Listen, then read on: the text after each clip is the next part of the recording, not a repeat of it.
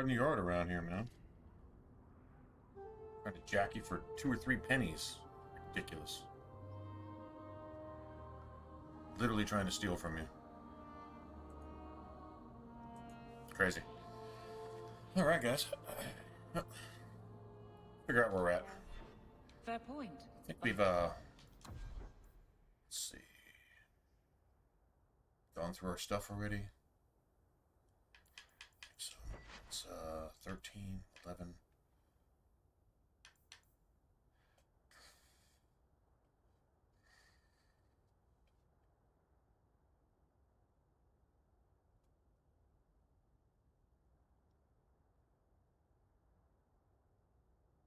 Yeah. I can put my sword down. Believe me, I have tried.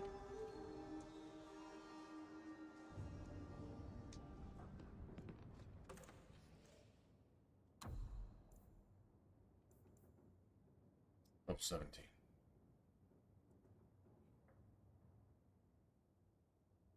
Okay, so we'll wind up going into. I may take that second rune slot into the deep roads. I might actually do that. Lose some armor and doing that, but that's all right. Let me make sure I cleared everything out. Did we respec?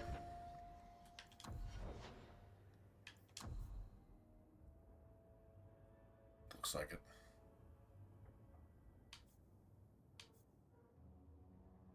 Oh yeah, definitely respect.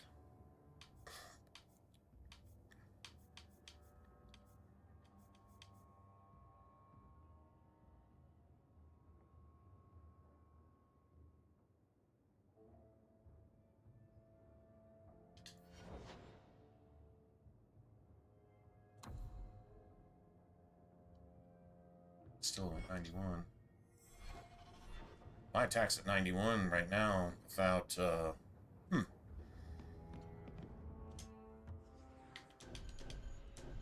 let's just assume that's basically all I've done. So we need to go put Varric's rune in his armor? That would be my guess. I don't think we ever even came back here. See, my friend. Well, if it isn't Worthy, the dwarf with the incredibly ironic name. I only advertise the truth. You still with the Red Iron? It was just a year you were with them, right? What's up, Caleb? Going damage?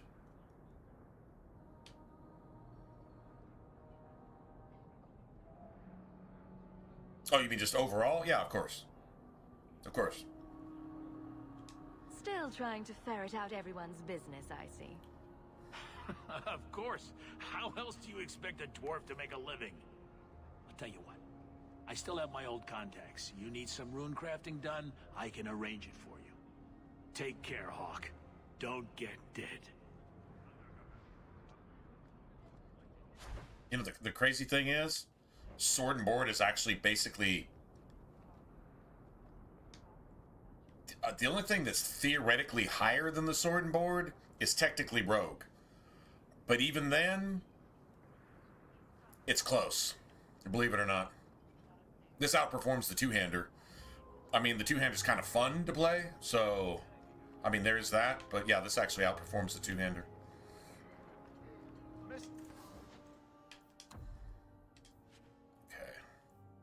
Anything else you want to just piss off? Okay, I don't think we passed out any of this stuff.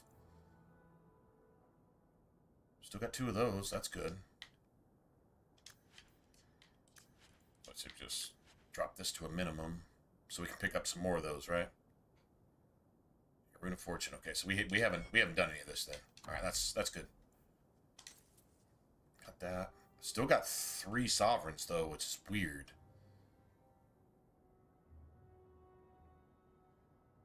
I got a feeling I like didn't get some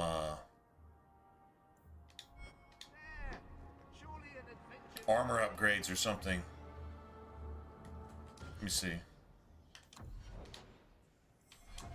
That's possible. No rune slot. That's what it is. We're about to lose all this money. Okay. That's fine. That's fine. I'm trying to see exactly what we've done and haven't done. Kind of just sort of got this started and then... What's up, Noah?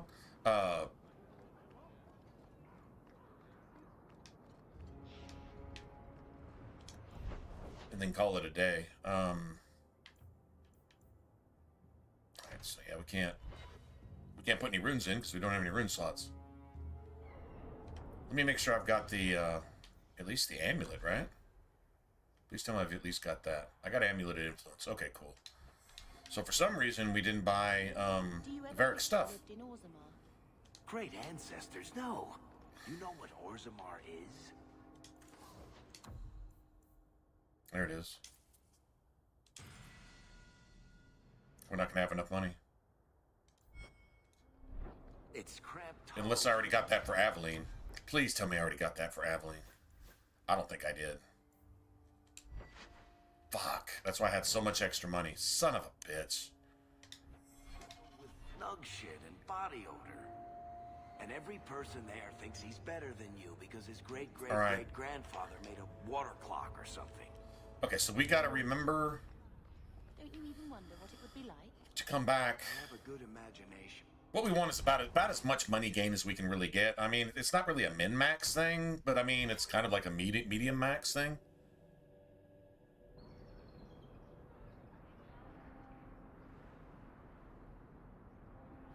Oh, well, just, the thing with Zerker is you don't take it first. Just don't take Berserker first, because you won't have enough stamina to sustain it. There's just not enough gear in the game at that point to give you a huge stamina buff. I'm sorry. Honestly, to be honest, I'll tell you the DLC shit really doesn't favor it either. I mean, look, this is DLC stuff. Do you see any stamina on this? On anything? None. There's no benefit to Berserker. Now, if you just pick up all the armor pieces that can give you stamina, then I would take Reaver first. Just because it's just an instant damage buff. Just instantly. And, I mean, Reaver Templar isn't the worst idea either. Because you're going to get 2 specializations. Right? That's not the worst idea. I think Berserker, when combined with Reaver, they have more synergy. I mean, honestly, if you're just going to go Templar, you might want to take, like... I'd still take Reaver. Because Reaver is just a passive damage buff. I mean, if you take damage, you do more damage. That's pretty simple. And you get cool things like Devour. Devour actually becomes like a Swiss Army knife kind of weapon thing. And it is an instant heal from basically death. Especially if you're hitting a lot of crits. So it's really, really good for that. Like a crit Devour is actually a crit heal. So it's like, you know, instead of giving you like 30 hit points back, it'll like completely fill your entire bar. Even if you've got like, you know, 300 health pool, it'll like just literally instantly top you off. It could probably damn near top you off twice, to be honest, depending on what kind of damage you're doing. But yeah. More information about the Okay, so let's at least get this rune in here. We need to come up with some money, because I've got to get Aveline's... Oh no! We don't need Aveline stuff, because I'm not using Aveline.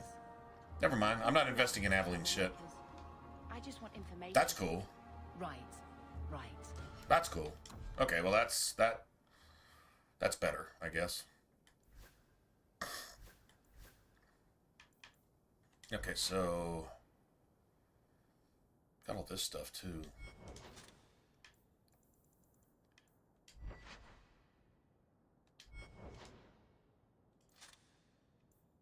All right, nice.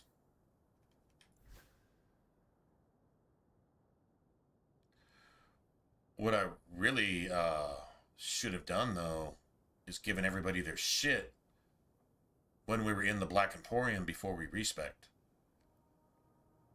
That's what I should have done.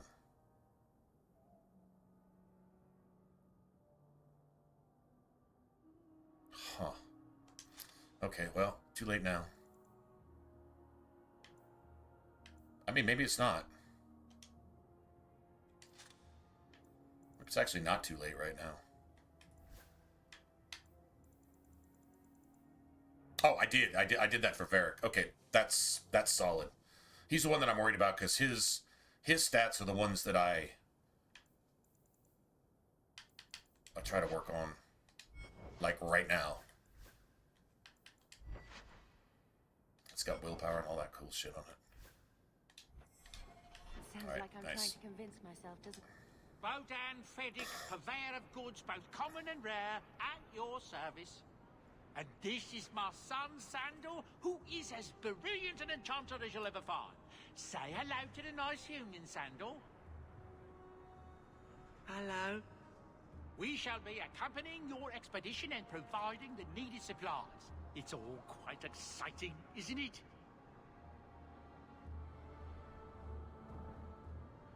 The thought of adventure does make me giddy. A kindred soul, surely. But I digress. Do you wish to peruse my wares, or perhaps make use of Sandal's unique talents? Enchantment? Just so.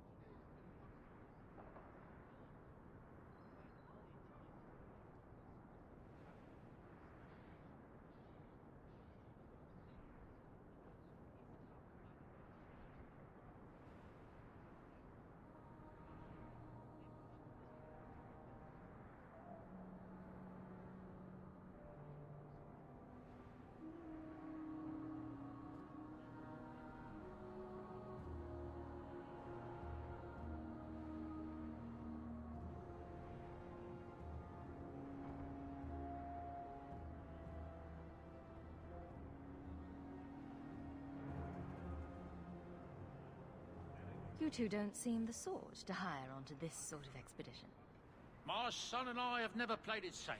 Never captured a tried and true Man, sorry, I rogues. bought this shit In fact, we have just returned from adventure well over 10 years ago. accompanying the hero of Ferelden, legendary Grey Warden and vanquisher of the Blight. So you helped to defeat the Blight? In our small way, perhaps. We did not fight at the Grey Warden's side, of course. The hero of Ferelden is a fine man. After all his I don't know what the developers were thinking with a lot of the DLC, though, because it's...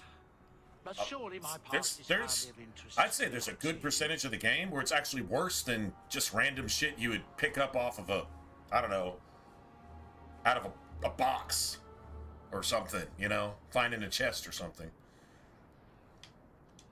Let's see what your son can do. Enchantment! Yay! Okay, well, first, this is the first thing. And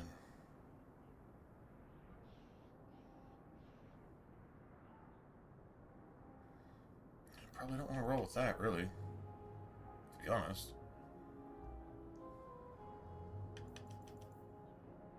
It's only got one slot. I wonder if I should roll with this. I hate this friggin' shield. 79, 79. I mean, I can take it all the way out. I mean, the XP gain is good. I should really be letting Aveline hold on this, because I think as long as Aveline has this, even if she's not in your party, you still get some of the benefits of that. I mean, it's minimal. Like, you know, it's like if you get 1,000 XP, you get like, I don't know, 20 extra XP or something. I mean, it's like, it's minimal, but I mean, it kind of adds up a little bit as you go along.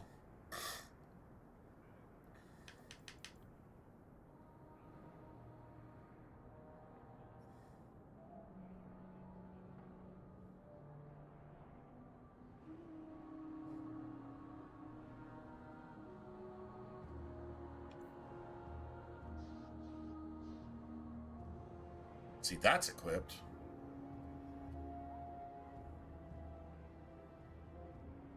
Now see if I get a Rune of Fortune for myself.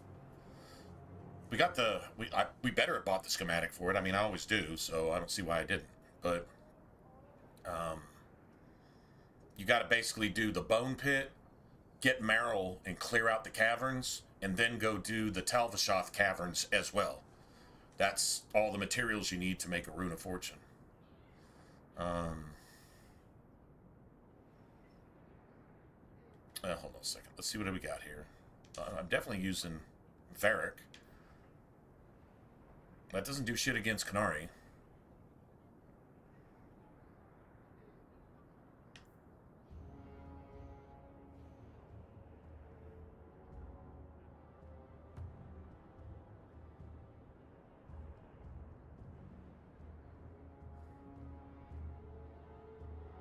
That kind of does shit against everybody.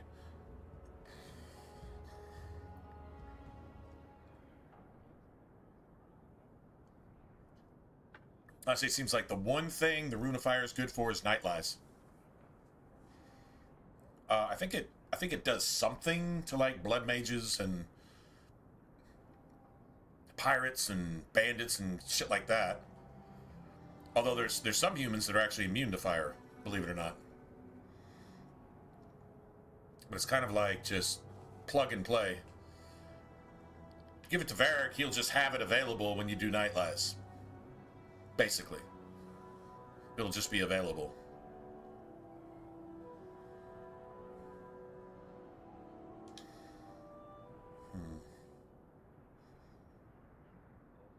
This counts towards everything. Not a lot though, just a little bit. Although as we level up, Bianca gets leveled, and this actually becomes like 7, 8, 9, 10, 12, 14, like eventually.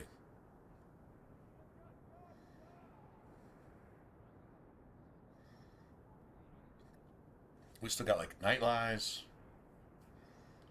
We've also got the Canary and the Dragon. Oh, maybe I can put it in later. Maybe I just don't have to put anything into anything. We're going to put Cold Runes in here later. Not sure about that. Probably put a Cold Rune in that too.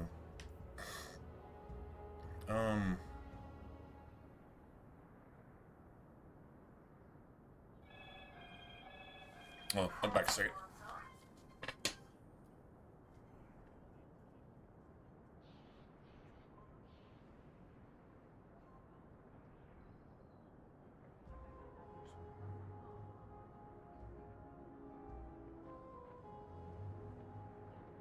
Hello? Yes. Okay.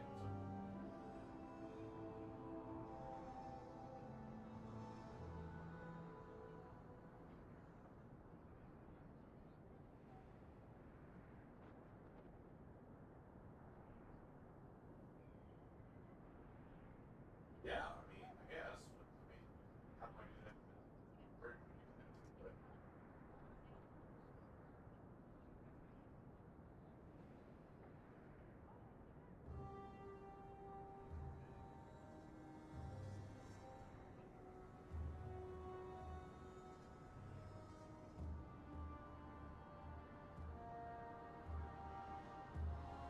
Sure, sure.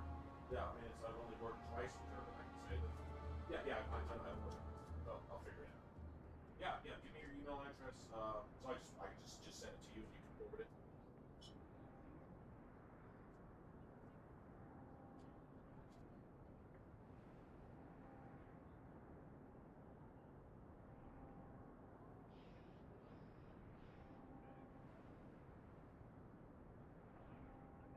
Absolutely. Yeah, shit. All right, man. Just kind of on house arrest. I mean, yeah. I mean, if I drive, although technically it says my license is still good, so I can drive. But then let's just say I got a ticket. It would show that I got a ticket while my license was technically suspended, even though it wasn't. And then that could lead to like a shit ton of problems. So I'm just chilling. I've pretty much just been streaming every day, to be honest. Yeah, I mean, nothing else I can really do anyway. You know, if I do drive just to start the car, I'll run down.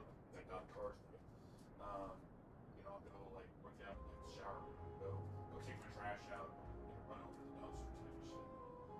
Property kids do it for that. So yeah, that's literally about it. It's just fucking stupid. It's $6 a year. The thing is, doesn't mean I can't drive for that long. I have to get an occupational license, which means I can do everything. I just can't leave the state, basically. I can't just drive to Colorado one day because I feel like it. Although I could probably still do that as long as I don't get pulled over. Anyway. Yeah, right, yeah, there you go. So yeah, once I get an occupational license, the problem is I can't get a hearing for an occupational license until it's showing suspended. And the computer, right? Somebody got the paperwork still sitting on their desk. I hope they lost the motherfucker in a month from now. It still shows active and just all washed under the rug. That'd be great. Probably not gonna happen. That would be awesome. Right. Anyway, so yeah, that's kind of where I'm at. I'm waiting on the state to tell me that because I got lawyers who want it, same lawyers that did the case. I think I should have tried it. I think they would just squash it entirely. But they quote unquote had evidence. I thought the lawyers scared me into taking the deal. Whatever. Anyway, yeah. Yeah.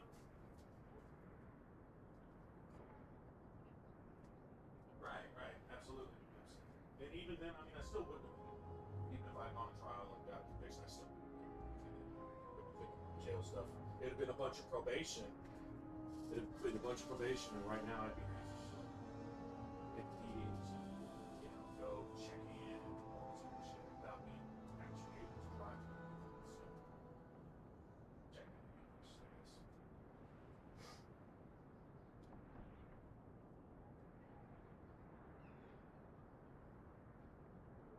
Yeah, pretty much. Yeah, I mean, I know I'd rather be driving. That's the other thing that I love to do is actually drive. So I'm like, hey man, you should look for some kind of manager or something. You should do this. And then no, I drive. If you don't want me to drive, I'll just go somewhere else and drive. I'm pretty. Yeah, that's about it. All right, let me have this as a contact so that you call me. When I get a number and I don't recognize it, I just stay silent, and then it'll go. Then usually the people just hang up, and then I know it's a crank call. So that's why I answered it. Oh, gotcha. There you go. Then yeah. Let me put this in as a contact. But yeah. Just send me your email and send me like her full name. Although I may not need it, but I'll include that so I can say, hey, this specific person here, supposedly being manager duties, just treats employees with an obviously targeted racial discriminatory fashion, blah blah blah, this and that. I'll come up with something.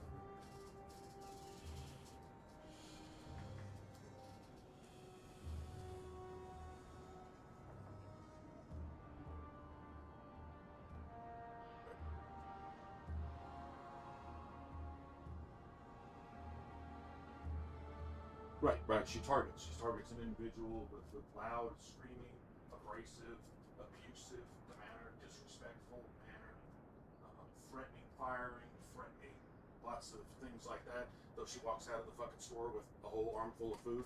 So sure, I got you. Absolutely. You know what? The cool thing is, I'm not even lying. She actually does that. So.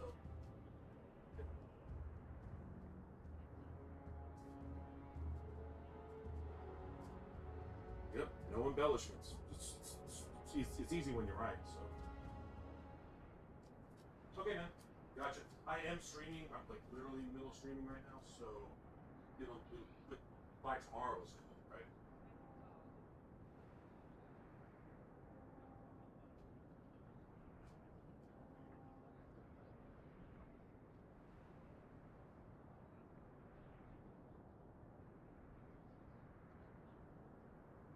Even though he hasn't done anything about the thief that he knows is stealing thousands of dollars from the store at the other store. Other than that, he hasn't done anything to me. So I don't know anything that I can include to him. His lack of doing anything for you on this front, that should stand on its own. There's nothing I can honestly say. You know, oh yeah, he's a bad man because he's a bad man. I mean, that's just.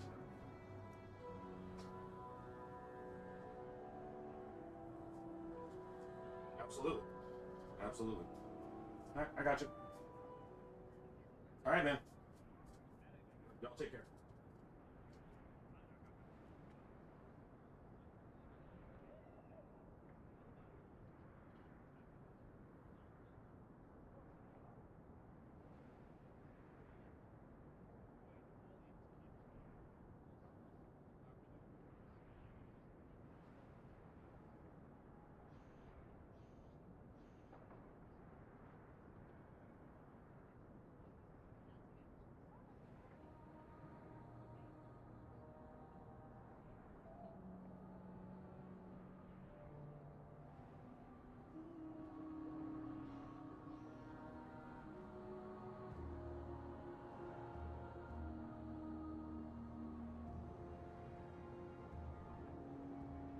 Sorry about that, guys.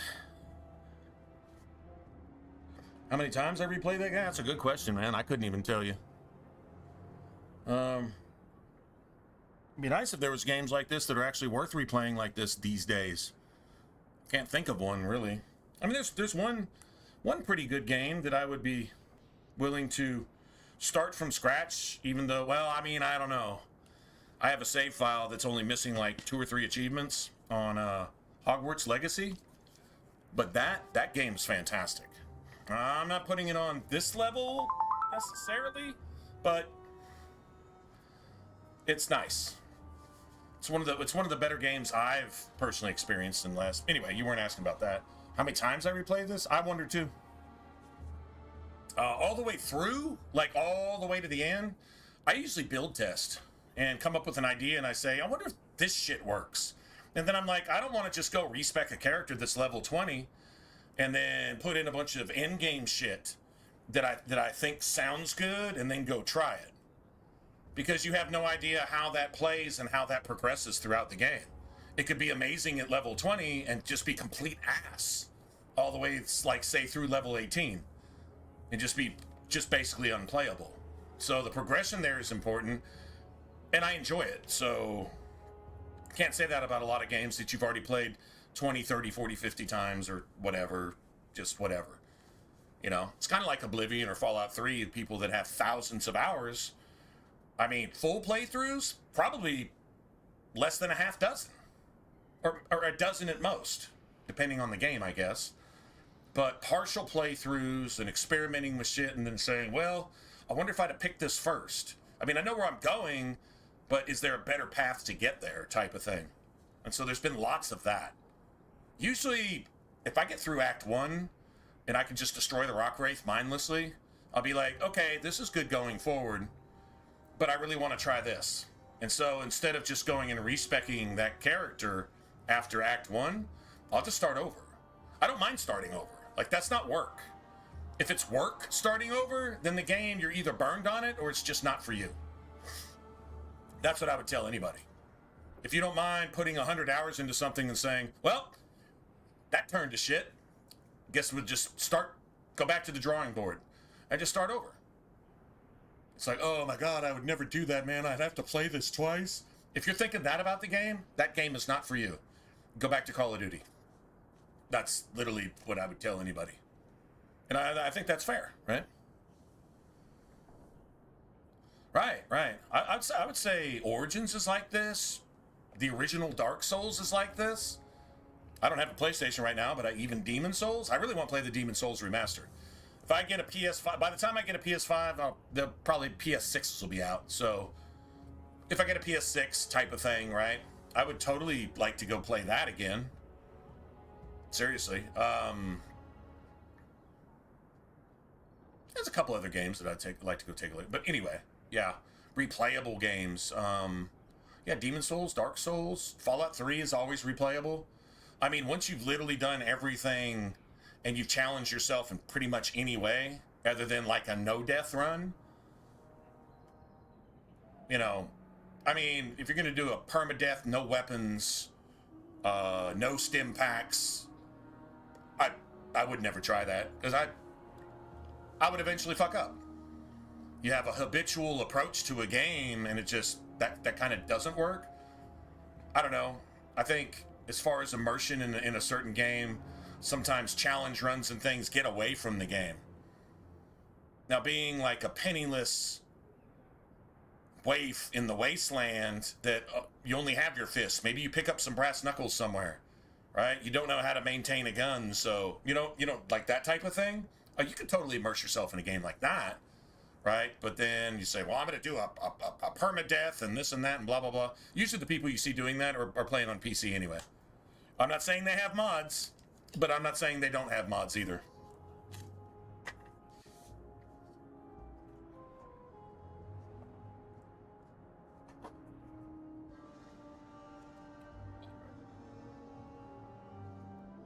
Yeah, like those to me are the replayables.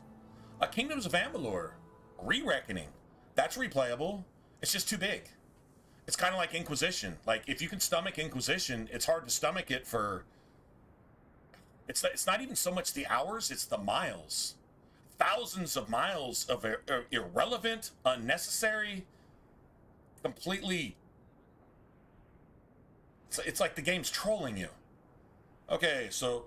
where you need to go is way over here, but you haven't discovered it yet, so you have to just walk halfway across Skyrim to get to your next marker. And this is one of 15 maps that are all basically as big as Skyrim. Who the fuck wants to do that more than once? And I've done it probably 20 times, or 50 times, or whatever. And the game doesn't deserve that kind of attention. You guys like it. I'm not the biggest fan. I like Dragon Age. Inquisition is a whole lot of woke modern gaming and a whole lot less of actual Dragon Age. So, to be fair.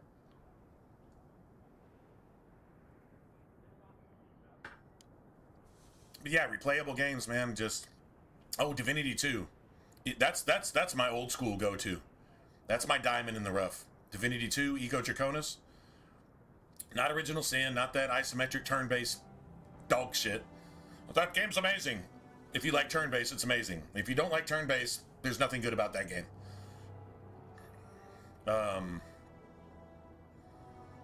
For somebody who doesn't like turn-based. I'm not saying the game wasn't developed in an amazing fashion. To somebody who likes that shit, it's probably like, oh, God rays and angels singing and all that. I get it. But to somebody who hates turn-based with a passion, yeah, it's not my shit. But Divinity 2, Ego Draconis, oh, I can go back to that any day of the week. Problem is, none of you guys like it. And if you do like it, it's only like 2 or 3 of you guys. So nobody wants to hang out and stream with me. I'll be like, why am I not just playing this by myself? Like, literally nobody's here to talk to. You just get crickets with that game, which is a shame because, fuck, I put that game on par with Oblivion. This game, I put it right, it's right up there. It's top 3, top 5, all time. It needs a remaster, I'll tell you that. It'll never get one, but it needs one. If I ever hear that game's being remastered by Larian, with like modern Unreal shit, Unreal Engine stuff and all that, oh dude, I will lose my shit. I'll be like, okay, how much? Your house. Okay, let me go sell my house, and I'll just give you that for that game. You know, I mean, like, it's literally, I would lose my shit. Anybody heard anything on the Fallout 3?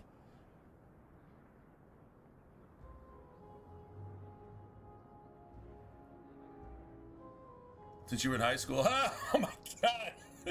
How time flies, right? Just ushering you into adulthood with Dragon Age bullshit and a whole lot of raging and a lot of political talk, right? Let's see. And you mean in all the Dragon Age, all put together? I don't count Failguard, so I don't really care. I don't think they created any new characters anyway, and even if they did, it doesn't matter. It's probably a dude in a dress with fucking chest scars. Let's see. I mean, I could go to each game.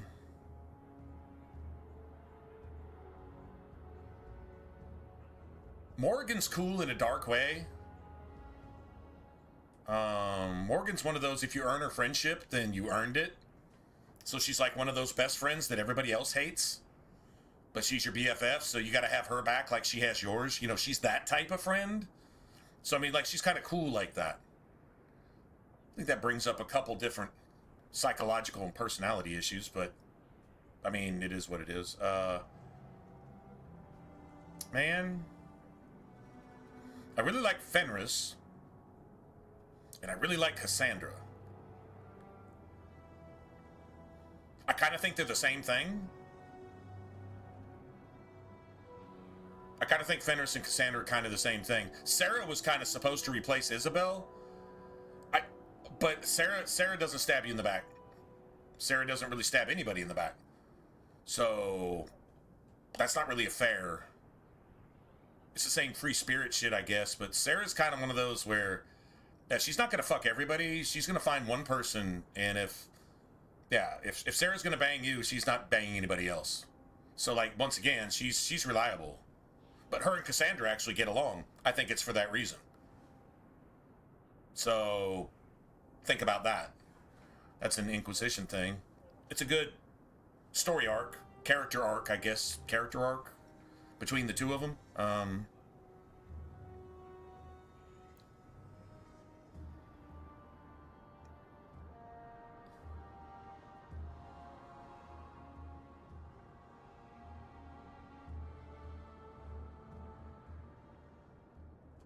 Oh, that'd be nice, right?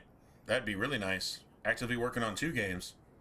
Well, they got a return on the, what is it, Baldur's Gate or whatever. They got a return on that. It was an instant cult favorite because it was actually an RPG. They kept the woke shit to a minimum. These days, that's something to be said for that, I guess.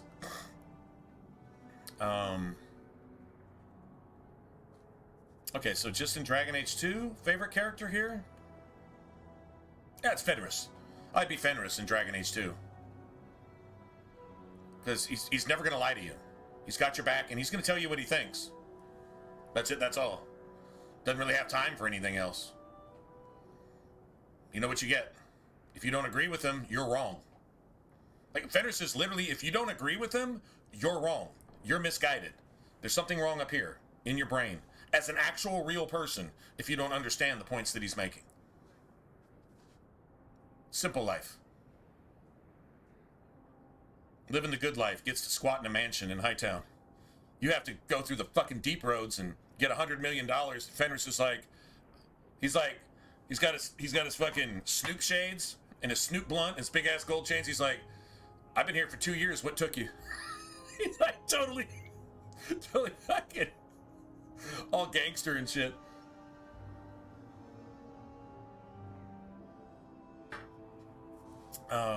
Yeah, I'd say Fenris in this one.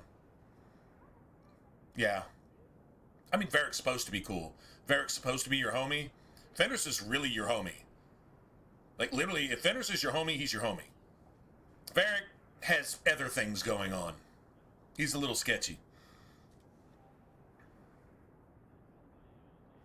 I can see that. I can see he's supposed to be your homie. Like, he likes you pretty much no matter what you do. And if he doesn't like it, it's not like he does, it's not like he hates it. It's just like, okay, I don't agree with that, whatever. Maybe it's interrupting with his business deals on the side. If you ever think about it, when he does give you disapproval and it doesn't make any sense, it's like, did I step on his business toes? Probably. Something like that, right? And he has some misplaced sympathies through the game. And he actually tells you that, remember, this isn't, you're not, I mean, you're playing the game, but you're actually playing Varric's retelling of the game. So he tones down just how bad Anders was because he's feel guilty because he introduced you guys in the first place.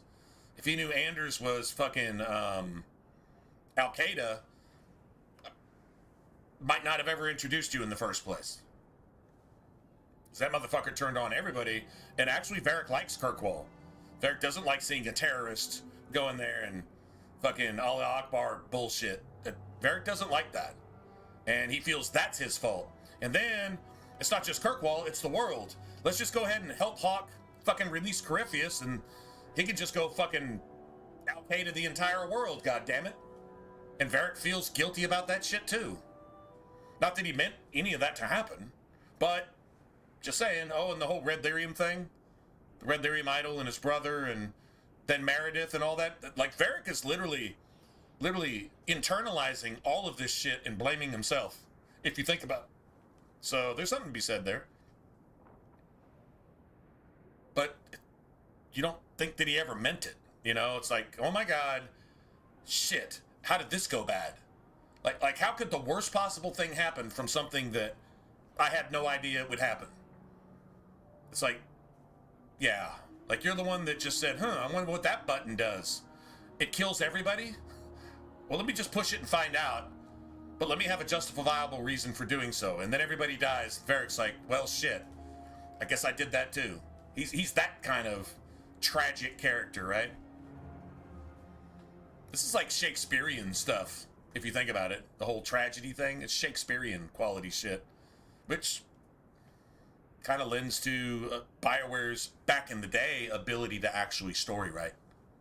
Like, they could actually character and story write. It wasn't fucked up with, you know, giving hormones to a little boy to grow boobies. It wasn't about a dude in a fucking dress running the entire studio and signaling all that shit like the rest of the world ever wanted that in the first place. Most people, I still believe, don't feel that way. And so you kind of like the whole Bud Light thing. You destroy your entire brand with this fucking satanic Sodom and Gomorrah bullshit. You destroy everything. That's facts. Don't have to like it. History proves itself. Ignoring it probably means that you're going to do it again, right? So here we have the same shit regurgitated over and over.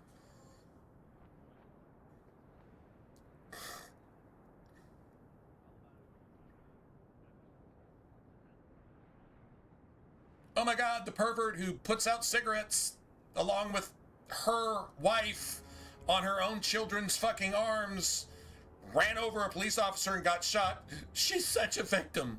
Like, this is the thinking that's actually making video games and making your movies and telling you news, brainwashing you every day. This is literally happening. What does that have to do with video games? Everything. You think this isn't an extension of the entertainment industry? Just like the news? And just like Hollywood? You think this isn't? It's a fucking $1 trillion industry. I think that's going down. I think that money there, I think people are just getting tired. It's fatigue. It's woke fatigue. Just liberal fatigue. Satan fatigue. They're just tired of the devil destroying everything that they think, have, feel, own. Just taking everything from you. Like locusts.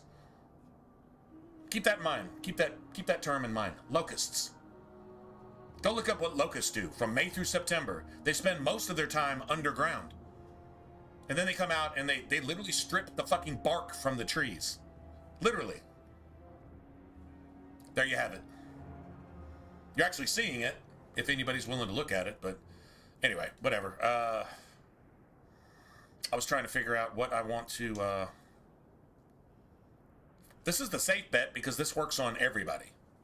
But, I mean, his crossbow... I don't know, what is the DPS on Varric's crossbow, actually? 32? So this is like a 20%? 20%? 6 times 5 is 30, right? Okay, sorry. 18%? Damage increase? We'll say 20%. I'll put the fire damage in one of my weapons when we go do Night Lies. So yeah, I'm just going to give this to Varric. That'll just be whatever. I'll give him a Frost Rune later before we go into the Deep Roads. I don't know, maybe if we... Well, no. I mean, you're not going to have that at the Talvashoth bullshit. You're not actually even going to have that, so it doesn't really matter. I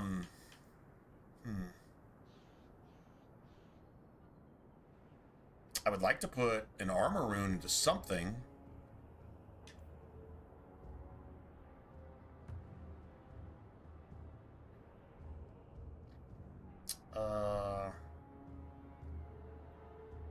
Fuck.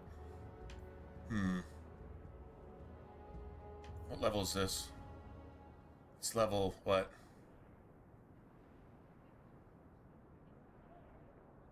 It's not saying. I'll take that into the Deep Roads. I might actually take this into the Deep Roads. I might, like, literally, I know it's half armor. 40 armor is a shit ton in this game.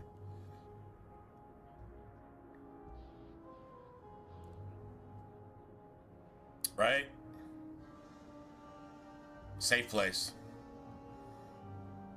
It's a shame we'll never get to hear the rest of the story, though.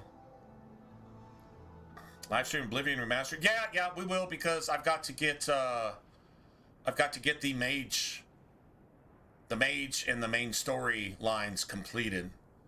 I've got both of them half-ass completed, to be honest. But I did everything else. I did the Fighters Guild, and I took care of something else. I mean, I did the Dark Brotherhood. It's not what would you call it? It's not tedious doing the Dark Brotherhood, but I did get the Fighters Guild bullshit done, so I never have to do it again. I was like that on the original too. The Fighters Guild just gave me nothing. I mean, it's got a cool story to hear once. I don't need to hear that again. It's so convoluted, so much back and forth. The Mages Guild, honestly, is just as interesting as the main story line, in my opinion. And then Dark Brotherhood, well, that's just the Dark Brotherhood. I wonder why they made the armor look less cool in the remaster. That I don't really understand. Why they made the armor look less cool. The armor actually looked cooler in the original. Yeah, I'm not complaining. I'm just saying, why did you make it look less cool? You gave it more detail and made it look less cool. It's dark as the void. No, it's not. It's fucking charcoal gray. It's not dark as the void. The shoulder pads are. I don't know why they did that. Before it was like black with like a kind of a purple glow type of thing, all enchanted and shit. I mean, the stats sucked, but the armor looked amazing. Oh, I think, the character creator in Oblivion is about as simple and about as good as you can actually get for being that simple. You can make some good looking characters in that. You really can.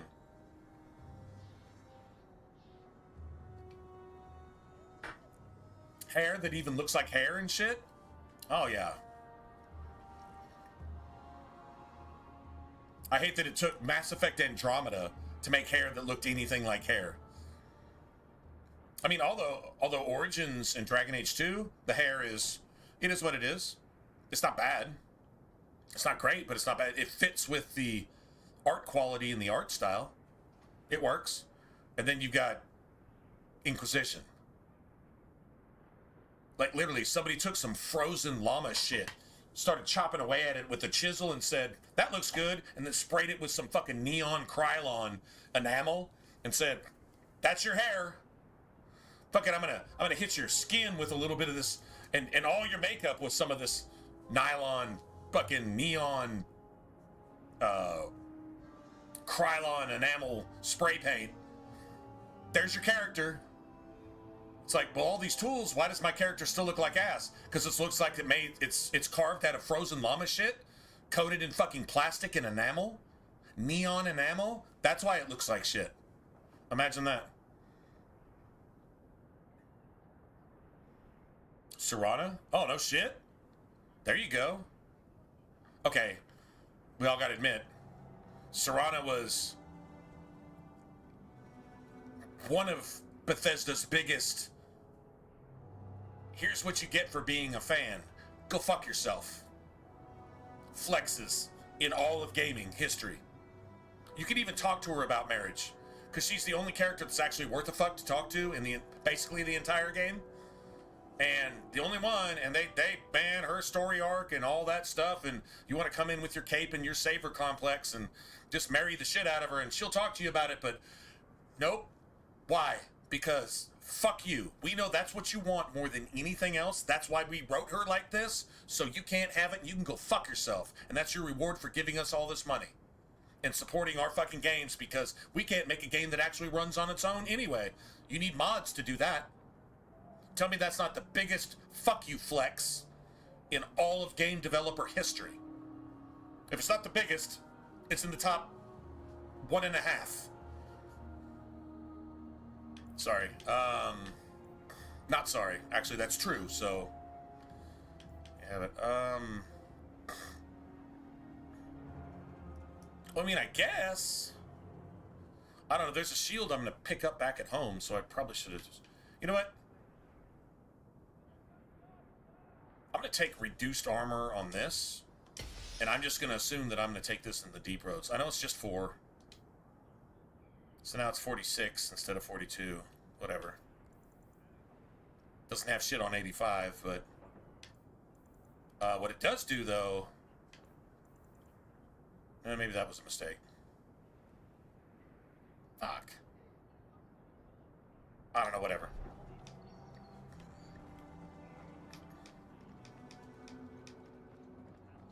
Whatever.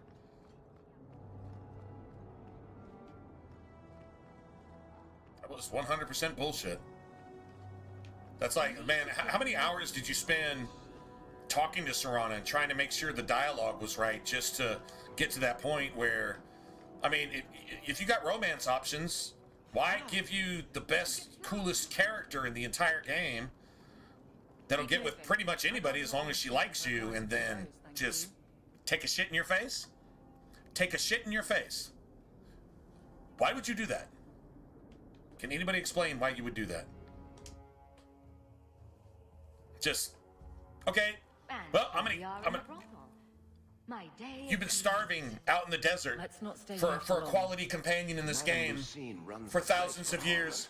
Here's the oasis of companionship for your game, so that you can cap off your entire Skyrim experience. Here you go. Oh, you talk to her. You ask her, will she marry you? No, you can't marry her. Go fucking fuck yourself. Thanks for your money, bitch. And fuck you for playing Bethesda games. That's literally what they did to you. Let's all just recognize the facts here. That's literally, exactly, specifically, on purpose, what they did to you. What kind of message are you supposed to get from a fucking game studio like that? The exact message they sent you. That's the message you're supposed to get. What'll it be, Sir Templar? Mead, please. Come right up.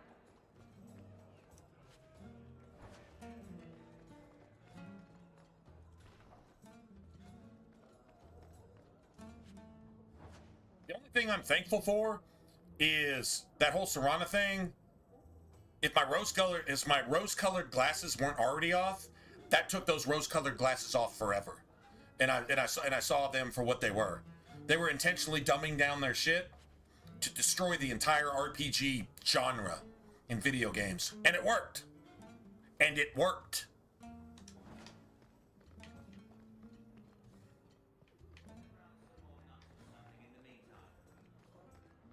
And it worked.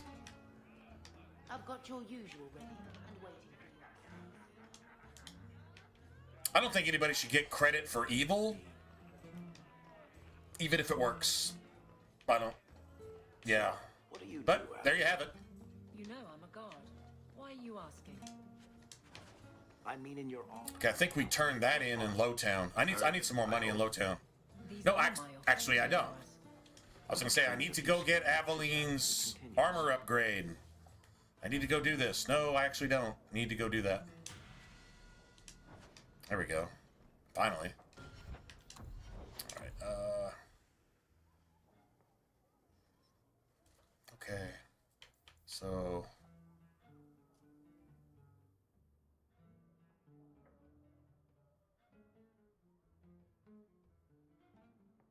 Does Varric have a belt already? I think he does. And it's already +1 to everything. Okay, so there's no need to. I was gonna say because there's a belt in a. No, I basically already gone on record. Unless they pass it off to another studio, which is like never gonna happen, right? But in the development of that, if Bethesda's doing it, I'm most likely, like the 90% will not play it. I said I will never play Failguard 10 years before it came out. And I told you exactly why, and I was right on every single point. I'm not tooting my own horn, just stating a fact. And that's documented over, I mean, you'd have to go through thousands of hours of streaming and whatever for that, which is basically impossible to do at this point, I think, but whatever. And I could tell you every single point where Failguard failed. And you saw it in Inquisition. They were pursuing Bethesda. They were going after Skyrim in the production of Inquisition, which destroyed Dragon Age. And I said, it's impossible for any good thing to come out of this. There wasn't a single good thing to come out of that shit. I remember one person had the fucking nerve, the audacity, to try to say, well, you ought to give Failguard a try. And so we had a Q&A for about 10 minutes. That motherfucker left.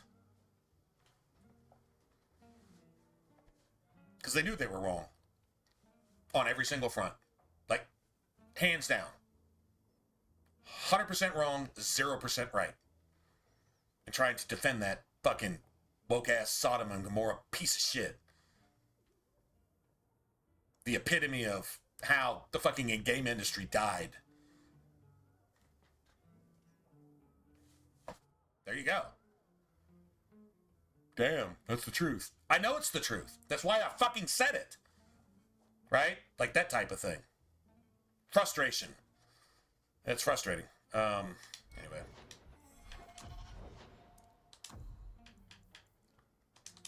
Okay. So we're doing all this noise. Let's see, so we got that. Let's see. Can't get any of this stuff yet.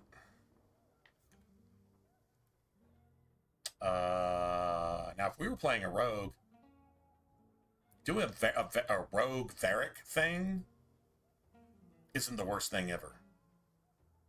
Because Varric can fucking shower you with Chameleon's breath. Isabella can do the same, by the way.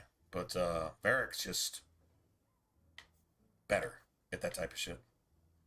Let's see what this is that dead point here. I guess we just take the extra damage while we got it. Works for me. Nice.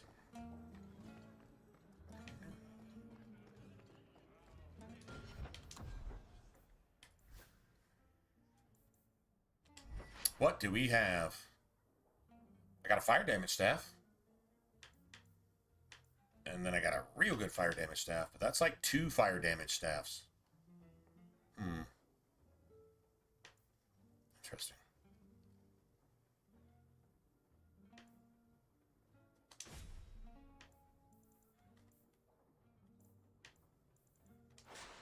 Let's get rid of that.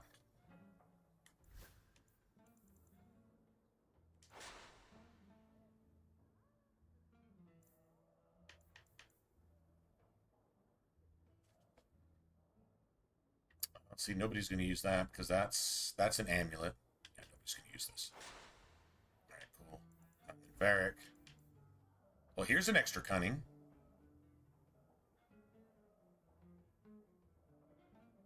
That means I guess I can put a point into something else. Fuck, I didn't think about this.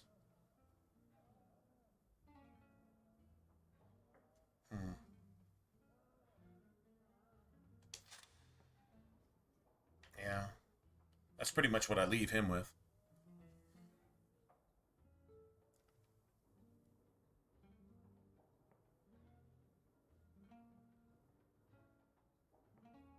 So you want to take a character creator that sucks worse than any other character creator, and then only with the help of mods is it even usable, and then put that in and retroactively put that in other games.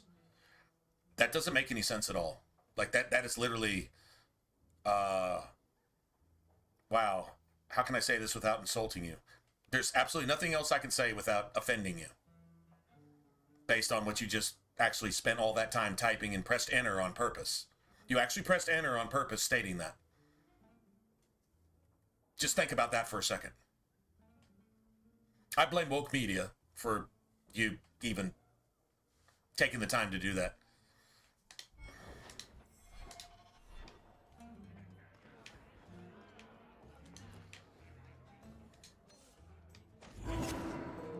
Let's see, I guess we're gonna go with this just so I can. Oh shit, that's like literally the only skill I have right now. Let's see. Let me.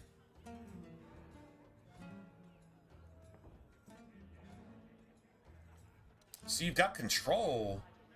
The thing here is.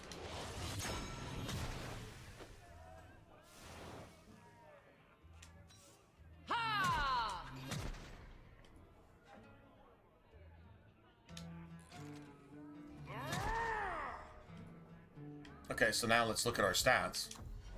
I think my attack is 100%. My attack is 100%. You know, I like the extra critical chance from, obviously, I always like critical chance. I'll take critical chance over critical damage most of the time. But I don't know you really develop that with the sword and board. I think just the base damage with the chance of criticals.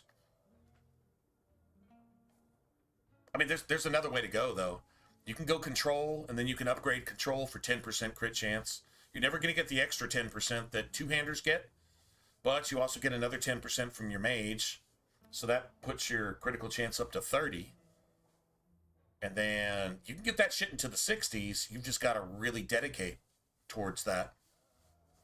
But everything has to be about criticals. Like everything. I don't know. Hold on, I'm back. I'm gonna go refill.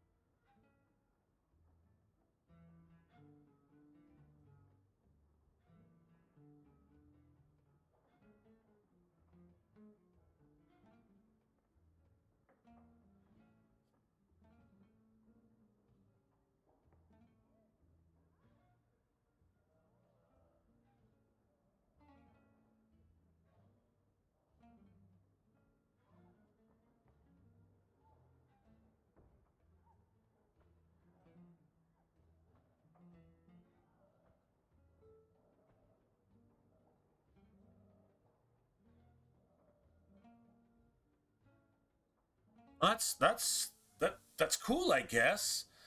I mean, okay. Why did that upset me? I don't think I'm upset. But I mean, sometimes I'm flabbergasted by a comment like, you know, the character creator is great, but the only way you can make a pretty character is with mods. That's literally what was said. The character creator is fucking amazing, it's perfect, but the only way to make it actually work is with mods. I'm paraphrasing, but that's exactly what was said. I'd be like, are you fucking kidding me? You're trying to find some silver lining in a cloud that is fucking shooting lightning on your house and killing your entire family with lightning bolts. Like, you can't find a silver lining in that cloud. It's saying something good about something that's inherently 100% fucking garbage, Sodom and Gomorrah evil. But the character creator is great if you fix it completely and make it not what it is. I have to just... That's not upset. That's like, what the fuck did I just read that gave me brain cancer? Just saying. That's literally what I read. So, don't ask me what made me upset. Not upset. Speaks for itself. I'm like, I can't... I should have just not responded to not melt any snowflakes, I guess. But then I have to shut up when faced with something that's so anti-logic, and sorry, Matt, just fucking stupid, that I have to just be like, oh my god, oh you're driving away viewers. I don't want that. That's not conversation that's conducive to human beings. How about that? Since you want to take the gloves off, okay, cool. We'll take the gloves off. Not upset at all. If I was upset, somebody would be fucking banned for no reason. Just saying. Pretty simple. Anyway. Remember, you asked. I was trying to avoid that.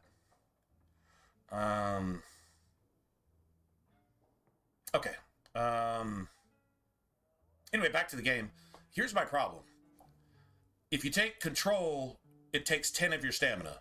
If you're looking forward to a day where you're actually going to use Berserker, then your stamina pool is what determines your damage. And also determines the amount of Berserk that you actually have available.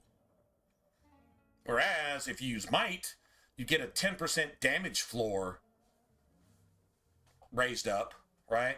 And you get 25% 2 crits when you do hit them. So if you feel you're just not going to get your crit chance where it's supposed to be, well then, seriously? You can just totally just go with Might and just take that damage floor. You're not going to get the big spikes as often, but when you do hit a spike, it'll be a little bit bigger. There is that. And remember, criticals are actually calculated off of your base damage, so having a 10% damage floor, well, raised by 10%, that's not bad.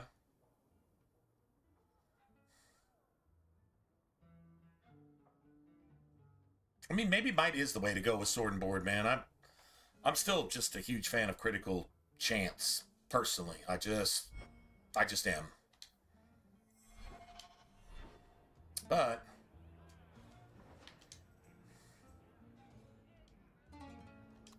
well, let's see how it plays out. Fuck it.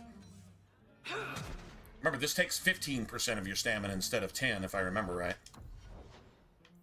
I believe that's right. No, 20% instead of 15. Okay, well, that's about the same thing. This does increase your attack, but our strength is not... Attack is not going to be an issue. A couple more levels where we dump into strength. That'll be fine. At some point, we're going to have to take away from our strength stat, though, and dump some points into willpower. At some point along in the next 10 levels. We're going to have to do that at least once or twice.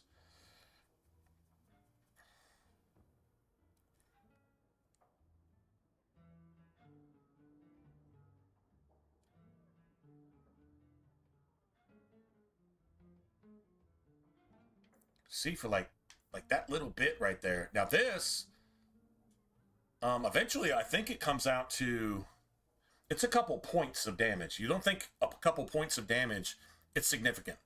Your average weapon right now is doing like 30. If you add like 3 points, that's like literally 10% of your damage. So if you throw Berserk in there and you take 5% of your stamina away and you've got a large stamina pool, that's taking a couple points off of your damage just to add it back and lower your critical chance. And crits hit hard. Crits actually like one-shot enemies sometimes here.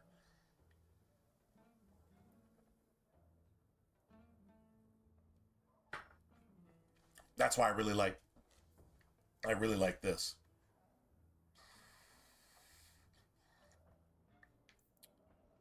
Don't really need that though. Yeah, this is just damage 10%, and then crit damage is 25, but you have to hit a crit to do it. I don't know that 10% actually makes a huge difference unless you invest everything into critical chance. Now remember, you can have a slightly lower critical chance with sword and board.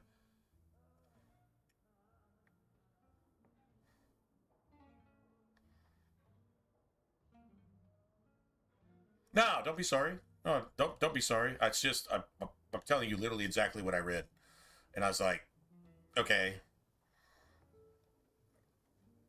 maybe I should. I'm too old. I'm too old to learn lessons.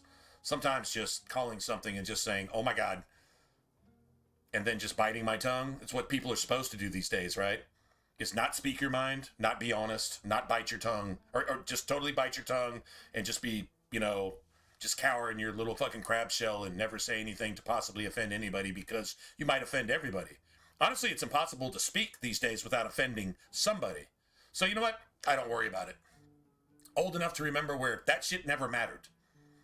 It wasn't that long ago that shit didn't matter. Just really in the 2000s. So, yeah, don't really too much care. Anyway, so if I was harsh, my bad. But then I'm asked why I was upset. It sucks to be accused of something that you're not. You ever not been mad and then somebody says, "Why are you mad?" When you're not? Now you're mad. Fair? Is that fair? Can anybody relate to that? Why you mad, bro? Well, I wasn't until just now. Now I want to fucking punch you in the face. I don't want to punch any of you guys in the face. I'm just saying that's how you respond to that. I wasn't mad. Now I just want to punch you in the face for fucking saying that. Right? And at that point, now I'm mad. And probably say something unreasonable at that point. Anyway. That's how lack of communication just goes. Just in general, though. Am I wrong? Anyway. But no, it's not, we're making too much of absolutely nothing, I think. Or I am. Or whatever. Doesn't. Just, I don't know. Now it's confused and I really don't even want to talk about it anymore. I can see, I'll say this. I don't really care what anything from that fucking piece of shit game actually has to do with anything. But if they had like sliders and tools that you could actually use to do something cool. But if you tell me it needs mods anyway, there's character creators that don't need mods at all. Like Oblivion Remastered actually fixed like a bunch of shit. You can make a decent looking character just from the tools that are available. Dragon's Dogma is one of the blockiest, clunkiest character creators, period. But you make a character that looks good based on the game art and the game design. I'd say Dragon Age Origins and Dragon Age 2. You kind of got to get familiar with it. But whatever. You can make characters that look right in the game based on all the other NPCs and all the other characters in the game. You can totally do that. I would take Origins and Dragon Age 2's character creator over Inquisition 1001 out of 100. Literally. So, personally. But I mean, it depends on what you like too. I mean, I get that. You're like, well, there's a specific character that I've got in my head, and if I can kind of at least get close to that, cool. So if that gives you that, okay, fine. But if you tell me you need mods too, then it doesn't give you that. It really just doesn't. Right? I mean, they put a bunch of mods in the original Oblivion, and everything still looked like ass. Serious. It really did. I mean, it's one of my favorite games of all time. But just be honest, right? It still looked like ass. So, just saying. Look, I mean, I guess we just go with might, man. I guess we do, man. I don't know.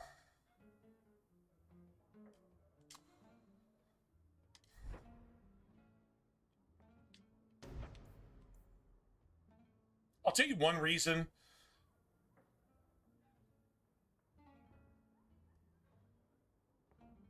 All right, thanks. You too, man. Have fun. I hope you win. I hope you go like, I don't know.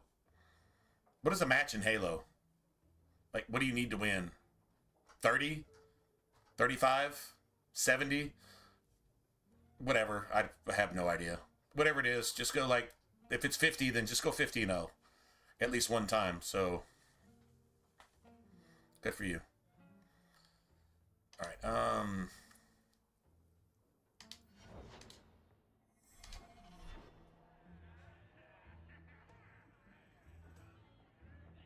I guess the one caveat here is if I had...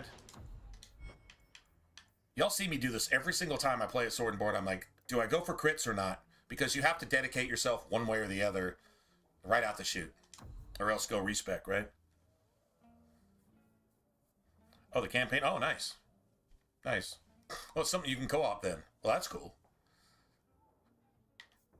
So, if I had this, that 10% chance, you say that, well, that's 10% crit chance right there. That's worth it, right? Remember, you got a stagger chance, which is 20% on a crit. That means 1 out of 5 times that you swing. Remember, haste is a powerful thing in this game. You can swing 5 times in about less than a second. Even with a two-hander. With haste. So, you're getting a crit. And you're hitting AoE, so you're getting multiple crits. Honestly, the stagger chance is 20%. If you're hitting crits basically all the time, then you're getting these staggers here. And then... Let's see. You increase your stagger with... oh, yeah. Here. And then you throw another 10%. So now 1 out of 3 is a stagger. With a, by the way, with a 75% damage buff. Just with this. So with a two-hander, that's pretty incredible. So I always take crits with my two-hander. Remember, you swing even faster with a one-hander. Doesn't hit as many enemies, so I don't know that the critical modifier, but there's another thing you get, which is guaranteed staggers with shield bash. And so you can whoever you're hitting, like let's say you've got a dragon with some dragonlings. The dragon's getting staggered, period. And the dragonlings around them have a chance to get staggered as well. Plus you lower the cooldown so you can use this shit every 10 seconds. That's pretty significant. Sword and board, especially when you're flying around at 1,000 miles an hour. That's pretty significant. So you can get the guaranteed staggers. The crits, the damage, the crits may not come quite as often, but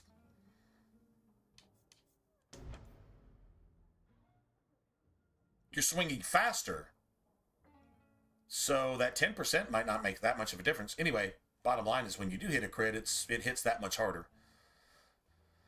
So, I don't know, man. I guess we're just going to go with might on this one. I think the math supports that. I don't know. I did the math another time, and I swear I came up with crit chance all the time. But I think with the two-hander, it's more important.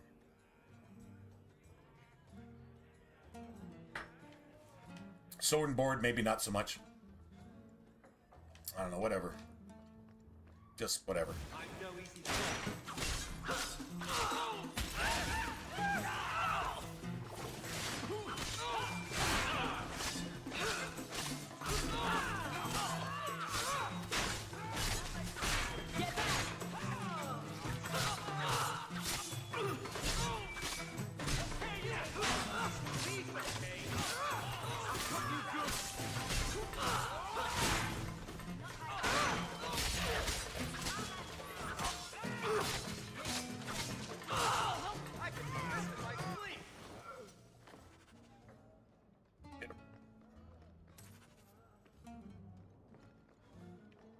All right, so why did Bethany cast a fireball when I don't think she has fireball?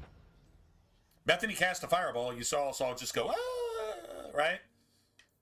So now, all of a sudden, she's casting something she didn't even have. I got away from the Xbox 360. I'm like, okay, this is a glitch I've never seen before. Well, it's happening again. She's using fireball when she actually, like, literally doesn't have it. She literally doesn't have fireball. So how is she casting that? And hitting me with it. And killing me with it. I guess you just call it a freebie? Maybe it's just with a fire staff or something? Don't know. Anyway, interesting. Remember on the 360, I'm like, I've never seen this shit before. Or if I have seen it, I didn't acknowledge it. I didn't recognize it. So, yeah, interesting. They'll let anyone into Hightown these days. They'll let anyone into Hightown. Oh, whatever. Apparently, it's a known glitch.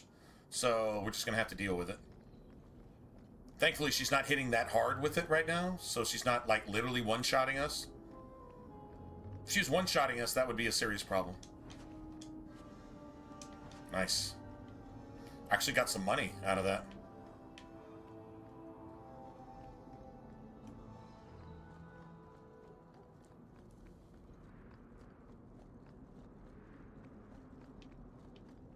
I hope it doesn't rain.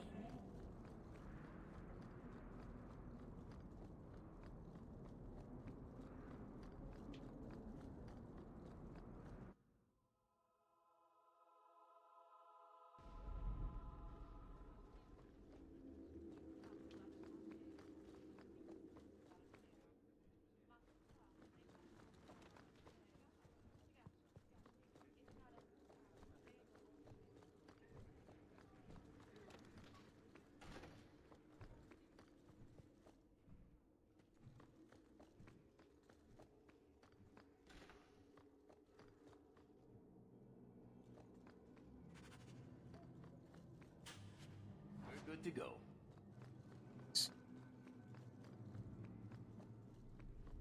Wait, is it Tuesday? Is it Tuesday today? I think it's Tuesday. No, is it Monday? Fucking Monday, isn't it? Never mind, it's Monday. Damn it. I was just hoping it was Tuesday. We could talk about tacos for a while. Just because. When everything else fails, talk about tacos. You're in my light. Do I come to wake and work and stand? Tomorrow we'll talk about tacos. Not much room in the barracks, but there's nowhere I'd rather be.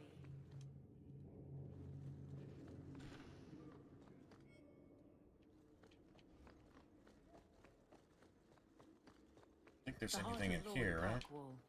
If I have to say something about it anyway.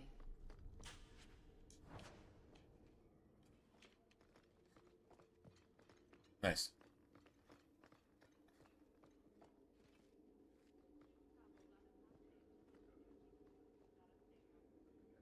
Favorite romance option in any RPG? Shit. How much longer do I have to wait?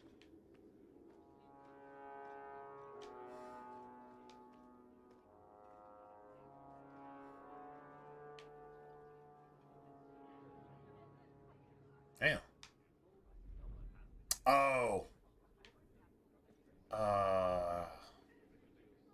Probably Clover in Fallout 3. Favorite romance option? Probably Clover. Although, I hate the whole fucking... I wish I had my pimp here to rate me some more. I hate that fucking dialogue, but... Well, she has that Fenris mentality, just been a slave her entire life, so... Gotta give her a pass on that one. Clover. Clover might be one of my... Being a guardsman seems like a better life Yeah, I than mean, being a that's servant. right up there. Oh? My brother was a soldier. Let me think. It's all about taking land. Not a whole lot of games that actually give you that option. They do something real. They protect people. They make their lives better. I don't know if I agree. Neither would my brother.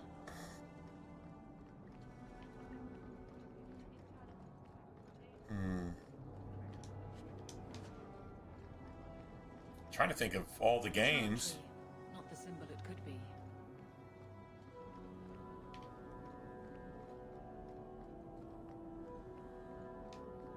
You know, I never played a male ship.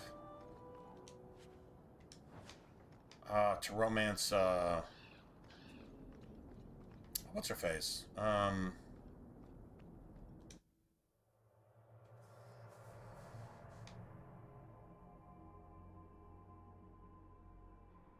Okay, he doesn't show up until Maybe I should after you put kill to all use, the Varric. assassins, right? Have you penned some warnings for the Lord? Mercenaries, whatever you want to call them. Who's that for? Most those big readers? Seems like pacifying the nobles. Pictures, then. It was just a suggestion. Still putting Clover up there. How Let me about a think. giant sign that just says don't. You could hit people with it. Thank you. I get the point. Actually putting thought into this. Canari are a frightening sort. Demons, the whole lot of them. I do wish the Viscount. What's the one they hypocritically call a racist in Mass Effect 1? All the racists hypocritically call her a racist in a video game. Ashley. Ashley, I never played a male ship to romance Ashley. I'm assuming that's a possibility. Assuming that's a thing. That'd probably be a good one. Sarah. Sarah's a good one.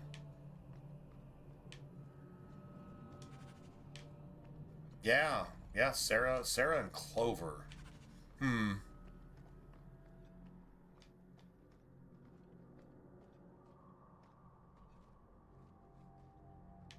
You have to play a female Inquisitor for Sarah, but that's a good one. I don't know. If I played a male Inquisitor in Inquisition, I might say Cassandra, because she's like a romantic too, and she's like one of the deeper. She's simple, but she's deep.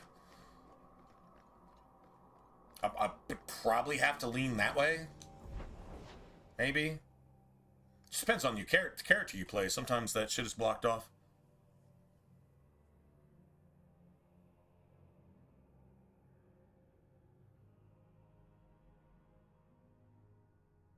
Oh yeah, absolutely, 100%.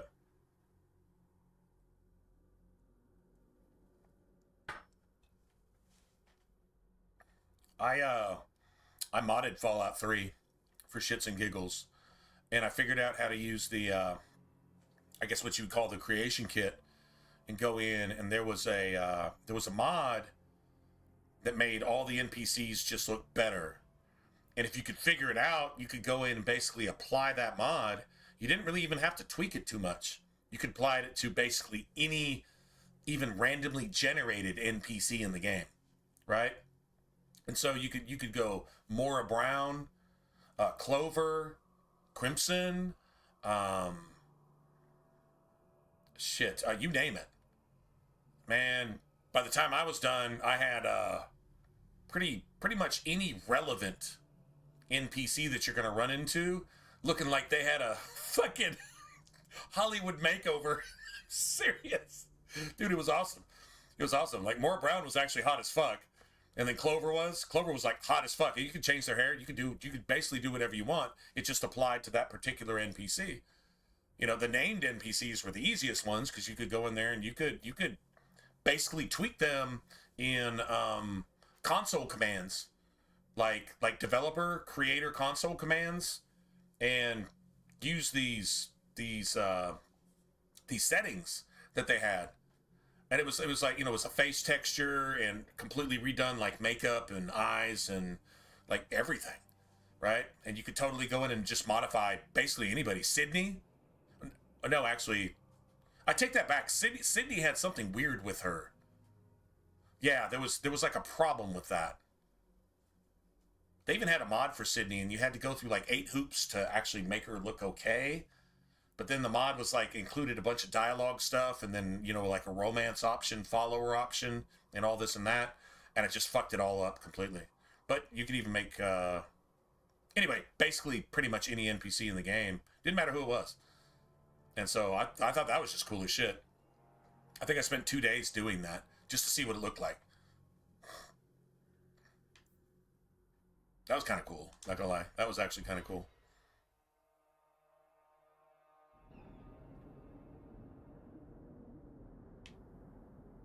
Sure, yeah, get all the outcomes, get all the dialogue, hear the different voice acting, especially in the emotional moments, to see who actually has the feels, right? And all that type of stuff. Yeah, absolutely. 100%. Played here as a girl. I'm just like, if I'm in for the long run on a particular character,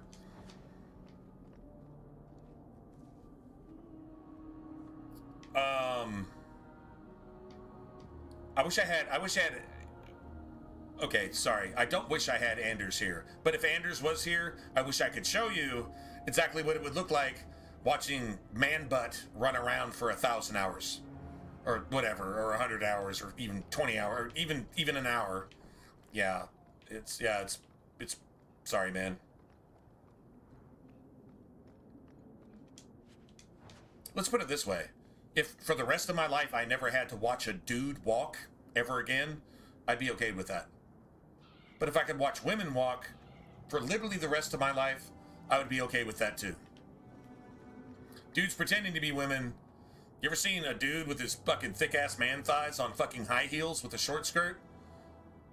Everybody's seen it now. I mean, it's the 2020s, right? Okay, you know what I'm saying. I'm not down with that shit. That's the opposite of me. I'll just put it that way. Just saying. That's my point. What's yours? That's all I gotta say. I don't have to say anything else. But dude, it's so hilarious. God bless the women that actually do walk in high heels and they've learned to make that shit look sexy. A dude should never even try to attempt that, or else, well, you're fucked in your head. But if you do, yeah, you're never gonna get it right. So, yeah, with your fucking Adam's apple and your fucking man knuckles and your man thighs and your fucking no ass at all, and I'm sorry, man. I'm just saying. Just saying. How about you? Stand for all of us. Stand down. Try me.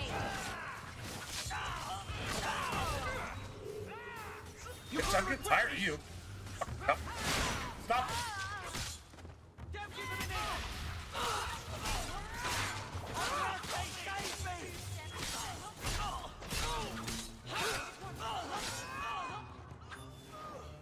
I wonder if maybe you need to take Bethany out of your party and put her back in to get her to stop using those fireballs that she doesn't have. She's literally casting fireballs.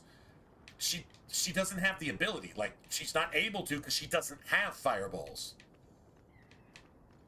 She starts the game with fireballs. Let me see your tactics. Oh my god. Alright, let's see if this will do it. Alright, so let's see. Self, any. Apparently I haven't set anybody's tactics anyway, so that's cool. Self, any.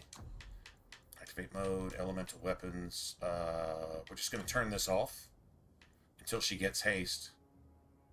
And then, let's see, enemy status.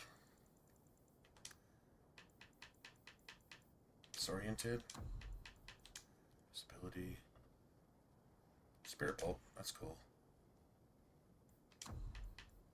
High health below 50. Disability, heal. And then enemy.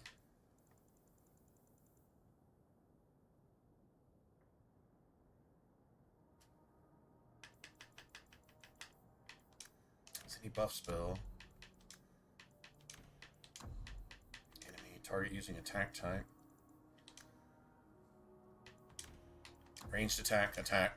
Okay, I haven't done anybody's friggin' tactics, so... I don't know, man. I went and looked it up. It was doing this on the 360, and I thought it was a 360 bug. No, this is backwards. I'm doing this on the Series X, which is probably stupid because the Series X is bugged horribly in some major areas, like the Gauntlet, Zebenkek. I know Xbox One is bugged in the not Trespasser, but Mark of the Assassin DLC. It's bugged horribly. I don't know if the Series X is or not. Probably, but I don't know. Self-health minus 25. This item. Okay, gotta throw that in there.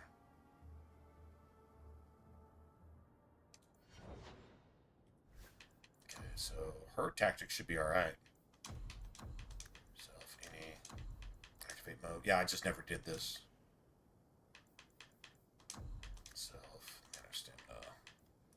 Upload 10. Use item. Statement of draft. That's fine.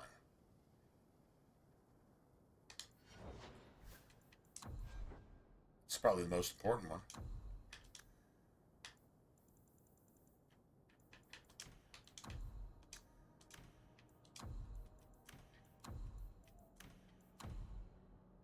Save that for enemy rank. These are like suggested tactics. And this is like either the developers are like just trying to mislead you from actually building a character, or they're just dumb as a box of dicks. And I've seen them play. Well, they're not more intelligent than a box of dicks. I'm not saying they're dumb as a box of dead zombie-infected dicks, but they're not more intelligent than that, coming their own game that they actually developed themselves, which is kind of crazy.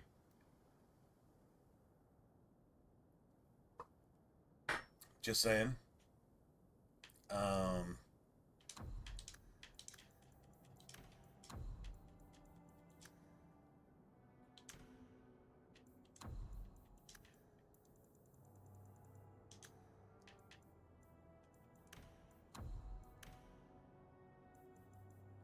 That's your basic shit. I don't think I have any other abilities really right now. We don't use any of that. I say self. Yeah. Sure, why not?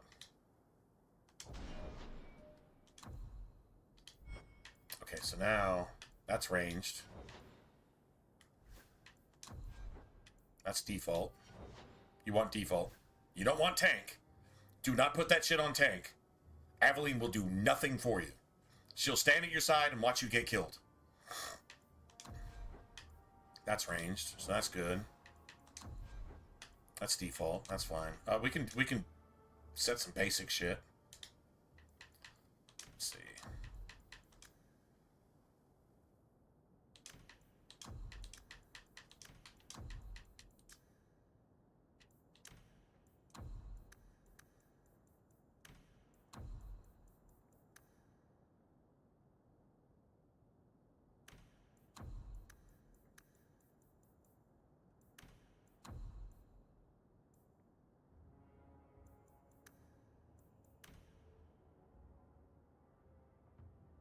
That's fine. Doesn't really matter. I'm normally not controlling anybody else anyway, so that's totally cool. Alright,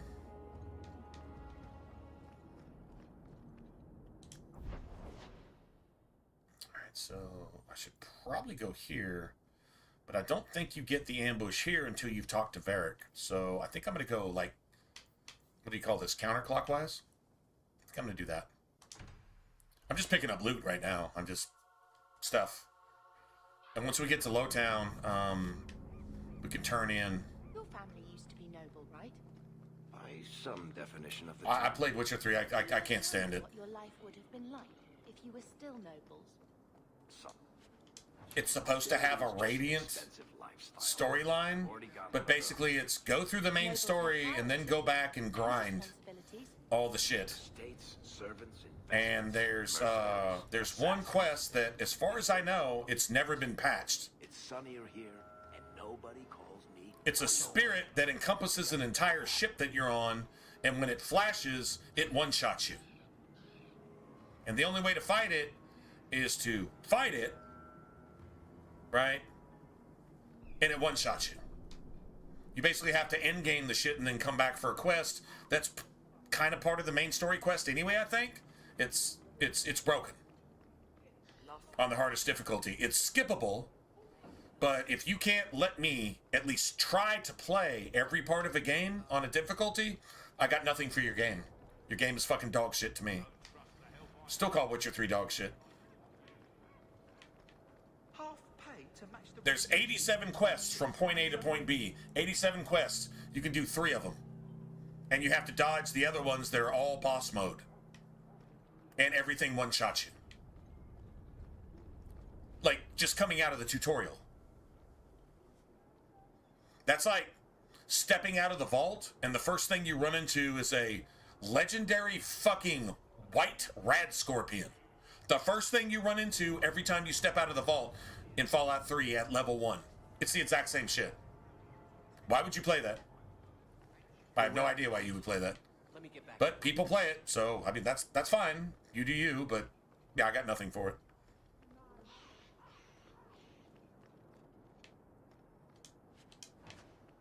It made me stop. I didn't mind going into an area that was above my level because I knew it was. It was annoying because those things were everywhere. It was designed for you to go, like, from the 0% to the 75% game complete storyline, just beeline. So it was very, like, honestly, they might as well have made The Witcher 3 like a Mass Effect game where you walk down hallways till you get to where you're supposed to go. And then you can come back and explore all this open area with very overrated graphics and game performance with the clunkiest combat I've ever played in a, sword and sorcery type RPG. The clunkiest shit ever since Witcher 2. Witcher 1 wasn't even on console. It was on fucking PC, point and click shit. So, yeah, man. Way overrated. 100%. 1,000% overrated. The experience was mindless. Do as you're told. Follow the stop signs. Dude, I'm a delivery driver for a living. I don't follow all the stop signs. If you did, you'd fucking starve to death. So, yeah, man. Not cool with me, man. Just being honest. That's not a popular opinion, but I'm hard-pressed to see how you could argue against it. Well, I love it anyway. That's your argument. Okay, well, that's fine. That's great. But I don't. For more reasons than you love it. So, I'll just say that. In the market for something... I'll just say that. And that's the truth. Yeah. The cold damage staff is sick. Let's see. So...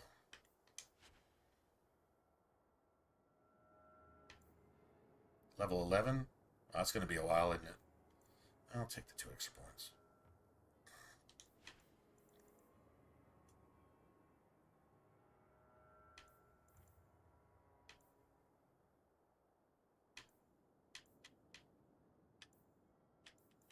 I should have put Sebastian's shit up a long time ago.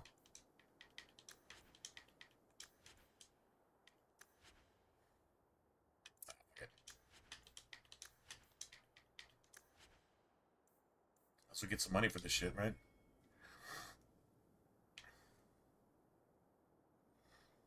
I stopped when I got to that ship, and I went and looked it up, and it just said you have to cheese it and glitch it like end game shit, and then come back for it. I'm like, why are you gonna leave this in your game? Why are you gonna leave some unplayable shit because you didn't test your game on the hardest difficulty? These game developers that refuse to quality test their games on the hardest difficulty because they think we're a fucking bunch of fucking Dorito eating fucking stoners that can't think for ourselves. And maybe some of us are. But bottom line is, you don't take your entire gaming community and just splooge on their face and say, y'all are too fucking stupid to know anything anyway. Y'all gonna play this on easy mode and then pretend to be gangsters online, so we're just not even gonna test our shit on the hardest difficulty. I don't know what other message I'm supposed to get from that. All I have to say to the fucking the developers, the studios, is go fucking fuck your mama with a cactus, bitch.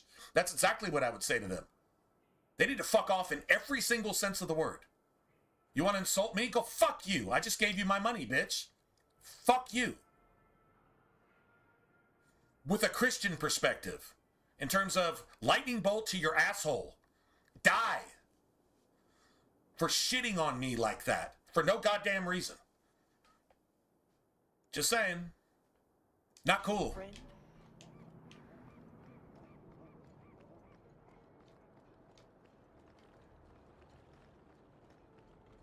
Sell me a maggot-infested crust of bread in a fucking Sara Lee box and tell me you're giving me a cheesecake.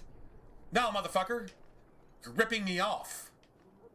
Because you don't even test your own shit. It doesn't work. I think the Canary is spying on us. I love how the video game industry means that you can't get a refund. You don't get a refund. They already got your money. So they can teabag you all they want. And they do. Serana, the entire game of Fallout 4. Starfield, No Man's Sky 2.0, because that's what you wanted. We can go ahead and get into Andromeda and Failguard and Anthem. Yeah. Teabagging you all they want. Because they know you'll give them your money. Kind of like Tim Waltz. And a bunch of other fucking terrorists in American government. Just taking your shit in your face. And if you don't like it, the only people that can arrest them are the people that allowed this shit to happen in the first place. The exact same goddamn thing. If you just want to be honest.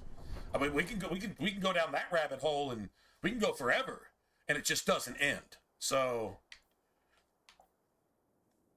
think about it.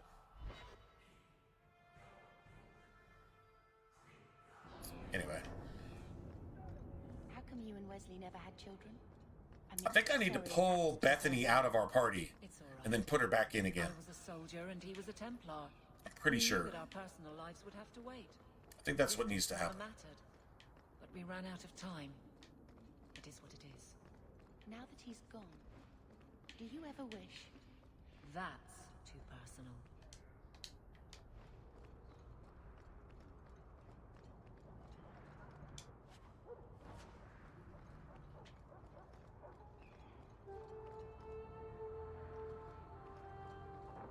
Start picking up a lot of that.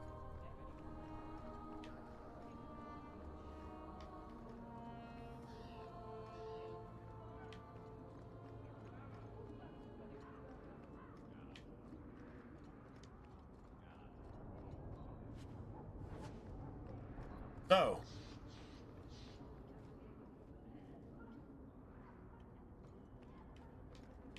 Care for a night of fun, Monsieur? Here's your reward. Keep looking, though. you know, they caught Somalians at an airport smuggling 700 million in suitcases, trying to flee with our money as this shit is going down. 700 million at I think it was JFK, whatever airport they were at. I don't know, whatever the facts are. I mean, you can go look it up. They'll probably hide 90% of it over the next couple days, but yeah, supposedly 700 million. That's almost $1 billion. That's over $500 million, so whatever.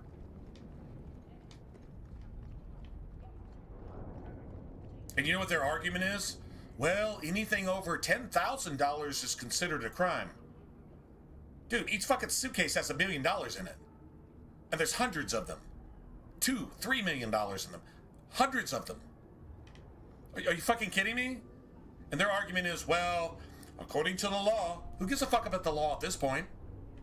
They've broken it just by existing. How is nothing being done?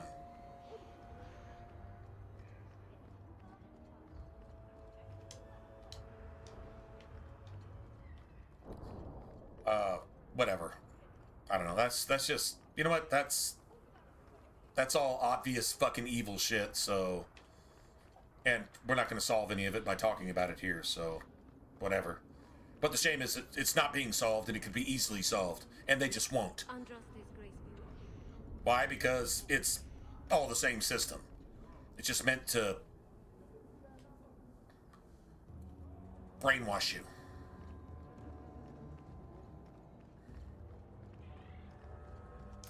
This fell into my hands. Recognize it.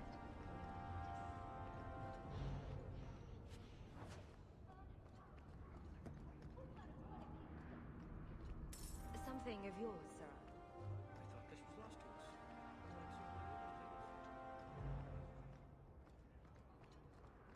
Yeah, we got some money there.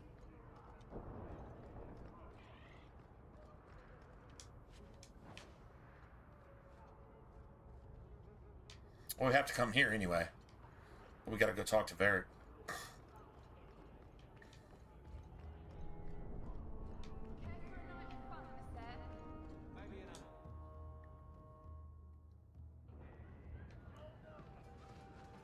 You heard about the hero of Ferelden? Yes. Why? Beautiful.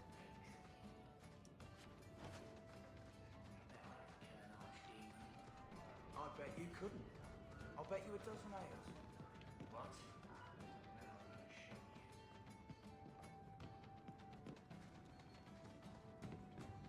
The truth is out there.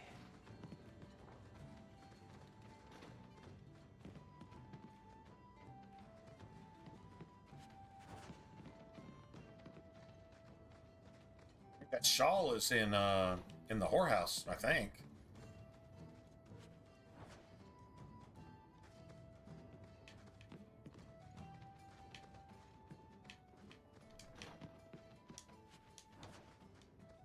Wow. Nice. So, here's the thing. We need to find a way into the deep roads. Bartrand can lead us to the right place once we're down there, but we need a good entrance.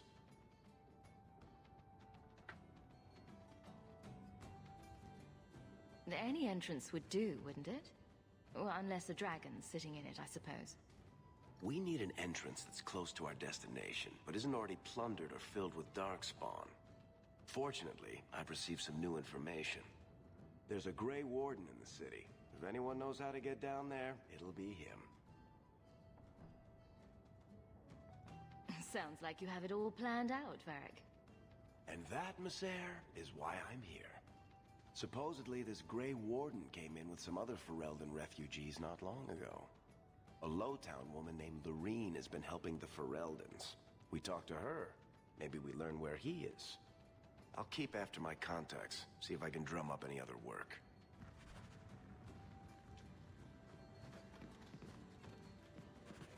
Plus 15 right there. You want to know what the quickest friendship you get in this game is? Isabella. All you have to do is just give her stuff. And don't call her on her shit.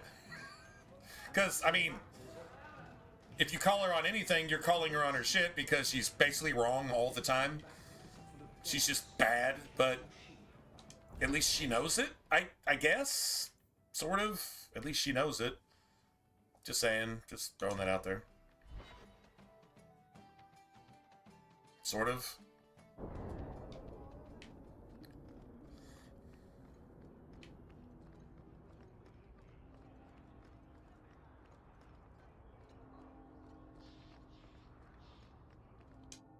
We probably ought to go get Anders, like, first. Please just step back.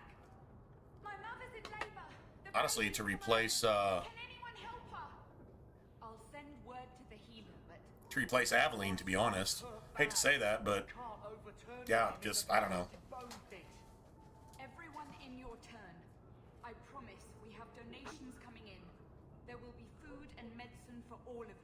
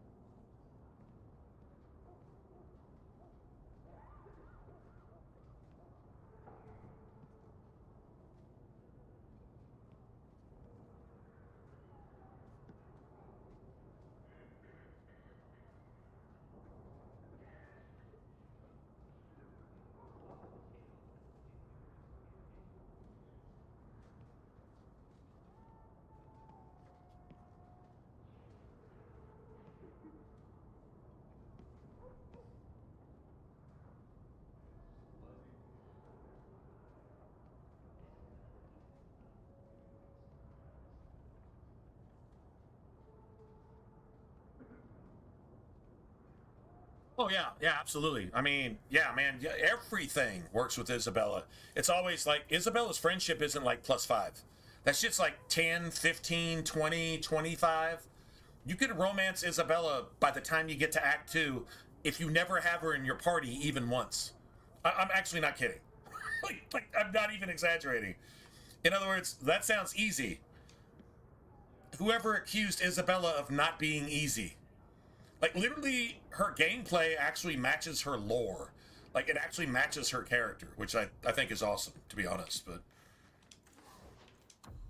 Yeah, whoever accused her of not being easy. She never accused herself of not being easy, to be honest.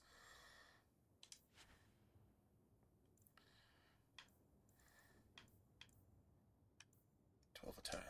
Nobody's using that. I don't know if anybody can use this or not. Maybe.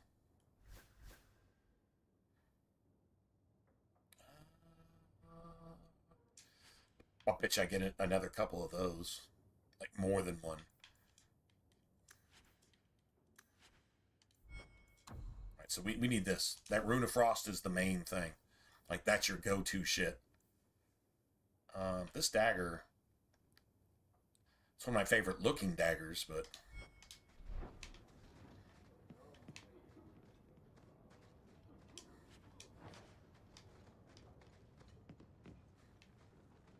If you're seeking aid, leave your name with my girl. We serve everyone here. No one came from Ferelden without trouble. But I can't give priority to anyone who's already found work and lodging.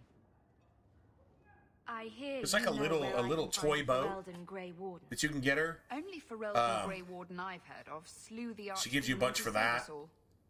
If you take her into the Fade at the very beginning of Act 2, just take her in there and then forgive her for being a backstabber because that's what she does.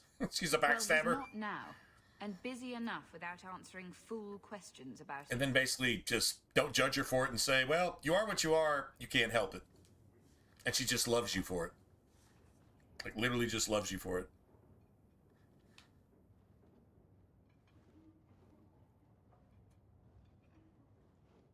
Then I'll only ask very smart questions. I do not joke, Sirrah. You see what our people face in Kirkwall. They have no jobs, no homes. Most can barely buy bread. This healer, he serves them without thought for coin. He's closed their wounds, delivered their children. And yet he needs to hide. He's a good man. I won't lose him to the blighted Templars.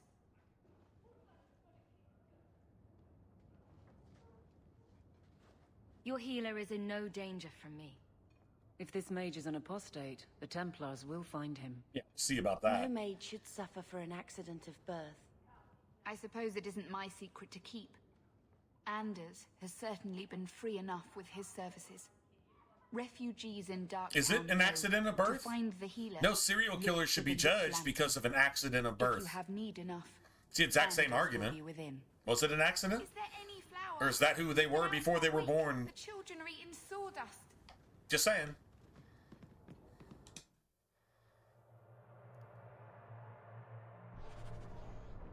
Yeah, you get a bunch of romance options too. I mean, I don't regret her inavailability to romance like I do Serana, but it is interesting.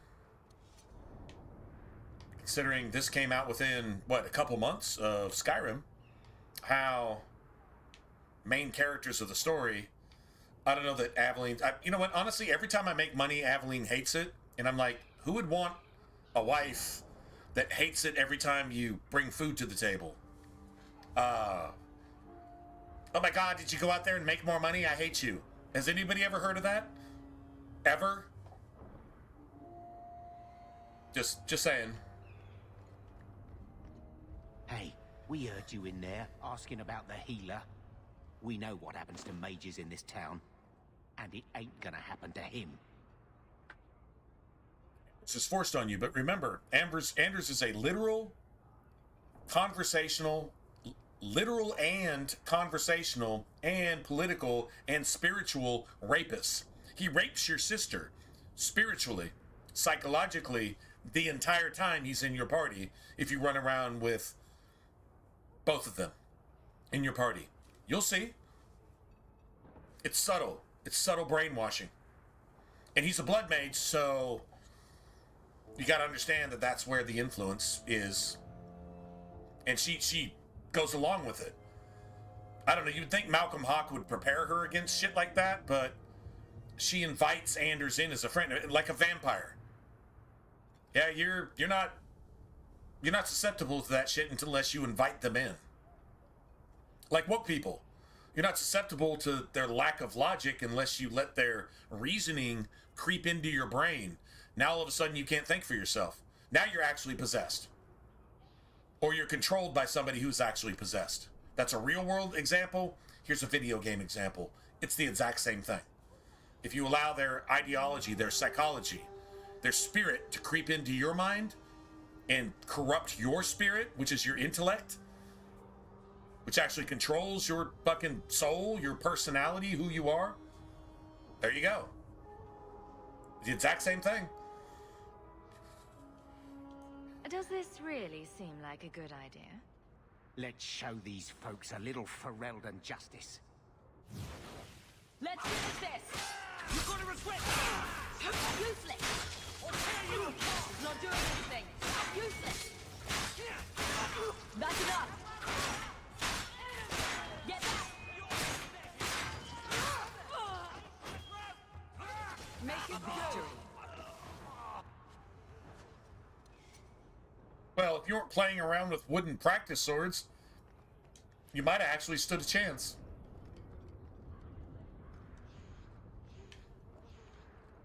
You kill somebody who's standing up to you and they've got a wooden practice sword. Oh, I guess you thought you were a soy ninja with your wooden practice sword. You were gonna teach me a lesson. Well, there you have it. That's how that ends.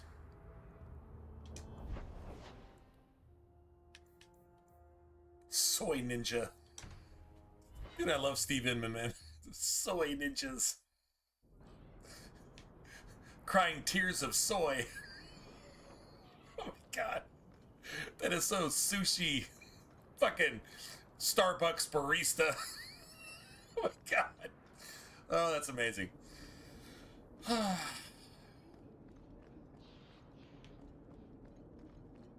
gotta find it where you can get it these days. Gotta find it where you can get it.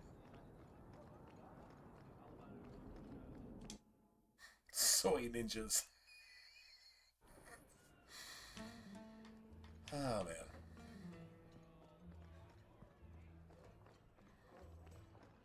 I heard you lost something. This it? I had never thought to see this again. Thank you.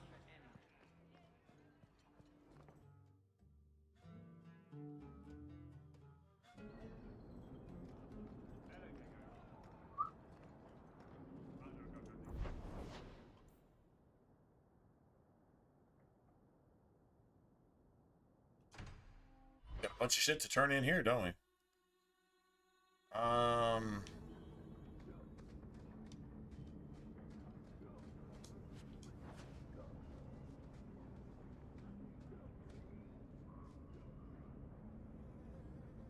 Alright, so the one thing we're going to have to do here is without Anders, we're going to have to at least go to the Wounded Coast once. We have to do that. That's kind of mandatory.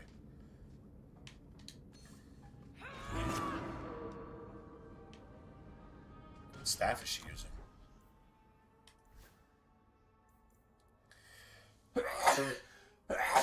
Excuse me. I've been using fire this whole time. Shit.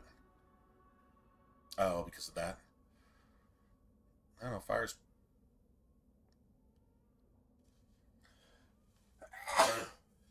Fuck. Stop it. About to punch myself in the face. You ever sneeze to the point where you want to punch yourself literally in the face and just knock yourself out? Yeah. That's pretty annoying. Some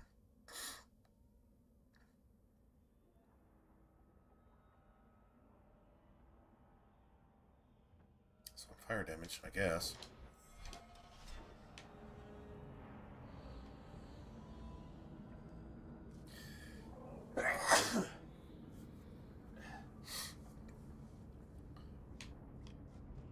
Wow, annoying. There we go.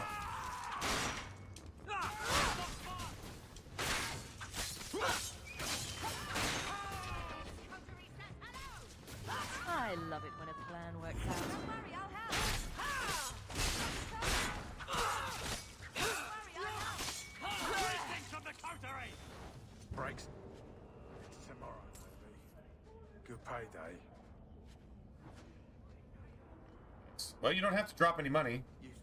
I'll bet you I could sell that stiletto for something, I guess. Something of yours, Sarah. Marcelanis. This is a rare gesture. Tom Wise. Nice. Huh? Oh, thanks, man. Oh, Hawk. Yeah. Haven't seen you since Mirren hired me for that Red Iron job.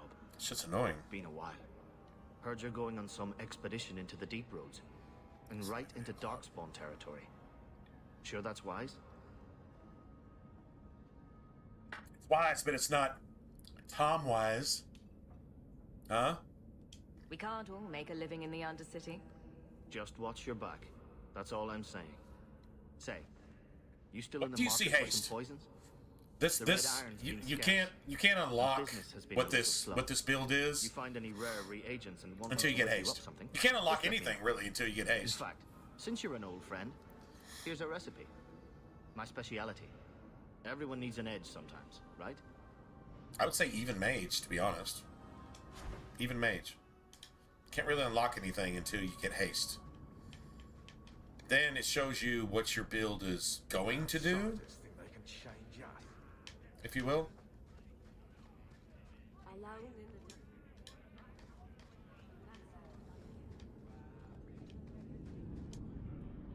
The one thing I don't want right here is fire. I think these assholes are immune to fire. I think they're weak to frost, though. So...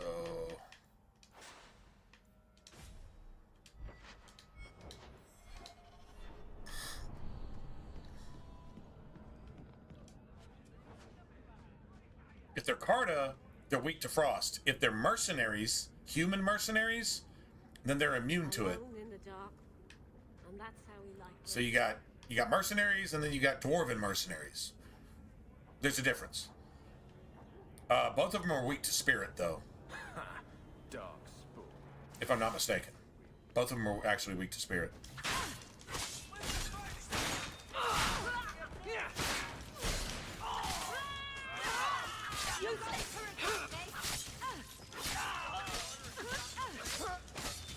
Don't give him an inch!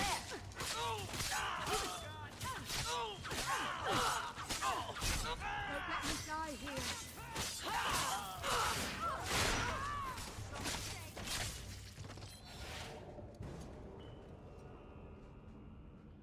Nice. Anyway. Enough of that, right? Why are we traipsing around in human waste again?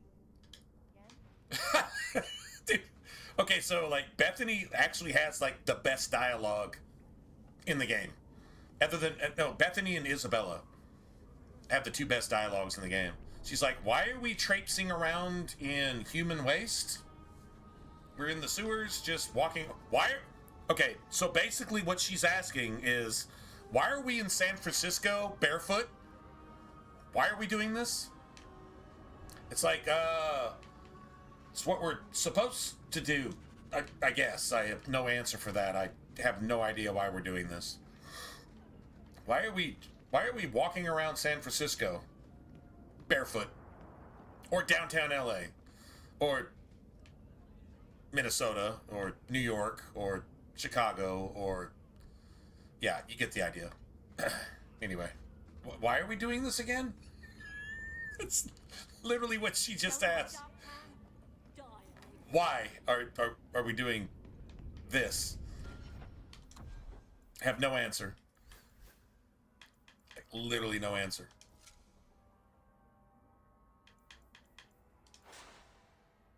I should have had that on this entire time. That's all right. I mean, we haven't missed much, so it's not that big of a deal. All right. It's 4 health.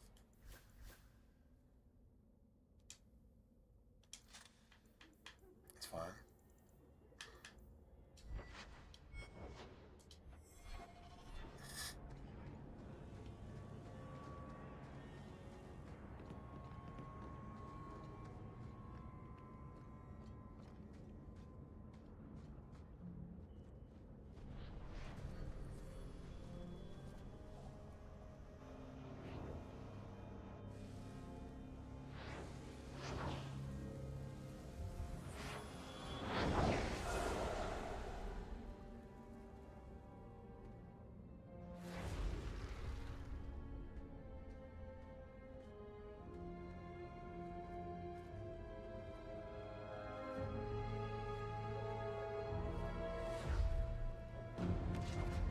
I have made this place a sanctum of healing and salvation.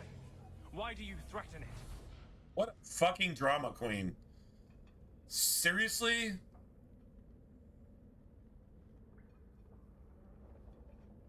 If BioWare really had foresight, if they really could see into the future, this motherfucker's hair would be purple. Just saying. I'm just saying.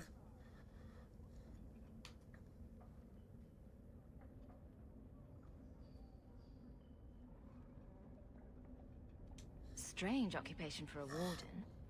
Aren't you more about taint and death? Not healing and salvation. Did the warden send you to bring me back? I'm not going. Those bastards made me get rid of my cat. Being a warden actually includes discipline, He hated which is the opposite of whatever you are, so...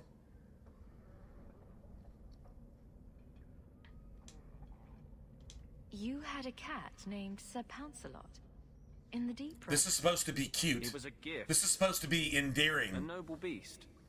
That's the Almost hook. ripped in half by a Genlock once. That's the hook. He swatted the bugger on the nose. Drew blood, too. The blighted warden said he... Well, it's better for damage. I had to give him to a friend. I don't know if it's more fun to play, but it's better for damage. And your survivability goes up because your weapon, your shield is... You're basically like a two-hander with armor. Basically. So, yeah. I'm part of an expedition into the deep roads. Any information you have could save people's lives. I will die a happy man if I never think about the blighted deep roads again. You can't imagine what I've come through to get here. I'm not interested... Although... A favor for Here it comes. Does that sound like a fair deal? You help me, I'll help you. You've already got the maps. Doesn't cost you anything to give them to me. But you want somebody to go murder innocent people for you. Those Templars are there for the right reason. This thing is an Al-Qaeda fucking terrorist, goddamn fucking Amon, whatever fucking representative bitch-ass, brother-humping piece of shit cunt fucking religion supporting fuck. Like there's no good thing here. You give me your soul and I'll give you this shit that I could just give it to you anyway. But I'll take your soul. Because I'm a fucking illegal immigrant in Kirkwall taking everybody's money. With my healthcare center. Is this not relevant? Like this is just modern day parallels. Is that not the same fucking thing? Although this dude is actually there to provide healthcare, which isn't available in Minnesota, even though you've lost billions to these motherfuckers trying to export that shit out of the country while they can still get there. Remember, 700 million seized at an airport in Somalian suitcases. That's news. That's an actual thing. Here you go. Let's be more specific. I don't do anything involving children or animals. This motherfucker I does! have a warden map of the depths in this area. But there's a price. I came to Kirkwall to aid a friend. A mage. A prisoner in the wretched gallows. The Templars learned of my plans to free him. Help me bring him safely past them, and you shall have your maps. Oh, that's all? Yeah. I might just take my chances with the Darkspawn. If we fight the Templars, it is because they decide that anyone who befriends a mage deserves death without questioning. As just as his cause is, it scares me. I don't want to give the Templars another reason to hunt us. These are my terms. The Stormcloaks remind you with your expedition, of what? Tonight. I have sent word to Carl to be there. Well, this would be an interesting conversation. We will all The Stormcloaks remind you of what? I'm actually curious.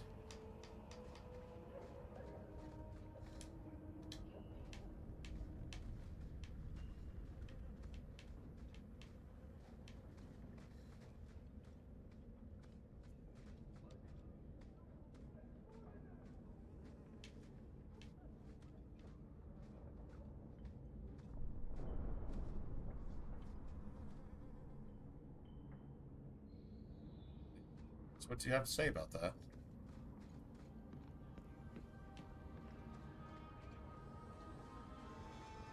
Freedom.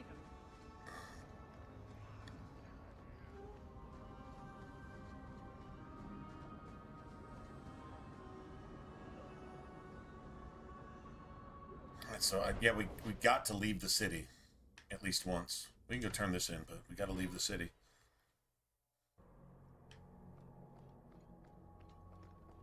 I don't know. Did we level here? If we'd have had that shield equipped since we left the Black Emporium, we would probably level here. It's probably gonna be like really close. Oh, we leveled. Your reason for living. Bless my fool spirit, I never thought I'd see that again. Thank you.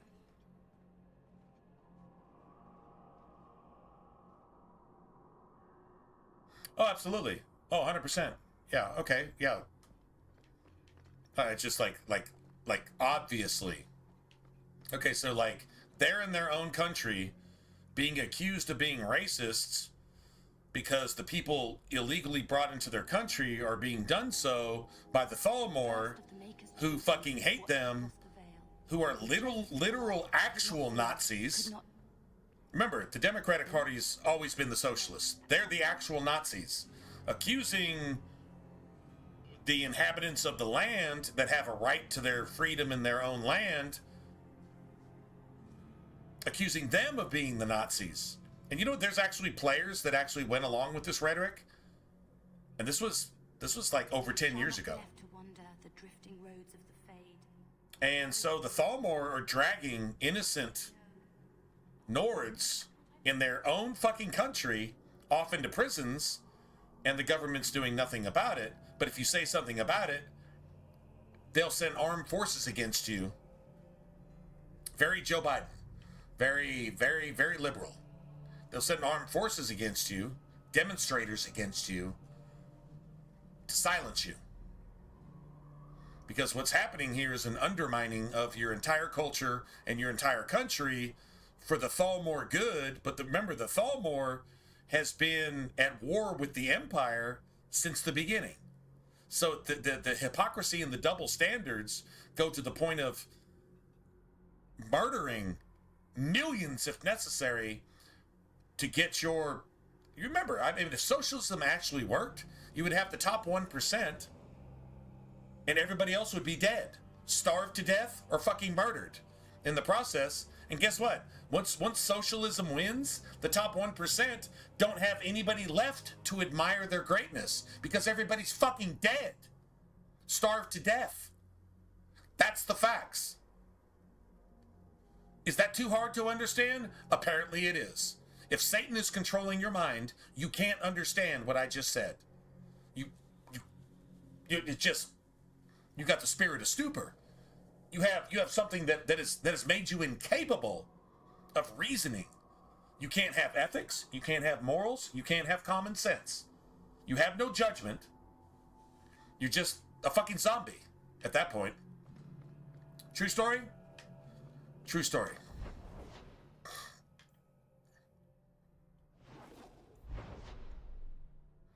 All right, so now we've got to go to the Wounded Coast. The worst thing you could see here is an ambush.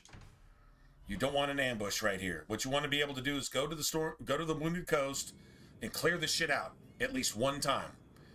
There's a couple extra ambushes which will result in XP. That's what you want. Let's see. Got cold, right? Hold on a second.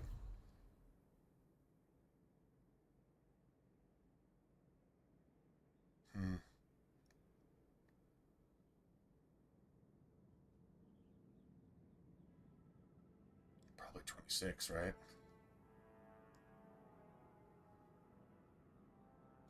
I had 100%.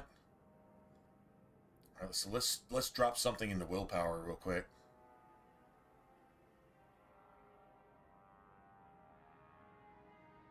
Right? I hate taking away from the strength stat, but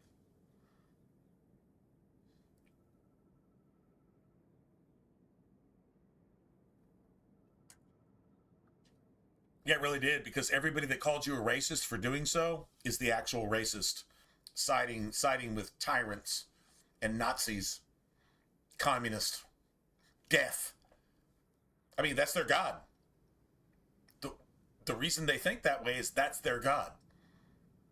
Death is their god.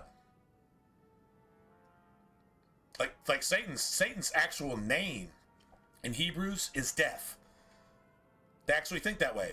Not just in a video game, but in real life. Maybe not everybody. Maybe they can differentiate, but you'd have to accredit them with wisdom that they... odds are they don't possess it to actually differentiate. To argue for something that's 100% satanic and say that in real life, I go the opposite way. You go both ways? I doubt it. Says a lot about a person. Okay, so I think I'm actually like 26 and 3. In fact, I think I'm getting +2 strength from something.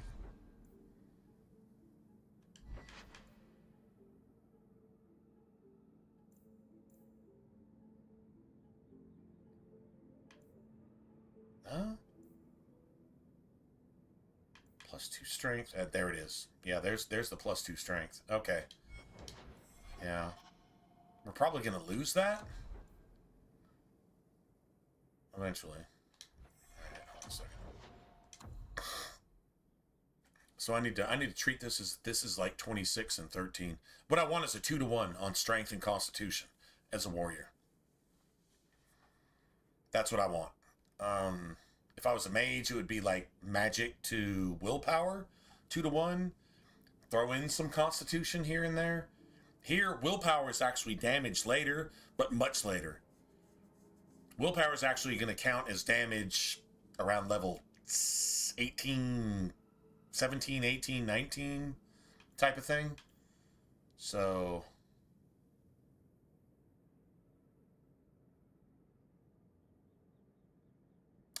I'm actually gonna dump. I'm gonna do a willpower dump. I really am.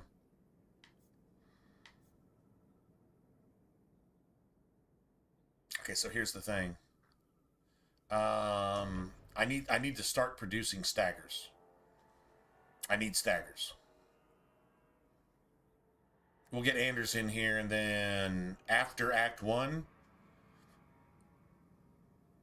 I think the cool thing here is I can actually bring Bethany into the deep roads. So we'll have Anders. But anyway, Anders needs haste, and Anders needs stagger combo. Everything else is kind of secondary. But what I really need here is scatter. This is your offensive weapon as sword and board. This is your shit, because you can, yeah, I mean, the physical damage. Okay, let's look at the physical damage. 72 plus 36.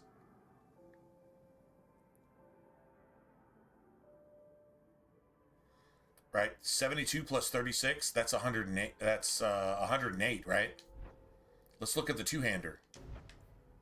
72 plus 36. Literally, scatter hits as hard as mighty blow, And theoretically, it's friendly fire, but you're probably never going to hit anybody with it. I mean, if you do, sorry, my bad. But it's almost going to be almost never.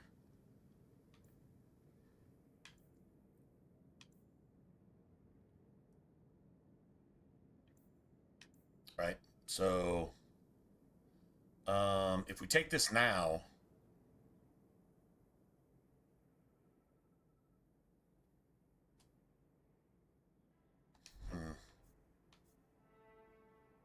You got cleave, too. Alright, so cleave is a buff. Cleave is a buff. Yeah, we don't click. We just take our basic ability right now. Let's just go with the program. Yeah, sorry. I don't know, man. I want all that right now. Let's see. So now we can put this here. Nice.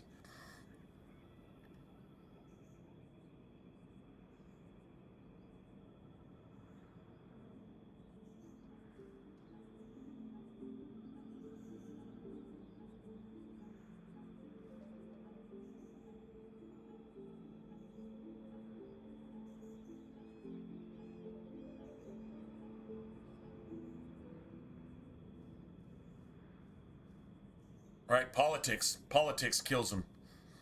Sounds pretty relevant to me these days. Politics kills him.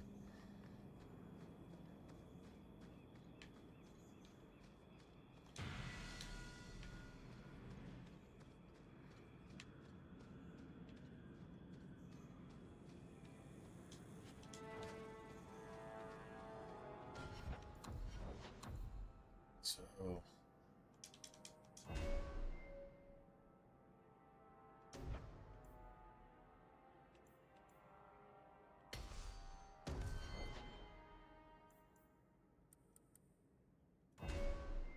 That's perfect.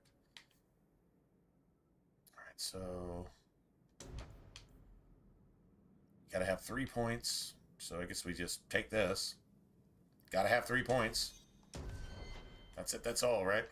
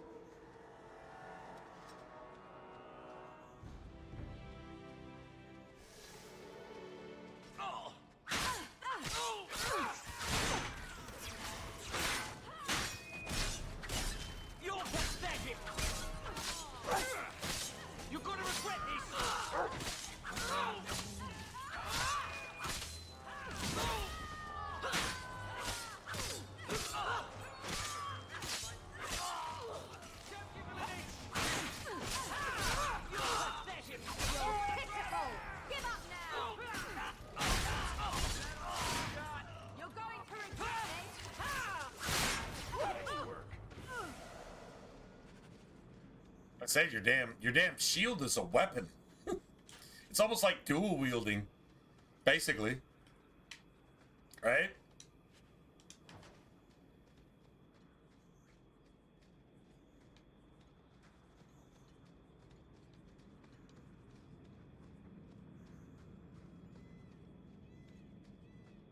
Oh, there it is. I was about to say, yeah. Megan Vale's locket.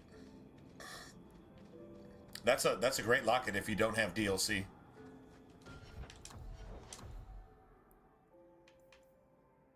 Alright, so fuck.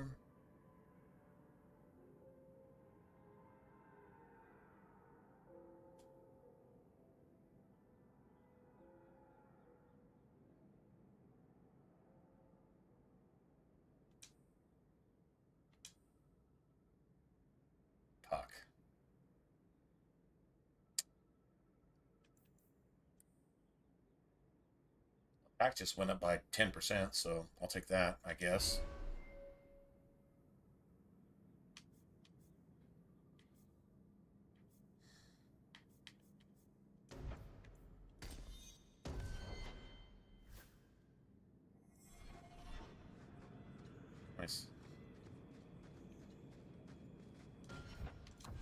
Now, once again, we got to go back here, do this bullshit.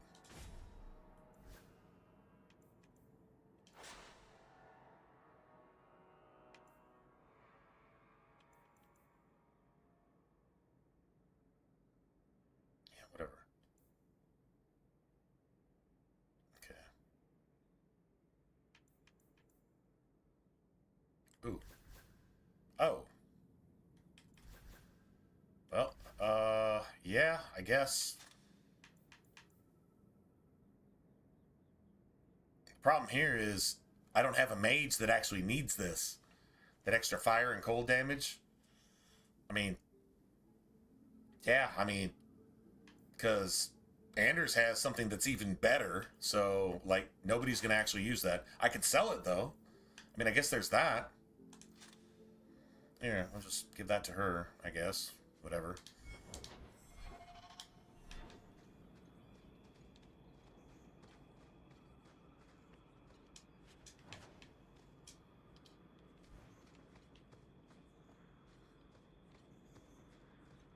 We're definitely collecting XP here, though, so, I mean, I guess that's cool.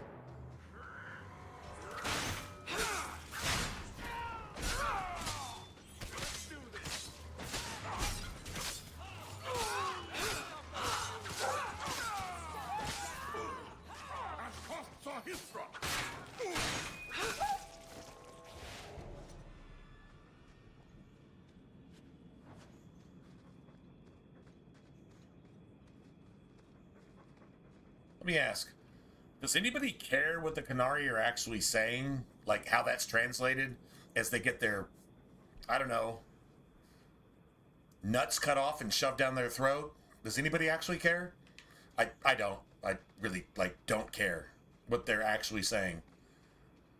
Oh, culturally, they might be expressing themselves. No, I don't care. Like, I'm literally cutting their nuts off, their big-ass balls off, and shoving them down their throat as I execute these pieces of shit. Doing God's work. Yeah. Works for me.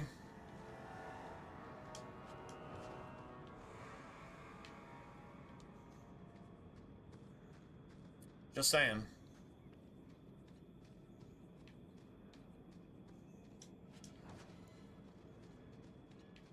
At least we're getting some change out of this.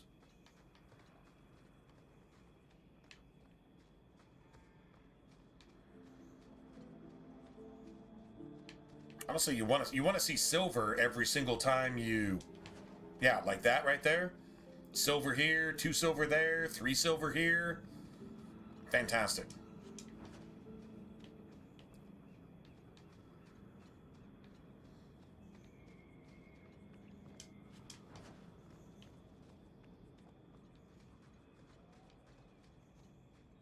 And those things are sellable, so works for me. That's sellable. That's garbage.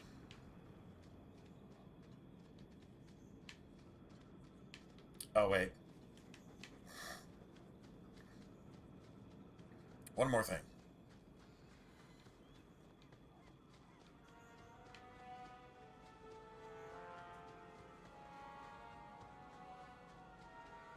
Easy. Garbage, but it is XP.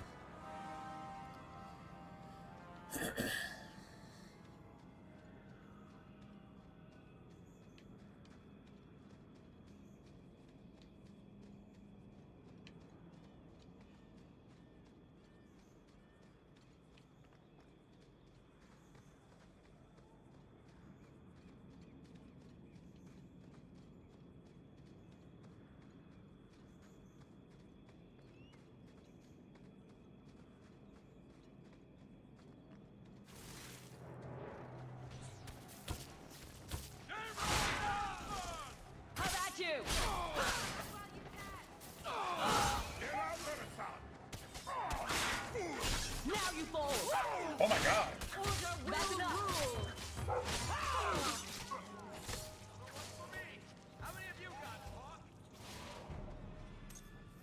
Friggin' Bethany wasn't even hitting anything, and it didn't matter.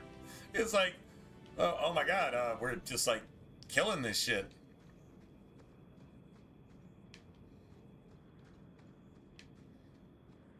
Nice.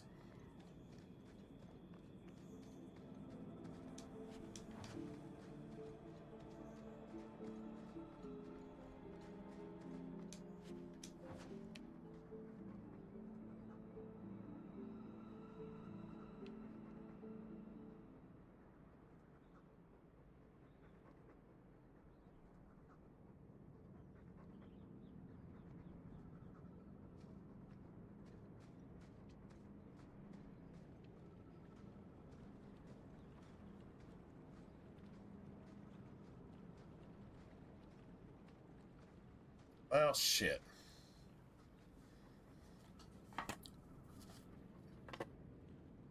This is an interesting ambush. It's like Act 2 level shit in Act 1. It's nasty.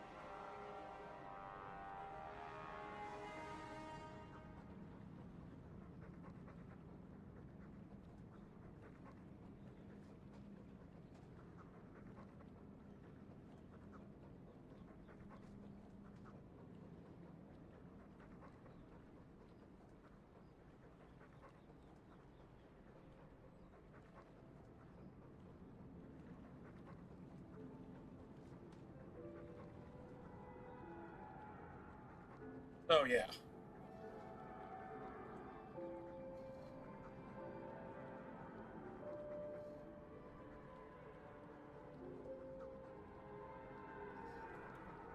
The New Vegas and Fallout 3? Ain't no fucking way. Ain't no fucking way they're doing that. Oh, you're trolling me. Okay, because... Alright, Lionel. You're trolling. You're definitely trolling. No, because I said, like, I mean, if that happened, then I would totally be down with it. So you're saying that that's actually happening? Okay, I'll go look at that later and see if that's actually... I'm hoping too, but yeah. I'm also hoping for a Ego Draconis remaster. Yeah, that's not happening either. Unless maybe it is. And then, fuck, I don't know. Well, then we actually got some good gaming coming up. I don't think the world could stand that much good gaming all at once. Just remastering those two games would give you, I don't know, about 5,000 hours more of gameplay.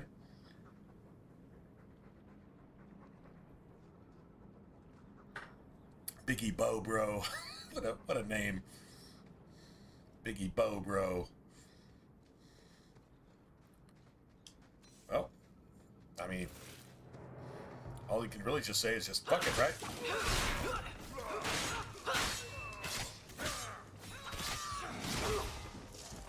Well, that settled that.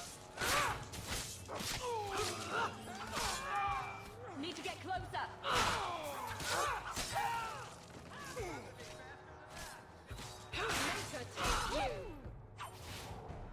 Nice.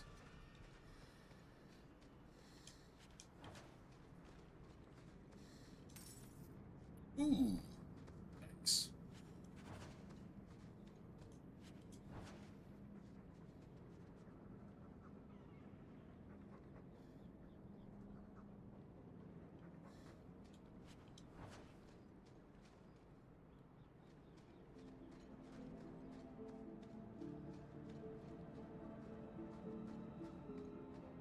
I honestly believe if you're going to remaster one, you just remaster both and make it a Tale of Two Wastelands type of thing. Like, I mean, there's no reason not to. I've given you guys my thoughts on how I would remaster it personally. I would give like a color scheme, either the grayscale of Fallout 3 or the colorful scale of Fallout New Vegas, and let that apply to the entire game. And just include both games as one game. Which means you get the leveling system of New Vegas, but you get all the perks from both games. Which basically New Vegas has all the perks from the original too. But they have survival mode. And they have like crafting. You know, like survival items, food, drink, this and that, blah blah blah, and whatever. You've got arguably one of the best remasters ever. And remember, once again, like I said with Oblivion, I don't know how accessible the Unreal Engine is for mods, but you basically restart the entire modding community. Honestly, I think Fallout New Vegas and Fallout 3, like a Tale of Two Wastelands remaster, has a bigger impact on the modding community than Oblivion Remastered did. Because Oblivion was like kind of the entry point to like accessible game files to where you could just modify them any way you wanted to, right? But Fallout 3 and New Vegas, that's where people got down. I mean, they got down with Oblivion too. I didn't see the modding community come to life on the remaster because I don't think it had the traction. I think you get a little bit more traction with Fallout New Vegas remaster, and just bundle that with Fallout 3. Charge a little bit more for it. I'd pay $100 for that. I'd pay $100 for that remaster. I would. I would find $100 somewhere to buy that. I would. No doubt. And they probably won't even charge that. That's the crazy thing.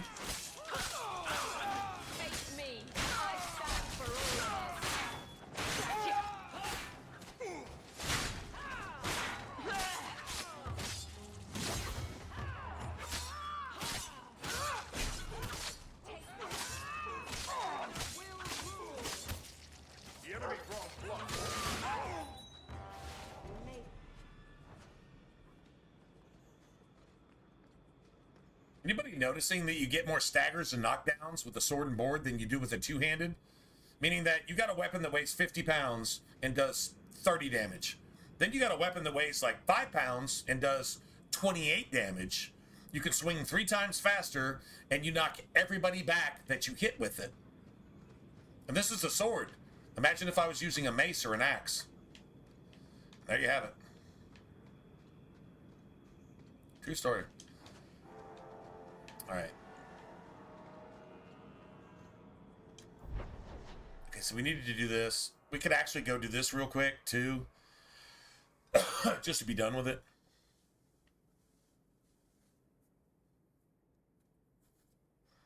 Yeah, the price of a new game, but a game that's actually worth playing. Hey, imagine that. And I don't know how many hours you got into New Vegas and how many hours you got into Fallout 3. Put that shit together. And then imagine you had all the New Vegas shit in Fallout 3. And then you could, man, like the dream scenario is you actually get to transfer the immersion of Fallout 3 into New Vegas as well. I don't want a colorful sky. I don't want bright green mountains, and I don't want a lush fucking wasteland. No, fucking nukes fell. Yeah, you got mutants and shit. I don't want. You probably can't get rid of them, but I don't want geckos. I don't want geckos running at me like a Pokemon with their fucking tongue hanging out. I don't want that. I never wanted that. That's the most JRPG bullshit I've ever seen in a Western fucking action game. Geckos running at you. What the fuck is that? I got nothing for that, man. Absolutely nothing for that. God damn it. I really have nothing for that.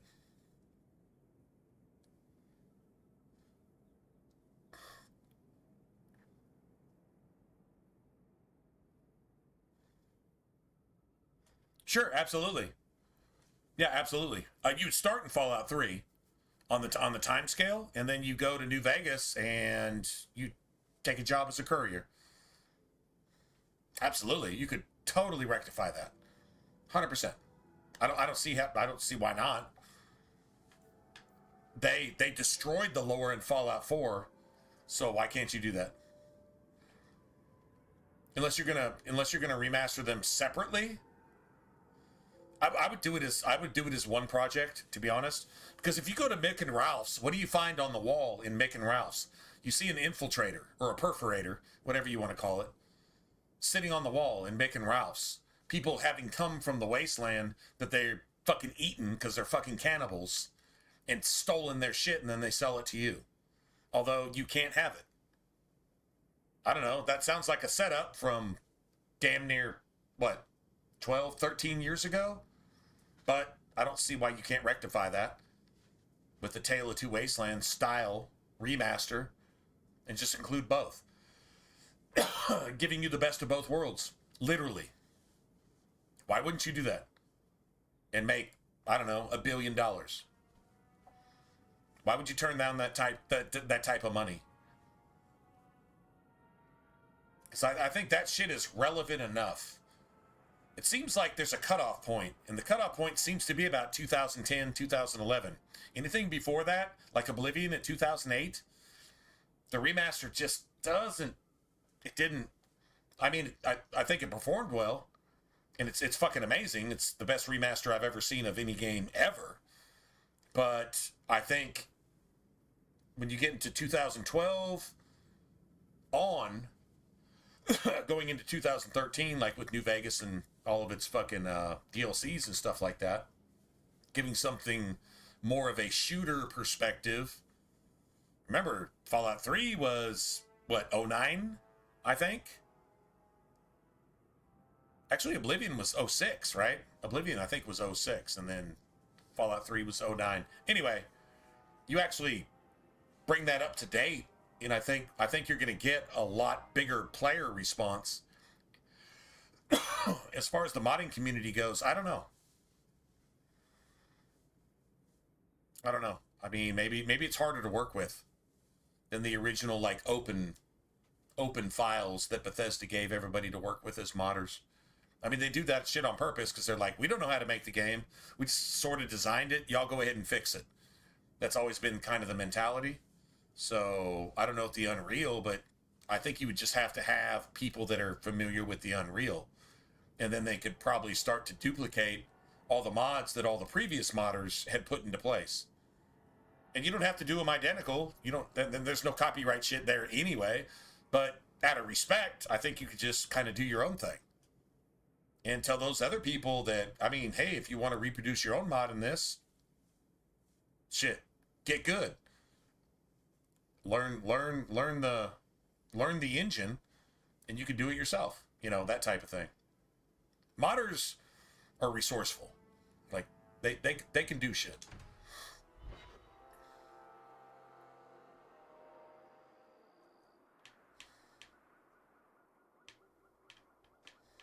There might be some stragglers before the main group. Nothing we can't handle.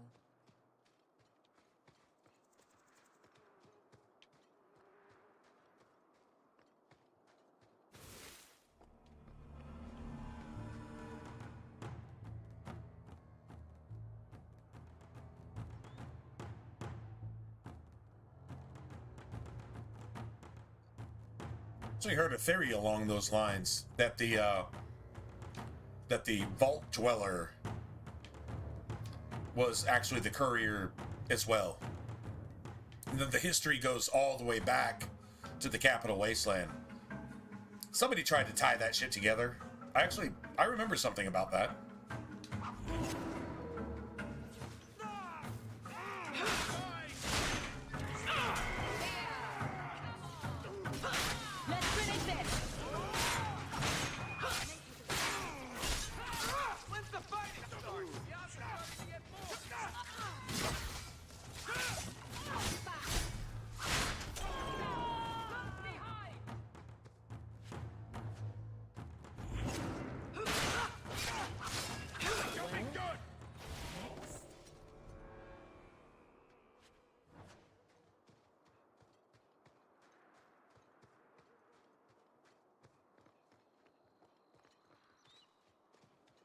Anyway, it's easily doable. And I think it would be the best way to play the game. Like, I really feel that way. I don't think there's a need to transition. Honestly, if you threw in a little cutscene. But I think the only way you throw that cutscene is if you were the Capital Wasteland, you're the Scourge of the Wasteland, right? Or whatever your title is, right? And then you migrate west, going towards like the NCR, right? You're going towards the NCR. That you take a job as a courier, and you could do a quick little snippet of that, and make it viable. I mean, that creates canon, but who really gives a shit about canon in Fallout 3 anyway? I mean, to be honest, when it really comes down to it. BioWare doesn't give a shit about canon. Bethesda obviously doesn't give a shit about canon. A remaster would probably do more justice to canon than fucking the original studio. So, just saying. Just throwing that out there. Line them up for me. I'll take them down. I'll stick you like a pig! How about you? Go down! Die, screaming!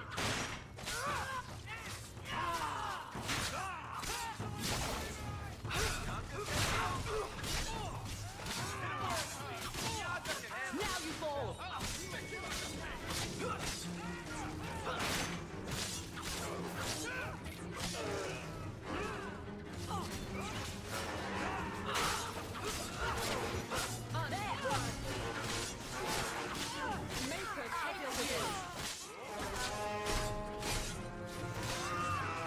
Let's finish this! Let's do this. What the fuck, dude?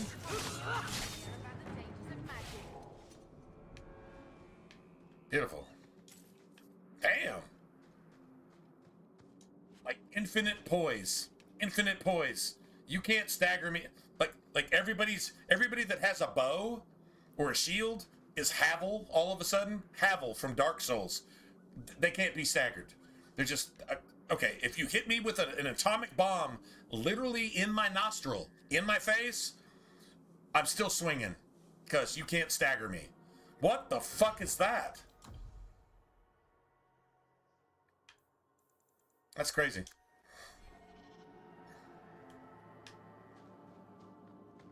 If you hit me with a nuke in my face, I can't be staggered. Watch where you step. Piece of cake.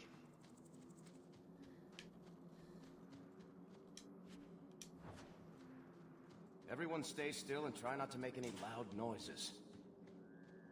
Easy as pie. Nice.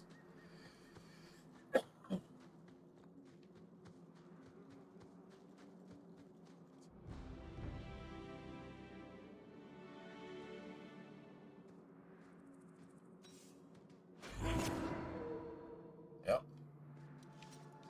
Got all our XP. That'll work.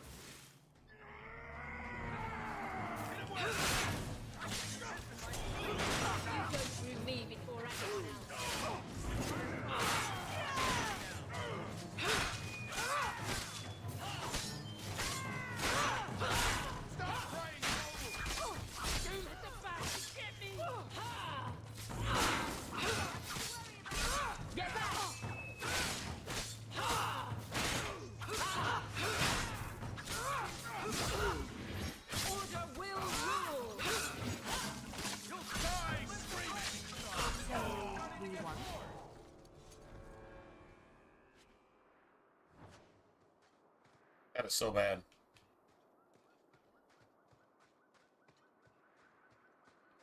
I'm kind of pissed he got to use that last health potion. Shouldn't have lived that long, to be honest. That's not cool.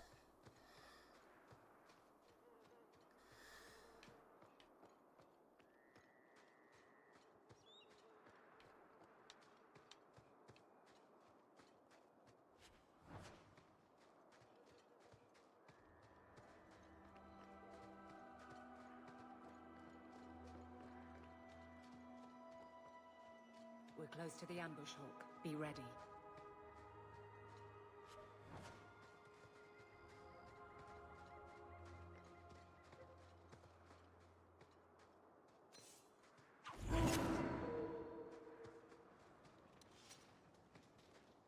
There's our targets for the Kirkwall Guard.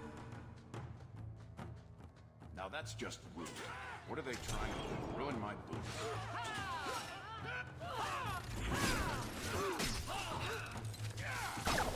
Oh my god. You just fucking changed my targeting by yourself?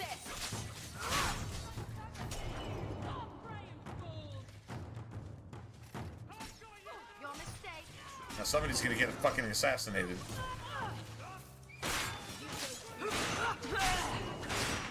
Need to get closer. Hit him where it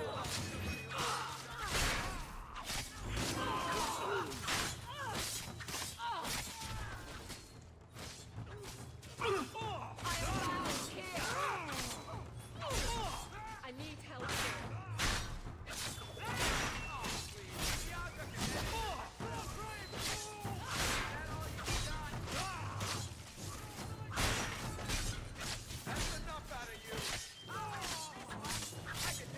Like I said, man, that dude lasted way too long. You do get results. Way too long, man. But Jed is Lasted dead way and the too road long. is clear. Captain Jevon needs to know of this.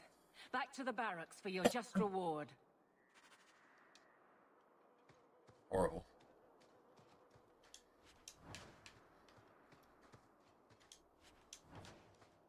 Yeah, so let's get our shit back, I guess.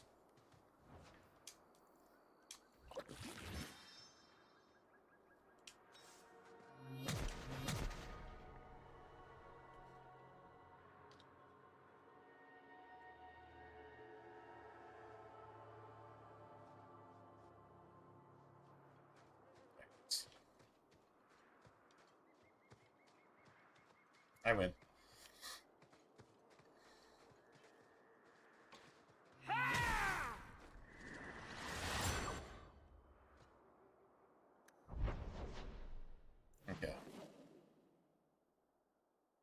Now, all that other shit is unlocked, but the cool thing is we cleared out the Wounded Coast, because the Wounded Coast is going to basically respawn. And if you don't get everything the first time, you just lose basically almost all of that shit. Like that Cerebos fight, the only way you can actually get that is to go to the Wounded Coast early. It's the only way you can actually get that, so... How much longer do I have to wait? Not much room in the barracks, but there's no... There's Jevon's office. Wait while I explain our initiative. I don't know how they do it where you're from, guardswoman, but I decide the patrols, not you and your whims. You may have been put up for lieutenant in your first year, but I'll have no show-offs in my command. I'm gonna go ahead and do this real quick. Myself clear. It's 8:30. Report to your post before I have you and your Ferelden accomplice jailed.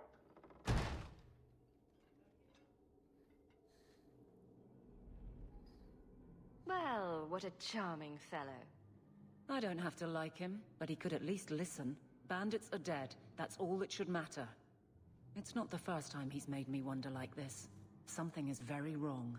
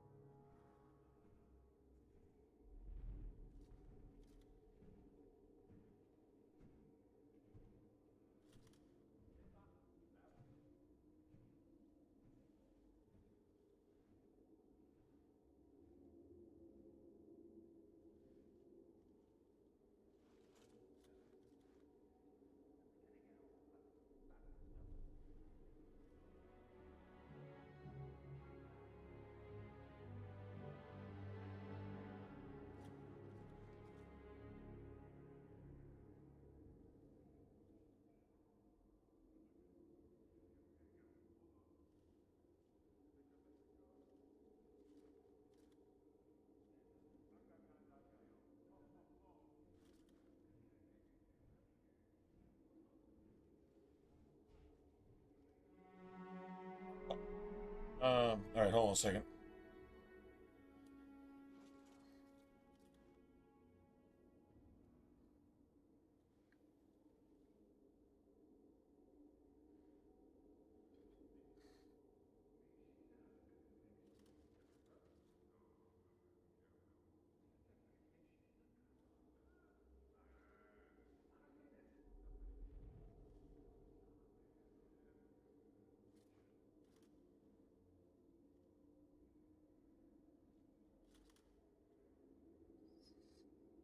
It's not gonna work. Alright, hold on a second. Let's see.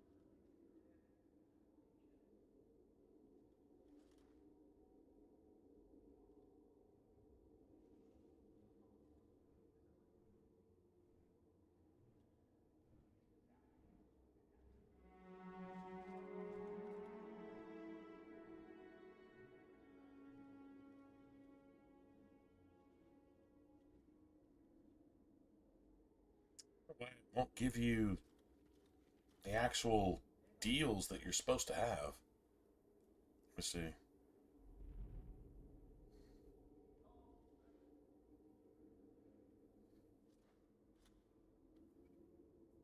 Give me a second. That's not it.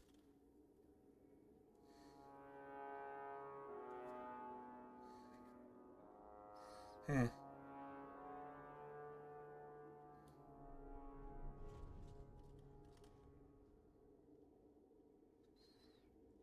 off. Okay, that doesn't work.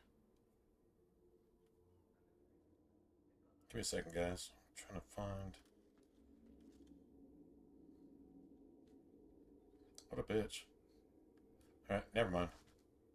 I guess it's completely irrelevant.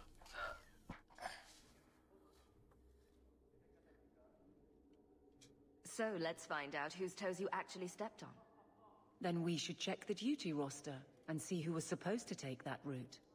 What have I stepped in this time? Probably just call it a day. Threaten my friends. Not letting that one go, Captain. Fine day, Sarah. The guard who'll throw you out. Aveline! I owe you for clearing that ambush the other night. Saved me a mess of trouble. Brennan, that route was yours? It was. Single patrol. I'd have been dead for sure.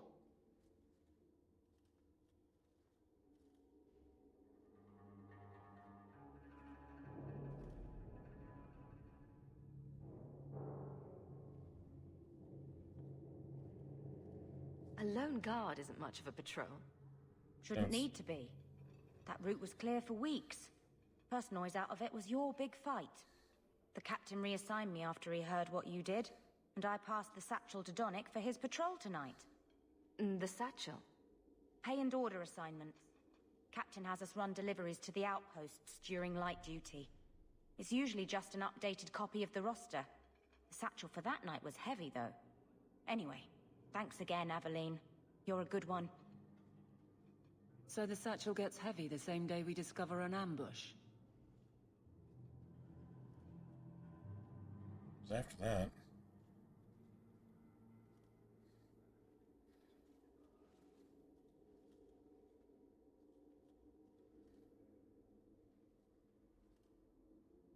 Okay.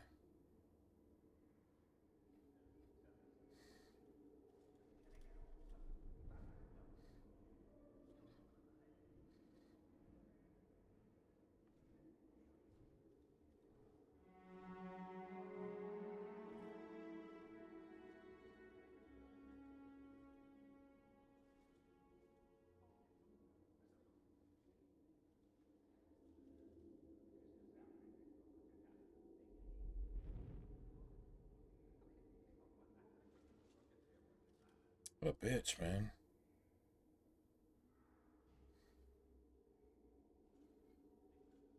Oh. Alright. That sucks. I bet there's a perfectly reasonable lie that explains why your captain arranged this.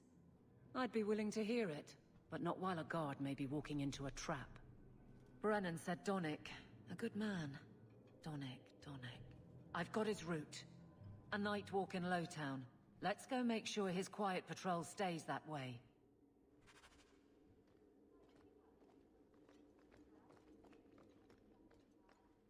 So we have to have Aveline with us for this, too. I mean, you have to. And then after this, we can actually drop off Aveline. To be honest. Like, we can actually just, yeah, literally drop her off. I just hate trying to fight through this bullshit. I mean, I don't know. It's still kind of early, though, right?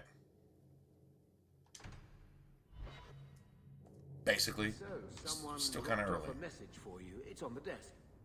Not that he didn't do his best to try and read it first. What? I thought there might be something dangerous in there. Gamlen. Trying to see if there was any coins in our mail.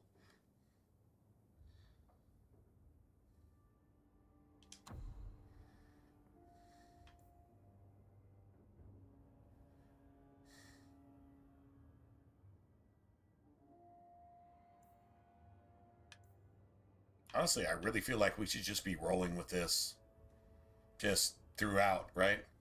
Thankfully, I didn't put that rune in our shield. Thankfully, I didn't do that.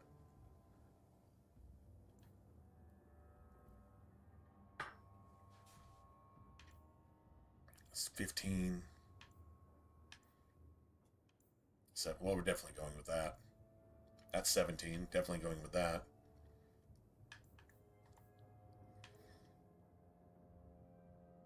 I mean, the damage resistance is... That's it. That's all. I don't know if the damage you do with Shield Bash is based on your armor rating. I'm really not sure about that. But, yeah, we're just... This will scale up with us. It will, like, literally scale up with us, so... Let's see. 18... Nice.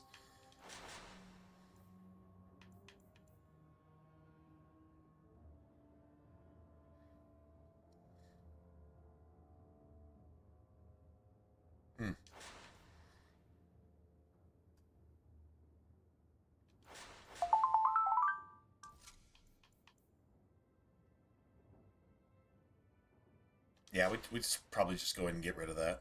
I know it's a lot higher armor rating, and it's 1,000 times better than what we got right now, but... Alright, cool.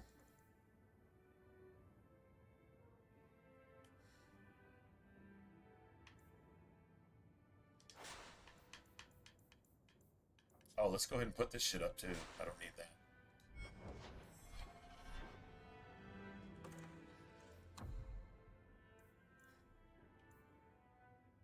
So, let's see. Where's Sebastian? There you go. Put that up.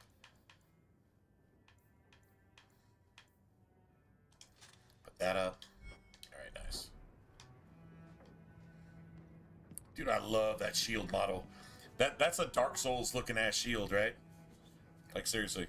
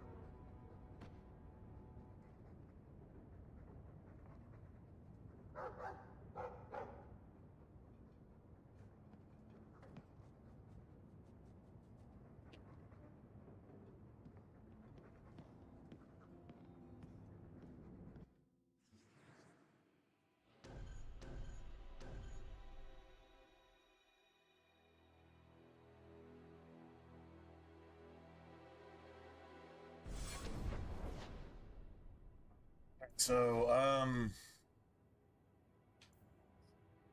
yeah, if we just want to just finish up Aveline shit, I guess we just go here.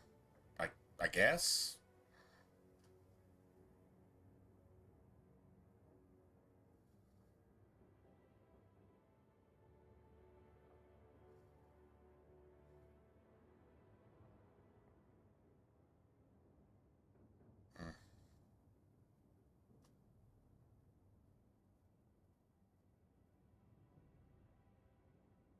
I think we'll get Anders second, I guess. I mean, we don't have haste yet, so, I mean, we're actually just doing this, I This guess. street should be safe at night. Care to help out with that?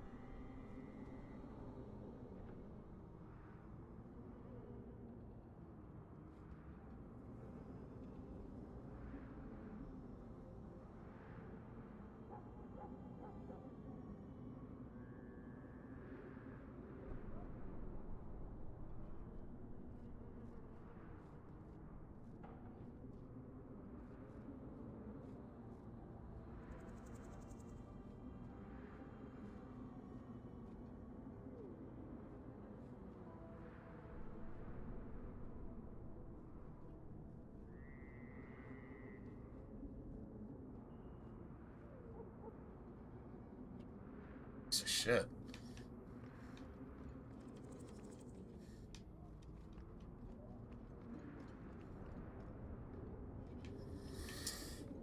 Okay, so yeah. What are these assholes weak to? I know some of them are immune to cold. I know that.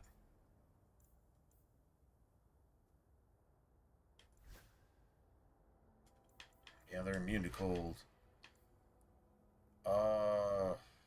Fire?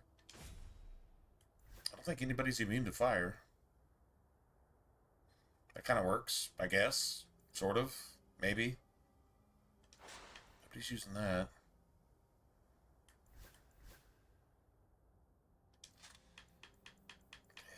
Using that.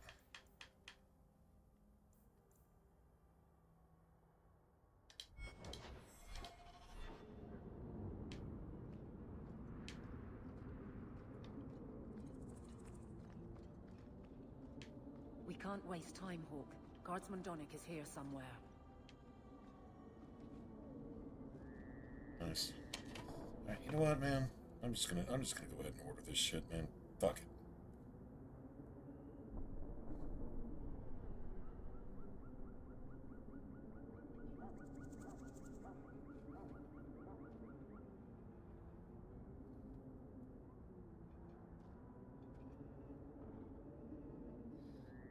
I should not be doing this.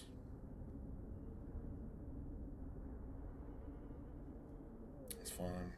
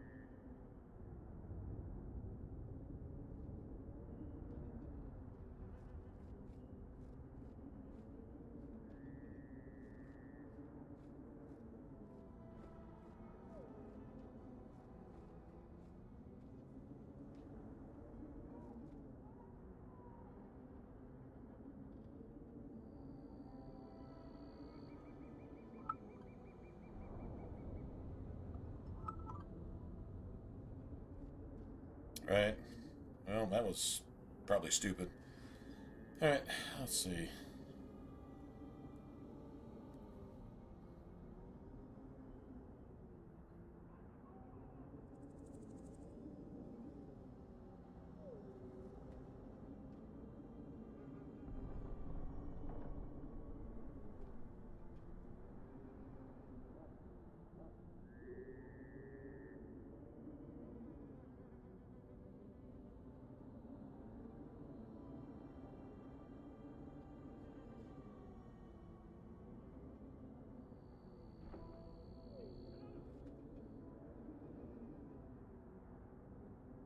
I'll see.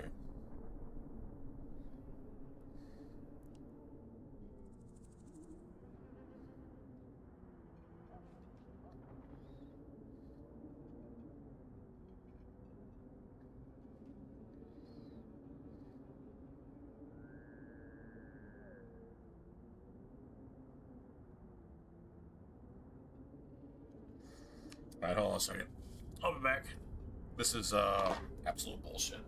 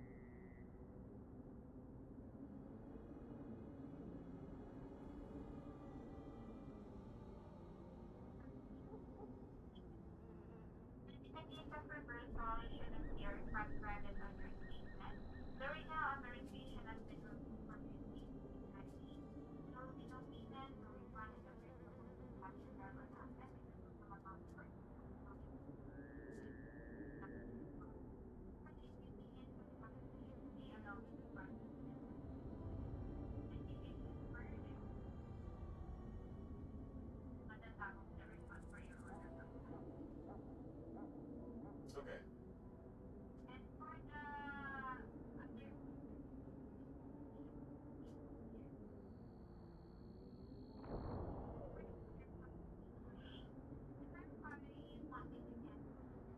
Absolutely. You charge you okay, so I bundled that. And you charged it separately to me, which was like an extra like 10, 12, 15 bucks. It was like $61 and I added up, you were going to charge me like 80 something dollars for a $60 order. I'm not cool with that. I didn't agree to that. I bundled it.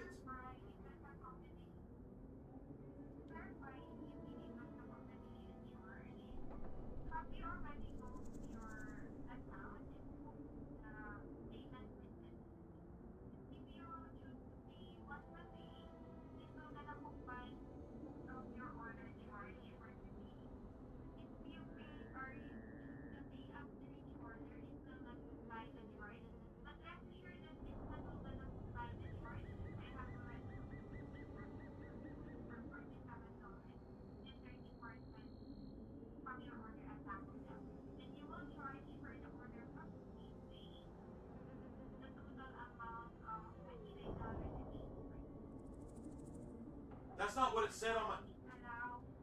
That's not what it said on my bank statement. My bank statement was like almost 50 bucks and then almost 30 bucks. No, actually over. The total was over $80. You charged me separately for over $80 on an order that I actually combined.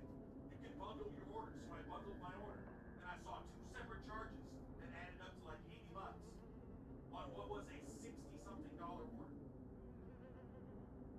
How do you explain that? You charged me twice on my bank account for over almost $20 over what I'd actually, what you said I had to pay.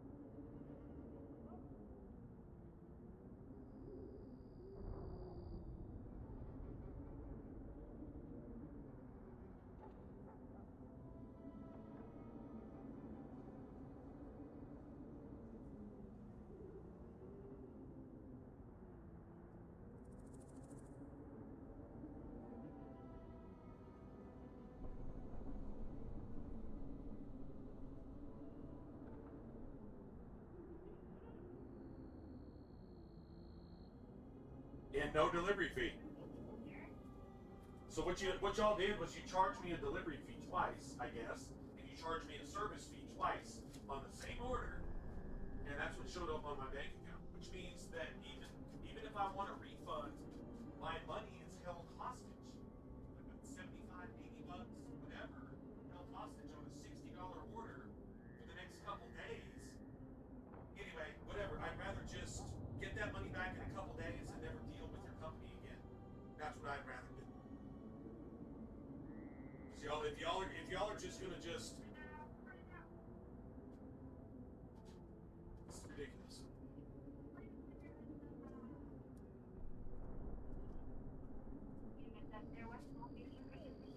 You have a subscription. For the service fee before it was $3.95. But since you have a subscription, it was $1.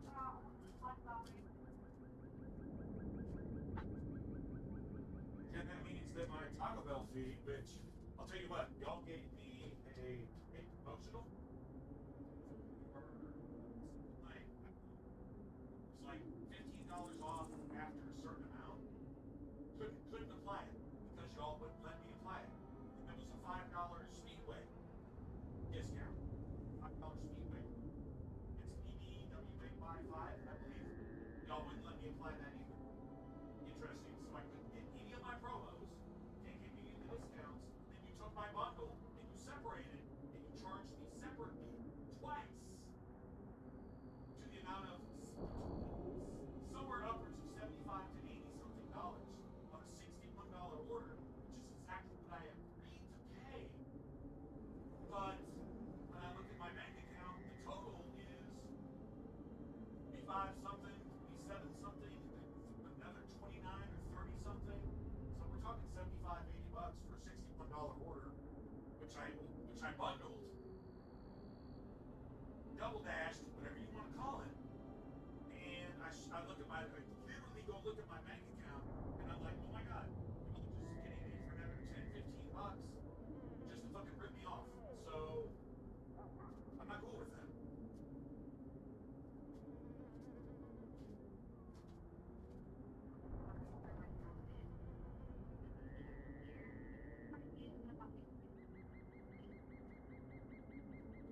I want my total order for the entire amount that I was willing to pay in the first place, which was like 61 bucks. But if y'all are gonna pull stuff like this, I don't want to deal with you guys at all. And I shouldn't want to be honest.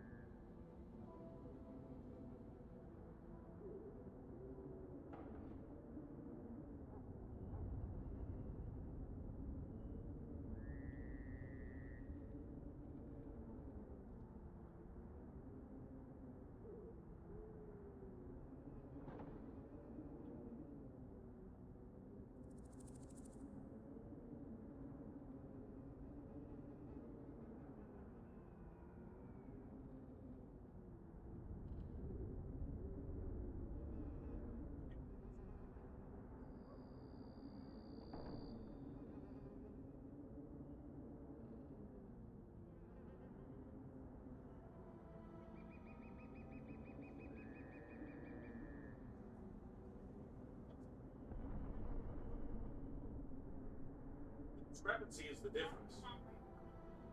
Right. Okay, just, I mean, it's just really just that simple.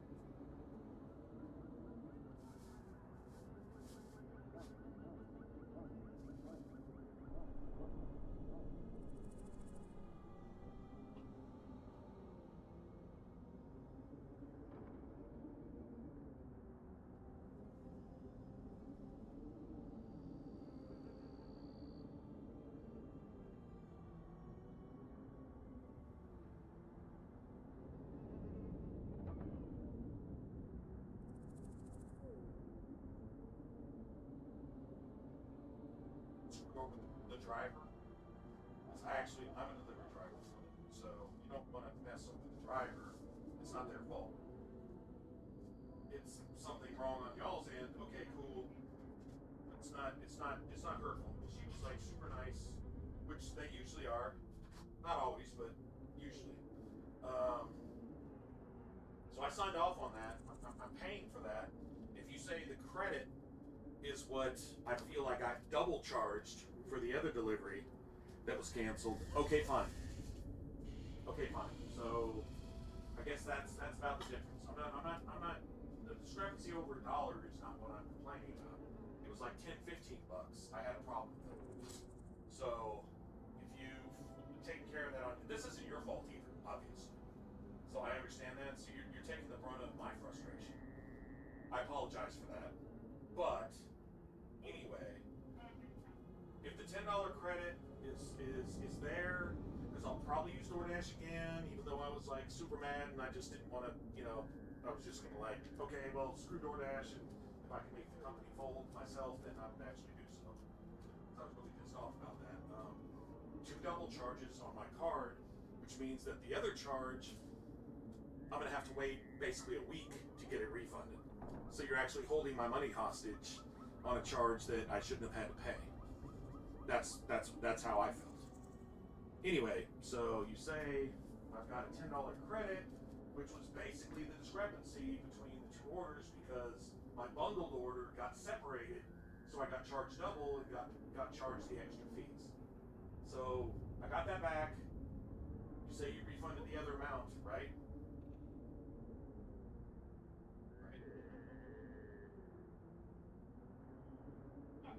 Okay, so if that's the case, I'll drop it, but I would honestly suggest that on your app, if you sign and accept a total on it, especially on a double dash, that be the total, not right. Like the total was literally well over $10 less than what you all were saying you were charging me between those 2 different deliveries, which were supposed to be one delivery.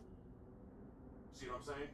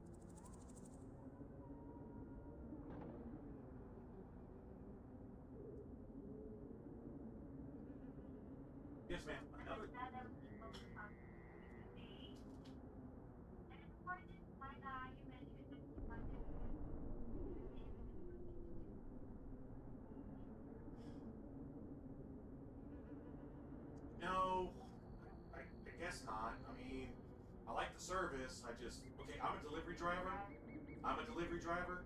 Just remember, DoorDash takes a lot of my business, and then they treat our customers like crap. Sometimes. Sometimes your drivers, well, let's just say maybe they have a meth habit, and maybe they haven't showered in the last 3 days, and they're going to our customers and representing us with deliveries that we should have. But they get the deliveries instead, and then we have to, with our gas, go and fix those deliveries on our own gas and our own time for free. Well, DoorDash wouldn't accept that, but we have to do that to make our customers happy, because it's just problems, and it happens on the regular.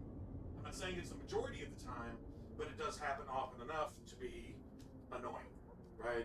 And so then when I'm like, okay, if I need the service right now, because I'm not mobile, so I'm like, I want a delivery, and I said, yeah, I'm going to go ahead and bundle that and say, okay, I want some food, I want some beer, I'm staying up late tonight, I'm working online, okay, cool, and then I see that my bundled order got separated, and now I'm being charged an extra 10, 15 bucks.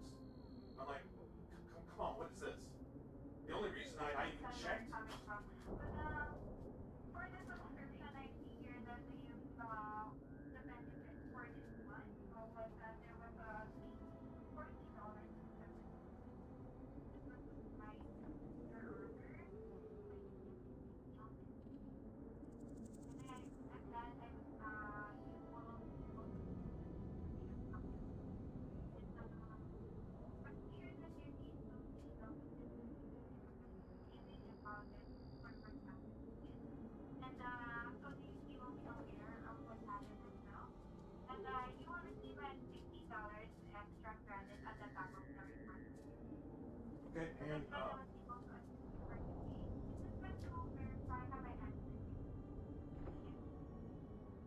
pretty much. Also, another suggestion, just throwing that out there. There's a little button on the app that says deals, and any promos that are available to the customer should come up under deals, along with any deals available at stores. Like, for example, I'm a first-time DoorDash subscriber. I'm supposed to get like $15 off a $30 plus order or something. As a first time, I have no idea what that promo code is. And I went to try to look for it, couldn't find it. It's still available. Apparently I still have it, but I can't actually use it. And then the one code that I knew was a code, I couldn't use that either. It said it didn't apply.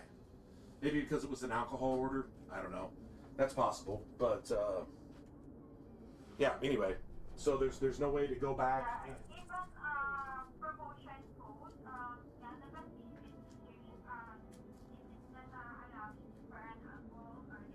Because the promotion code, you need to go to the deals option for the part of it. If there was a promotion, it's a deal, any other that. And if you can be able to find some other option, you can just go to the deals order. From there, you can be able to find some other. Okay. I guess you got to do that on PC.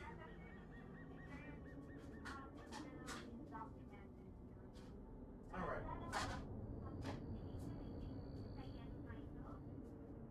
Yeah, all right, thank you.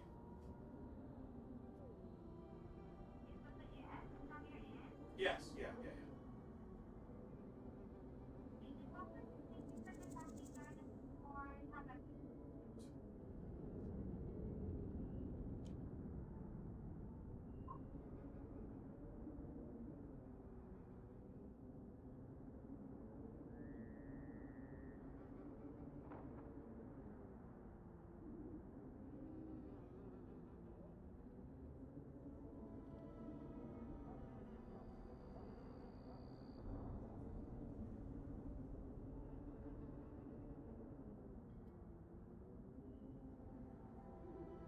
Okay.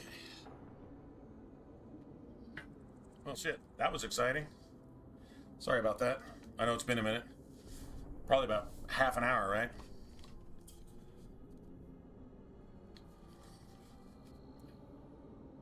DoorDash tried to rip me off for about, I don't know, about 15 bucks, give or take. 16 bucks. 15 bucks. Close enough. And I had to go through all that to get my $15 credit back, and didn't get the shit that I actually ordered. Yeah. Gotta love it, man.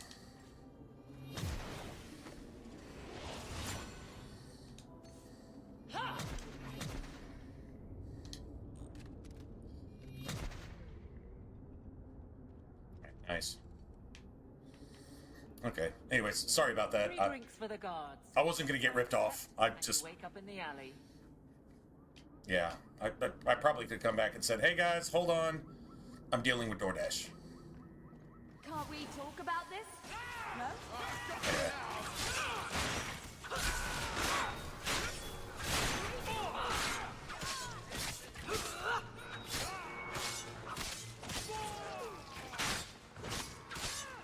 Going on uninvited.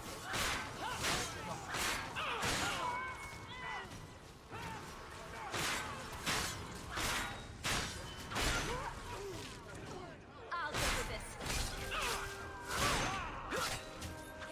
Dude, their poise is just sick, right? Go down!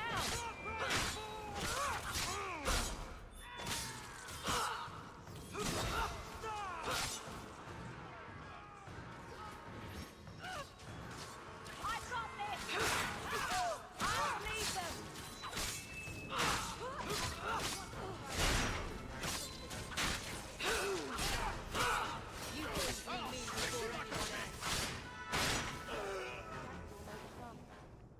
Never a shortage of idiots who think they can take the streets in the dark. We really need haste. Reward and get This is why you need haste. That lasted way too long. You let a fight drag on like that on Nightmare, they're gonna kill you.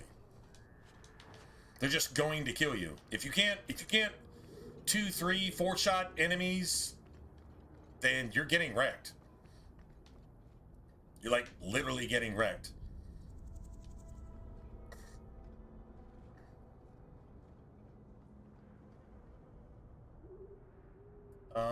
We can do this later, to be honest. If you do this with Aveline, you get, "Hey, what's up, T? What's up, bro?"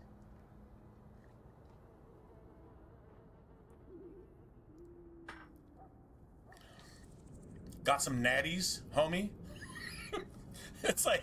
There's only a couple of us that understand the lingo, man. Yo, bro. Say, homie, you got some natties?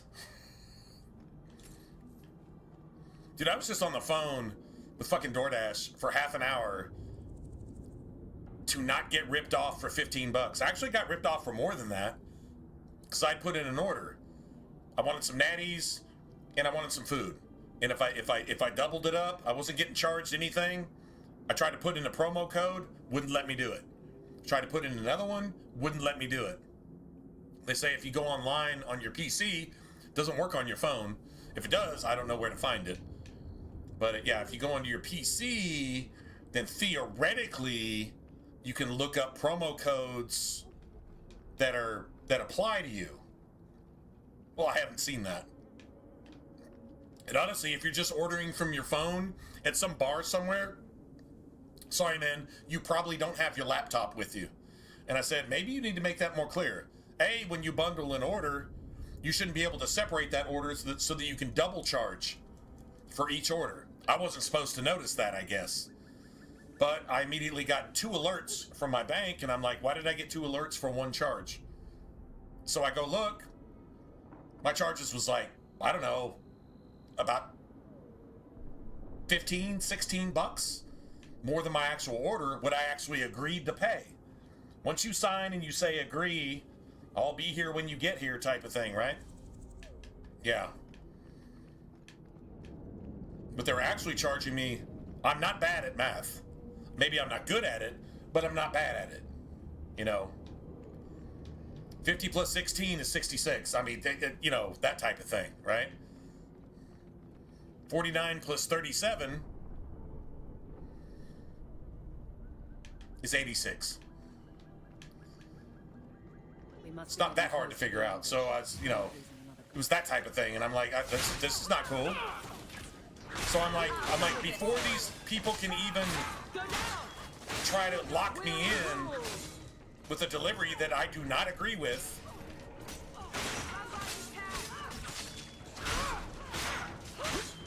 I immediately got on the phone and I'm like, I want to just end all of this shit. And if this is how y'all do business, I don't want to have anything to do with you. Which I didn't need this shit right now, to be honest.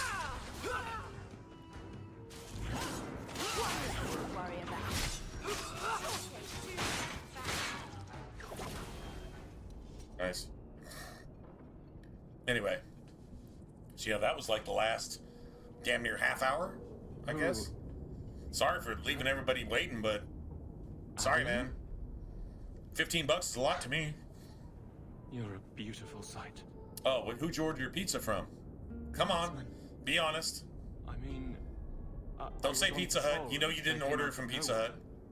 I took a few down, but there were too many. Probably got Domino's, didn't you? The captain said this route was supposed to be quiet. I'm looking at you suspiciously, bro. You probably got Domino's, didn't The you? seal of the Viscount. You got the Office McDonald's details. of pizza. City accounts. Valuable to a guild of thieves. A sacrificial delivery with one of our own. Captain Jevon will answer.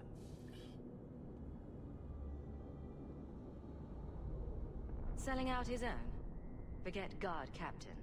This man needs to be in government. Not now, Hawk. Not Jevon now. needs to see how justice Well, if works. not now, then when? This goes to the office of the Viscount. This will be known. It really is bad, isn't it? The captain likes his thieves so much. Let's see if they That's pizza I literally really just will not eat. I mean, like, I don't know, if you got Domino's sitting there and, you know, we're out somewhere and it's just Domino's ordered for everybody because it's cheap. It's cheap for a reason. Honestly, Domino's is like, on average, about 2% cheaper than Pizza Hut. I would literally take Pizza Hut every single time. You got Papa John's. As far as commercial pizza goes, Papa John's isn't bad, but I still wouldn't call it good. And for the price, oh, I'd go Pizza Hut every time. If you're just gonna go with one of the major chains.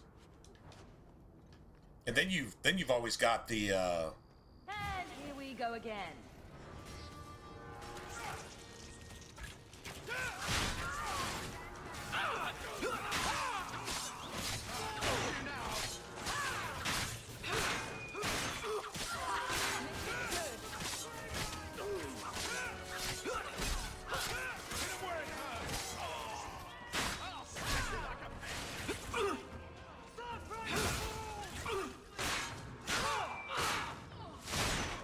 Now you fall. you know, always got the mom and pop joints though. They're usually the best. How about you?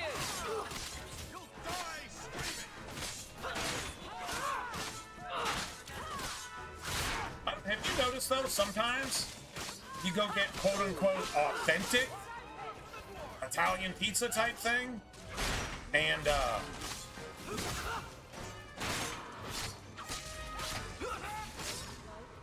to say it, but you get some authentic shit and it tastes like you buried your face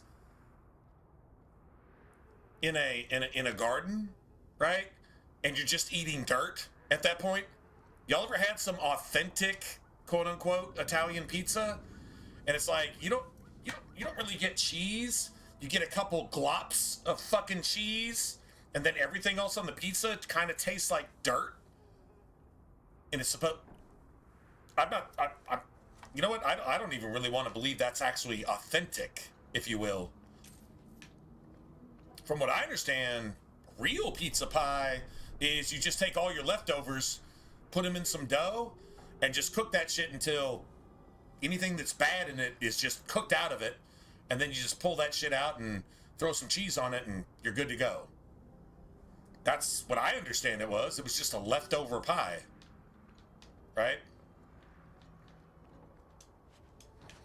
But I've had like it's that bougie pizza, right? You probably find a lot of that in California. Bougie pizza. That fucking, it literally tastes like garden dirt. And sometimes it smells like Sioux dirt. You know what Sioux dirt smells like? Sioux dirt. Okay, you know, like the petting pens at a zoo that smell like llama asshole. Llama asshole. When your pizza smells like that, it's probably gonna taste like that too. I'm just saying. I'm not. You know what? Once again, if it weren't for America, they'd all be speaking German anyway. Fucking America just does it better. Even when they get it wrong, it's still better. True story. To arms! Don't leave any witnesses! I'll deal with this. Go down!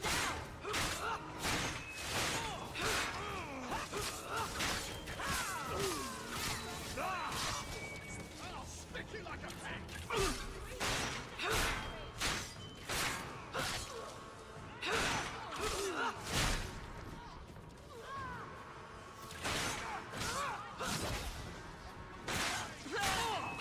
Now you fall! That's the brightest thing you could have done.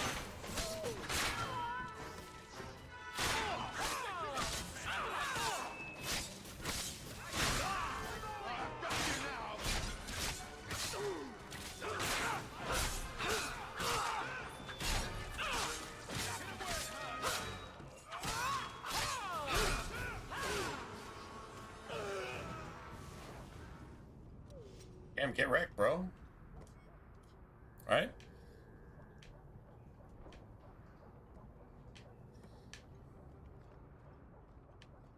You know what? You actually told me about that. It's been a while. I think it was before Christmas, but you told me. I think you told me about a mom and pop pizza joint that you had down the road, and you said it was amazing. Is it the same place? I think you told me about that. Hey man, if it's good, it's good. Honestly, even if it costs an extra $1, you're gonna get like double for your extra $1 or $2, right? You're gonna get double for that. You really do. If it's good.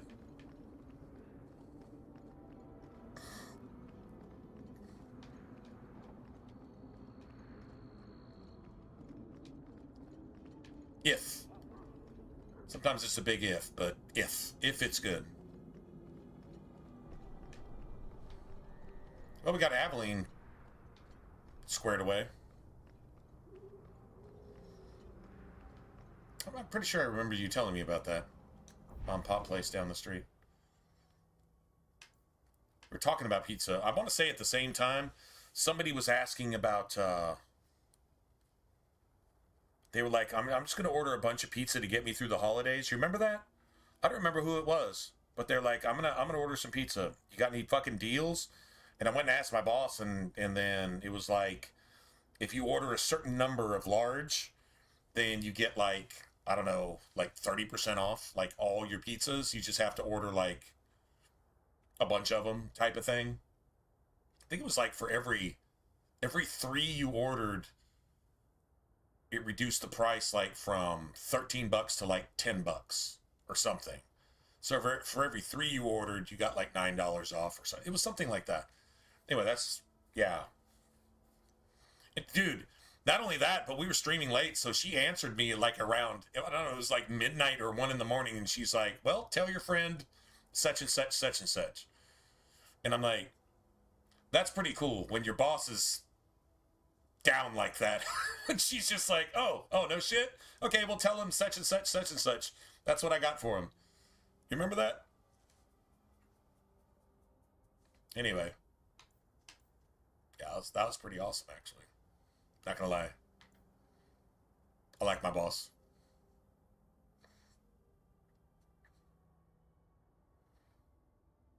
I guess it doesn't hurt. My boss looks like somebody who could have starred on one of those like Twilights or Buffy the Vampire Slayer type of thing. Now, she's actually a lot older than that, but she looks like she's 20. And I think she's like 30, 32. She looks like she's 20. But she literally looks like she's 20. She's about to have a kid here in, damn, what is it, January, February, March? I think in 2 months. 2 months, so she's like really late in that. Big as a house. Don't tell her I said that. But still, even like really late in term, when I say she looks like she could star in one of those, like, dude, she's like almost supernaturally pretty. Naturally, she really is. She really actually is, and she's just cool as shit, man. She's down to earth. I don't know if she knows how pretty she is, but yeah. Anyway, I just say that respectfully, you know. Actually, her old man, we're actually like pretty cool. He's the one that got me the position at the other store. So like I was working just a little bit farther north, only a couple exits down the freeway, right?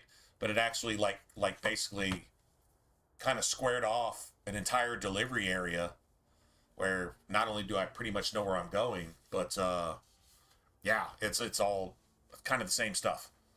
Anyway. So yeah, anyway. Yeah, she answered me. I think it was after midnight.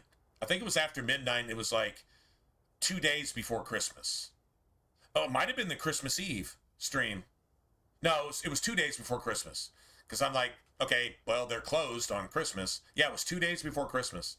And I was like, okay, well, I'll ask my boss if I can get you a discount code, which I was hoping. If it was Papa John's, I would have got you a discount code. A code that you could actually punch in on the PC and gotten a certain amount off on, like, probably everything.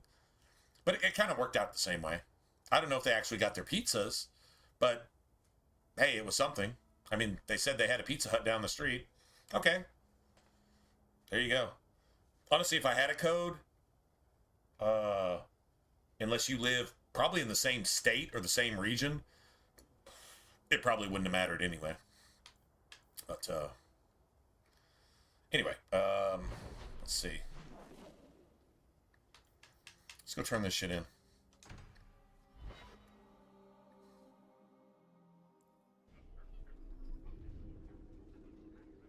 Oh, you too, man. All right, you too, man. All right, you too. Have a good evening. Everybody have a good evening, or, see, what time is it? I guess it's still evening. Good day, Sarah.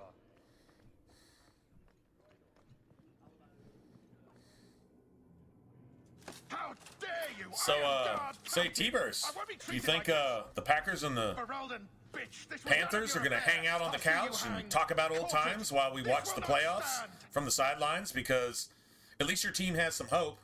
My team has no hope. To suspect people's such poor character. But you, Aveline Valens, literally the only hope my team has is getting rid of the head coach, the special teams coach, the kicker, the Viscount, and the quarterback. You got to get rid of Jordan Love. Let him go. Let that thing go anywhere else. Assume the captain's job. What? I'd rather draft a rookie and see what you got than play with Jordan Love for one more minute. At least. But who that motherfucker throws games on purpose, and if it's not on purpose, the dude's dumber than a box of zombie dicks anyway. If that thing died, the world would be a better place. You will be very busy. That might be a little bit judgy, but not too much.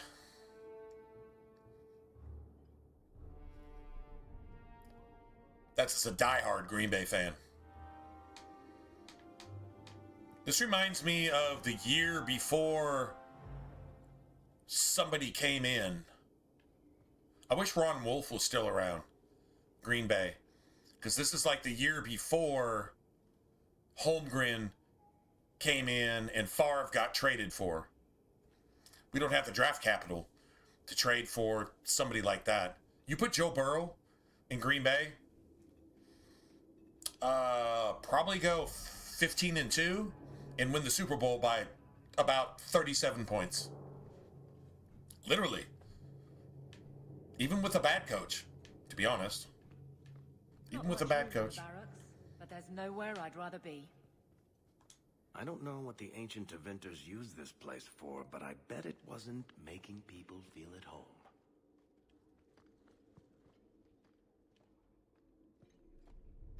Point the way, Hawk.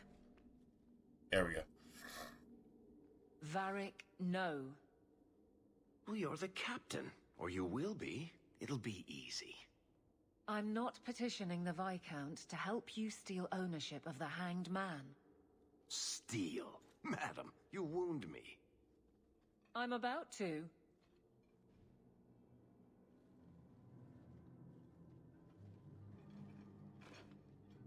Big changes are coming, huh?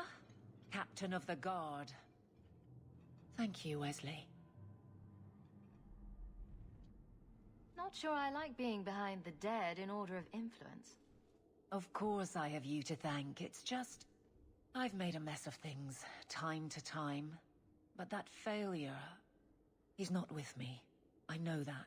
Wesley's at the Maker's side, or he's not. Either way, he knows no pain. He seemed a good man, for a Templar. I'm sure he's found peace. What I keep is that moment. I won't let anyone down like that again. I can't imagine the Captain of the Guard will like wandering in my shadow. It's not like this job means we're on opposite sides. The good you do, it seems rather appropriate. Besides, I'll be making the patrol schedule, and I don't intend to lead from a desk.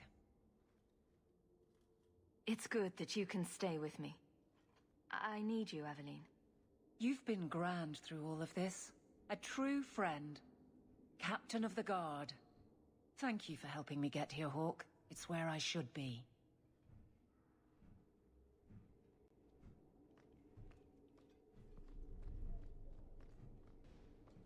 Thanks. You know, we got all this Aveline's friendship here. But when we actually need Aveline, it's really hard to keep her friendship because she hates everything you do. Unless you're doing bad things, and then she's alright with it. Well, I mean, this is necessary, you know. Fighting fire with fire, killing evil with evil, or whatever, even if you're not being evil. Some people would call it that. But if you actually, like, make money, honestly, by laying down your life, oh no. Oh, she hates you for it. She absolutely hates you for it. Okay, well, I mean, I guess we gotta go get Anders. So, I mean, that's it, that's all. We could probably get Isabella activated here, too, to be honest. You know what? Actually, I think we can. Maybe not.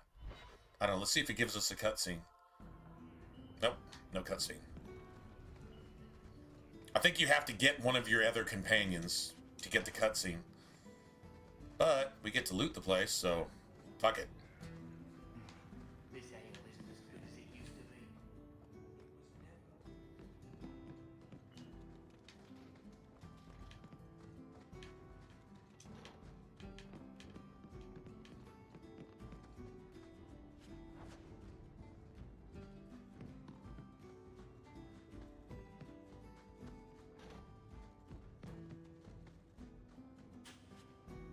Easy as pie.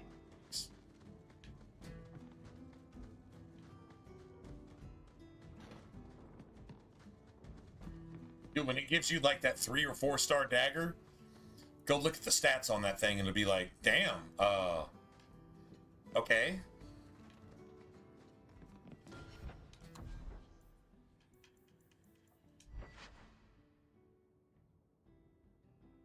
That's pretty sick for this level.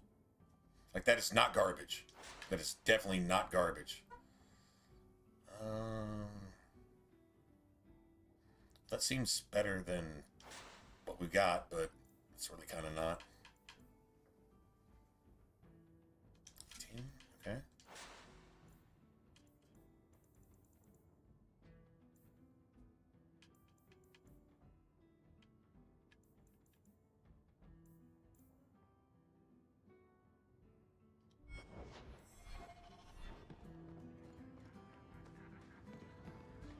How much money we got? 6, okay. So,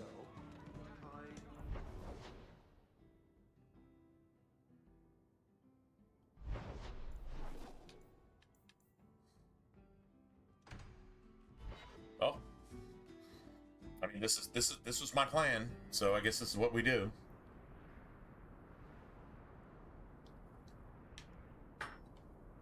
Good times, right?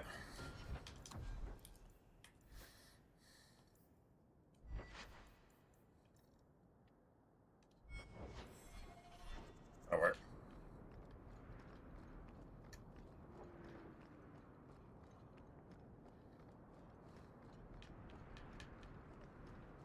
So what do you get on your pizza, T? What do you get on your pizza? I can tell you what my favorite is, but what's your jam? Like, what's your go-to?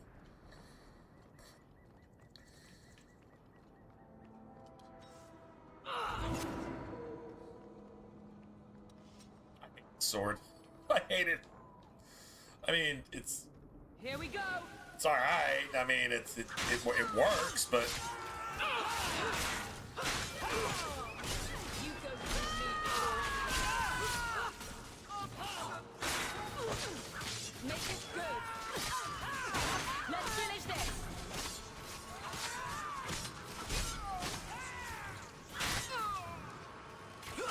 Go down.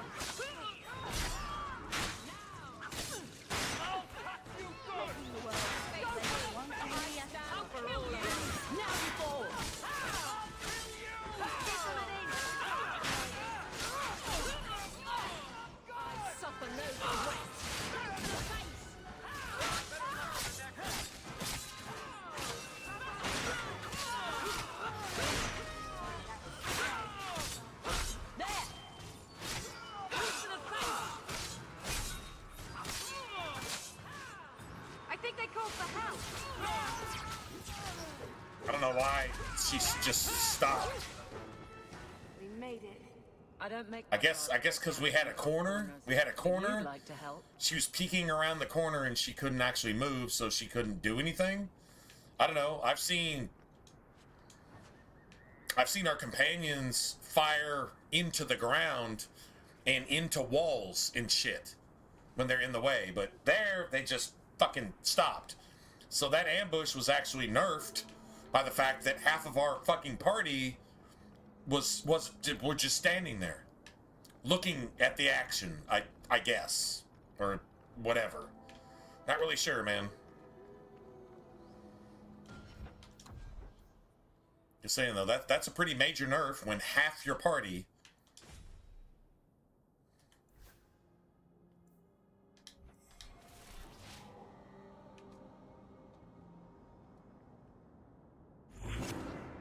the dog is glitching now too.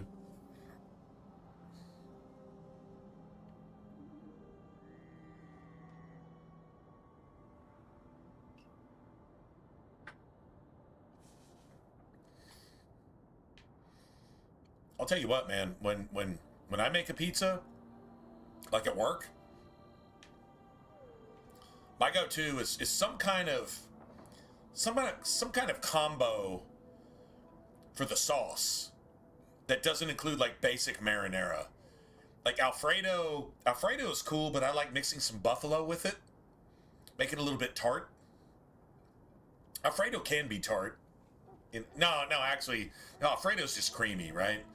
Pretty much. But throw some buffalo in that. Just some basic buffalo. Basically, just throwing vinegar in there, really, and a little bit of kick, right? That's pretty cool. There's a burger chain down here called Whataburger, and they've got a jalapeno ranch. And if you use that jalapeno ranch instead of Alfredo, and then throw, I don't really care what you throw on there. You can just make a veggie pizza at that point, and it's just, it's amazing. It's amazing. It's honestly about the same thing. It's like an Alfredo with buffalo sauce. Just a little bit of buffalo sauce in there. Mix it up and then throw that on there. There's also it's a honey mustard. that you get at, I don't know if you can get it at McDonald's. I believe it's Jack in the Box. It has a really good honey mustard. I think McDonald's does too for their wings or nuggets or whatever you call that shit. Whatever. But honey mustard is really, really cool on a pizza. But it depends on what you put on it. Like, it's got to go good with, like, sweet. So, any kind of veggies and probably just chicken, whatever. But honey mustard as a sauce. Instead of marinara or instead of Alfredo, honey mustard. But that's literally fantastic. Yeah, there's all kinds of cool shit you can do. It's a shame you can't order pizzas like that.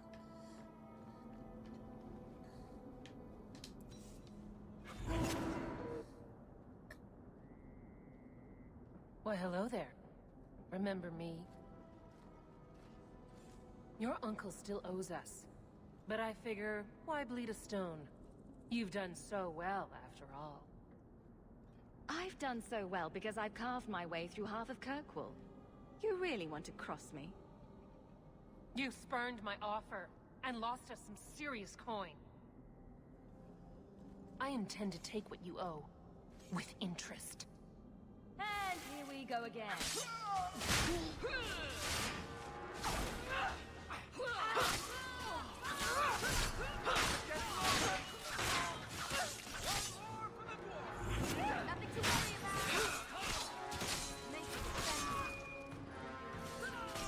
It's a pretty quick rebound. Come on. Yeah, I was about to say.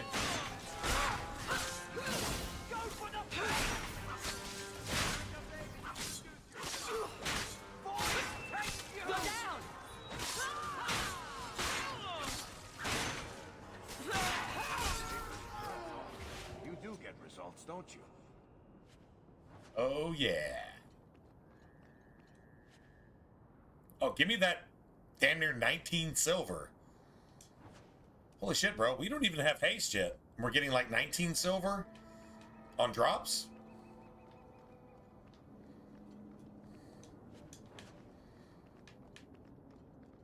The blooming rose. What do you suppose goes on in there? This is that time when we used to start playing metal. It's like, you want to give me 19 silver on a drop? Let's throw some spite in there and just start killing shit. Mm-hmm. Makes gaming fun. Alright, let's see. Which one was it? This one.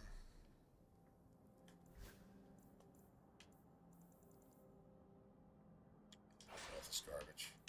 Nobody needs that. That's just trash. That's absolute trash. Why is it nobody ever seems happy? It's like the dog isn't even following.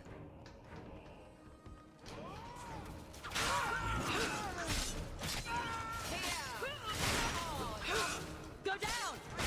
Let's finish this!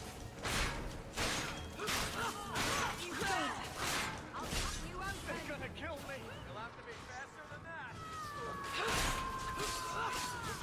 Kill you!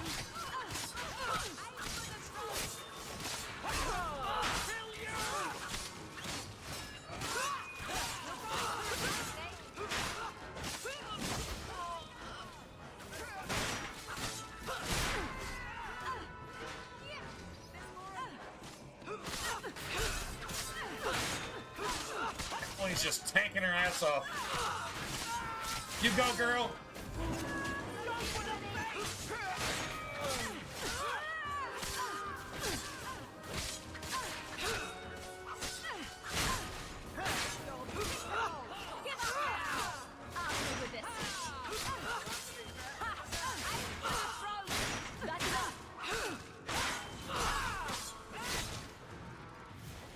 It's like thunk, thunk, thunk.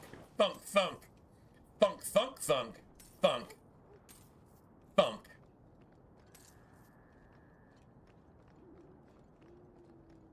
Nice.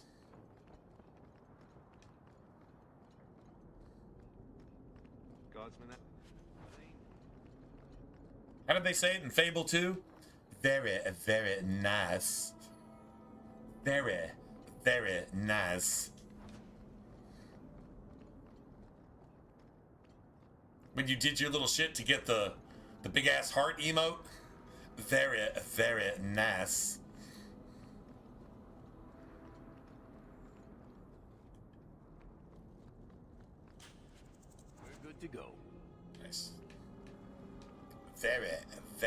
Nice. Okay, well, we got some more shit to do, I guess.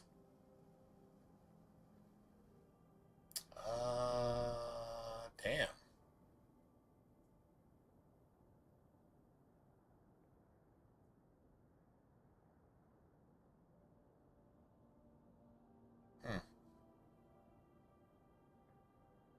Okay, well, that's fine.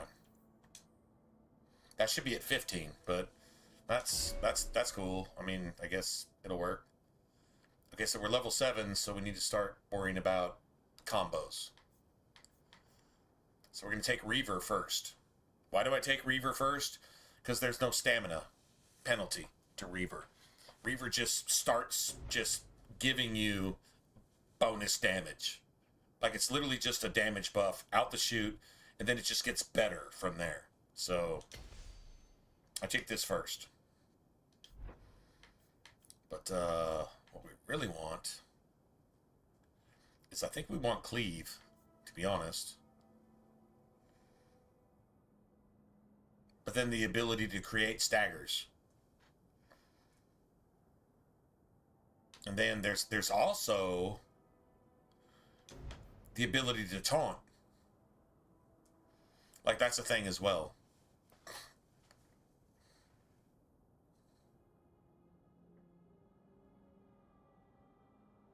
I mean, if you kill everything fast enough, cool.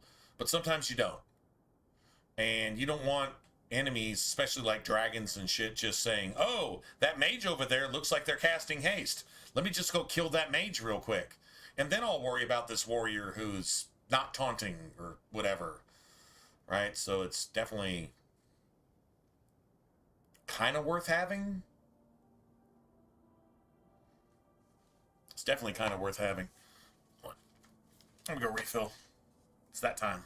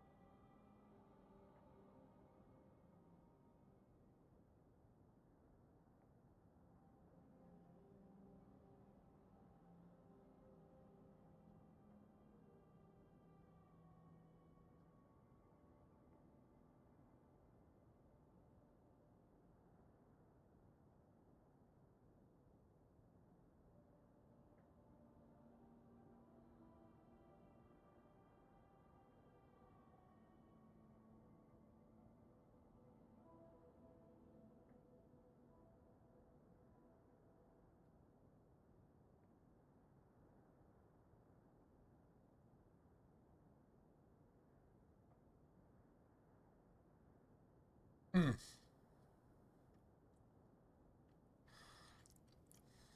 guess the common sense.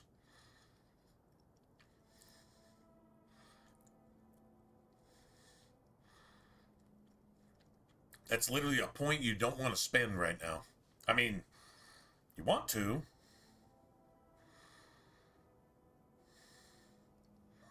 But that's 30 stamina that you don't want to spend later, so if you get in the habit of using it now, you just want to draw threat by damage, to be honest. That means we need to have Varric hitting us with threat. Varric actually has an ability for that. Okay, so... Fuck. I mean, that's a basic ability, too.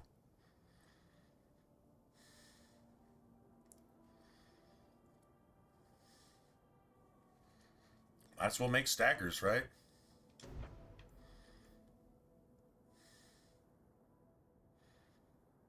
Yeah, for real. It's going to be a while before we hit level 8.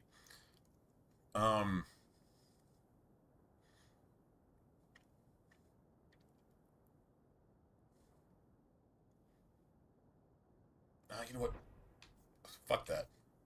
If I'm doing a majority of the damage, might as well just go ahead and do this.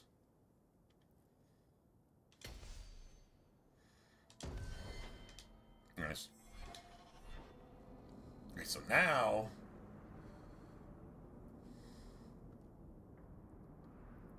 it's like, if you're going to do a Berserk Reaver thing, this needs to be, like, part of your shit.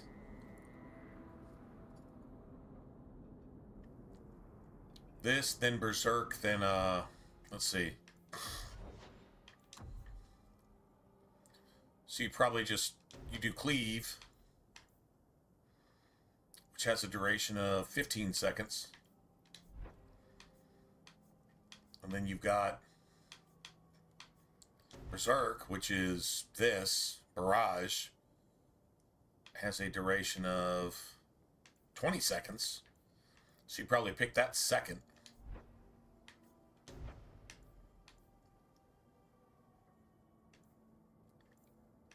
That has a duration of 10. So yeah, you just go like 1, 2, 3. 1, 2, 3, and then when you reduce your health, you double the bonus you get for missing health from here.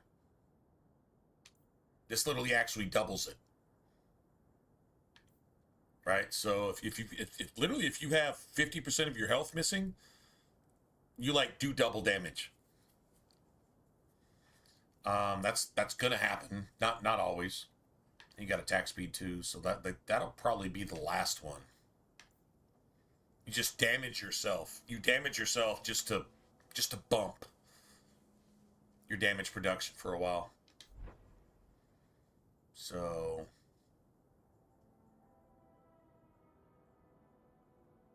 I don't know. Let's see, what was the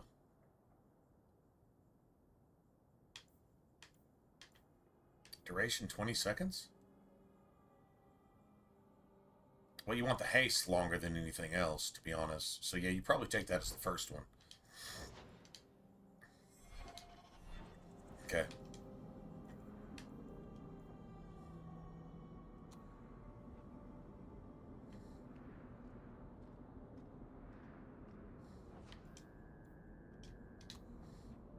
Puppy bro.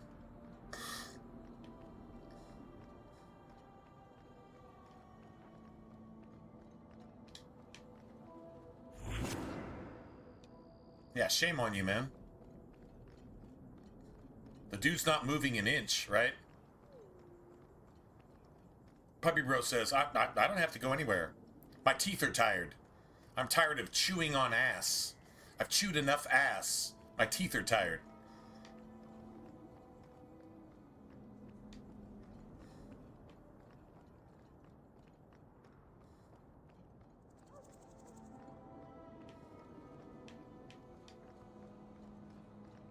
Now we fight! Go to the front!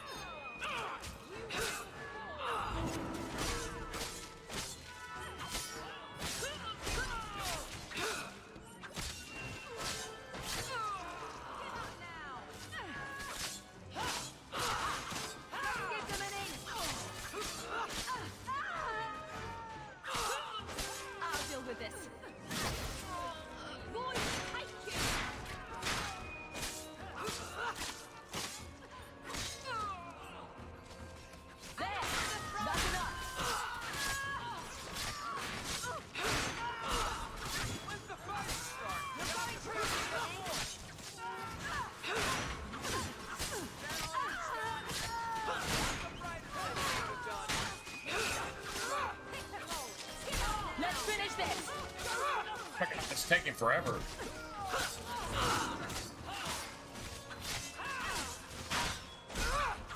There! You are not enough!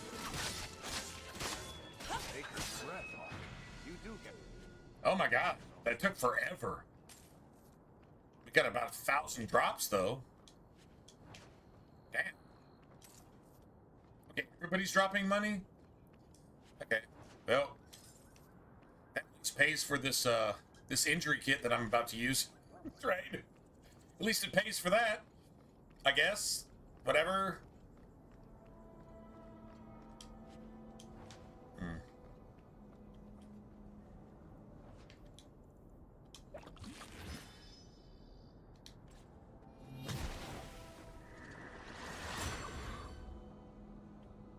Nice.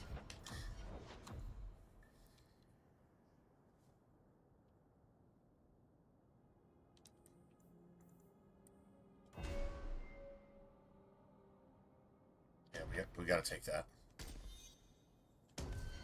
Gotta start getting some staggers in there.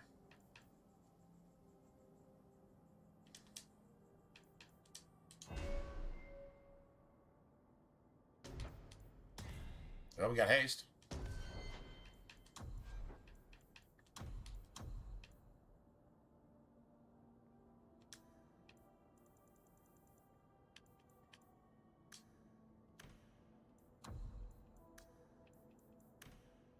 Haste.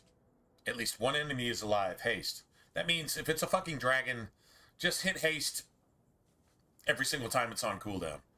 Just do that, please. Thanks. Appreciate it. Awesome. Good to know you.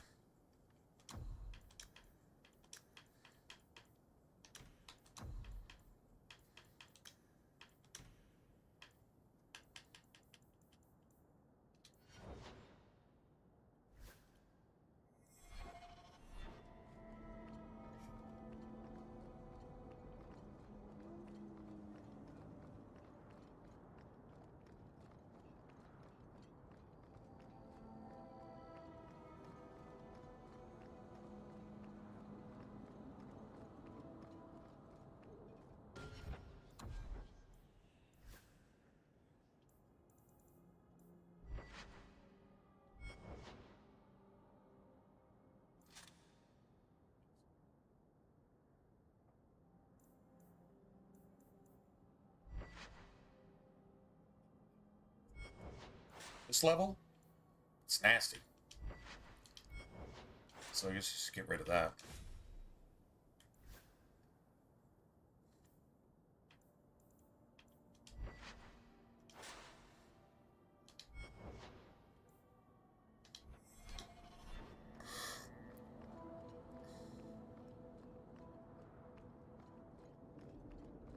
I saw Carl go inside a few minutes ago. No Templars so far. Are you ready? I didn't see anyone suspicious out here. Let's do this fast. All right. I'll handle the talking. You watch for Templars.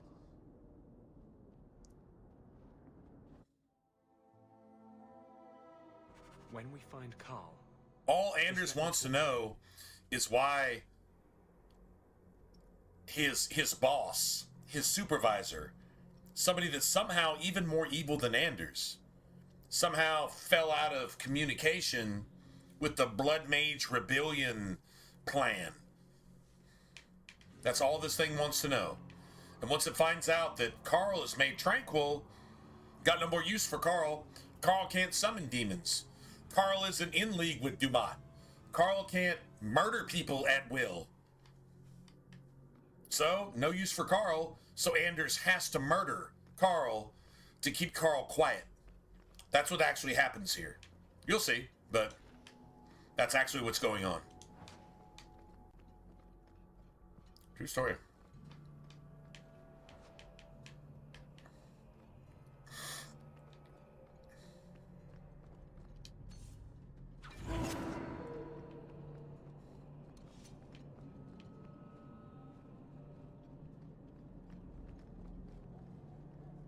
Oh, the dog is still froze? Is it seriously frozen? The dog is like broken. Like completely broken. No shit. Here, hold on a second. I'm not sure why this is happening all the time, every single time without fail. Huh, interesting. I guess you only summon the dog in a fight? Like during the fight type of thing? I guess.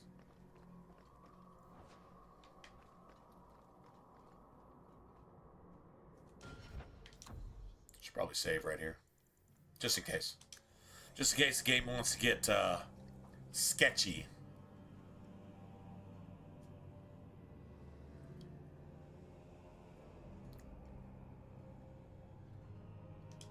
Anders, I know you too well. I knew you would never give up. What's wrong? Why are you talking like... I was too rebellious, like you. The Templars knew I had to be made an example of. No. How else will mages ever master No, themselves? the Mage Rebellion can't happen now. Because Orsino's second, teach you to control Anders' supervisor, has been fired. This is the apostate. No!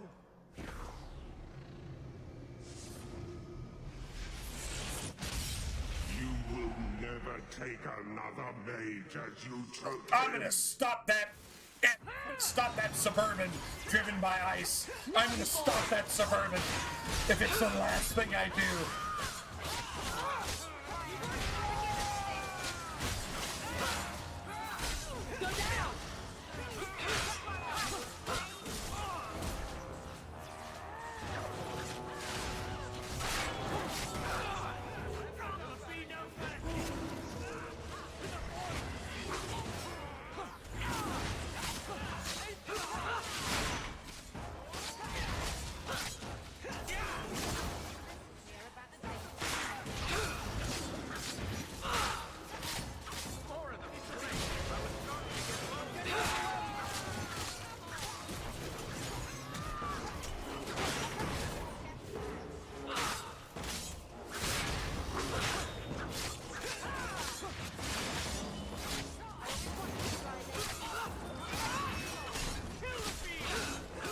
Oh my god.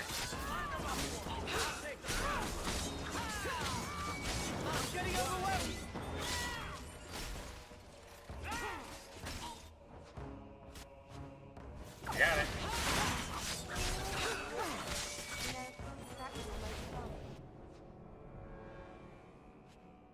Oh, I got it. Oh, dude, you understand the timing that's necessary right there? That was so accidental. It's like I got my health potion back. Into this world. Punk ass I had already Templar forgotten assassin. what it feels like. What did you do? Not the Fade part. The angry, glowing bit. It's like a gateway to the Fade inside you, glowing like a beacon. I have some unique circumstances, yes. Yeah, that's Carl, calling what Satan happened? How did they get you? The Templars here are far more normal vigilant than in Ferelden. They found a letter I was writing you. You cannot writing imagine you. it, Anders. So colour, Anders has all been the in music connection and with the this work. fucking God. piece of shit the entire I would time. gladly give up Anders my is a magic. pedophile fucking This- jihadist terrorist. I'll never be How whole much again. worse is this motherfucker? This is what Because Mother is Anders protecting me from. hasn't been Please, touched by the kill me before I Templars. forget again. So I how don't know bad how is you brought this it back, but it's motherfucker to fading. actually be made tranquil? Carl, no. Grace isn't made tranquil in this game. How bad is this motherfucker? I guess Orsino just allowed this thing to take all the heat that Orsino deserves, along with Anders.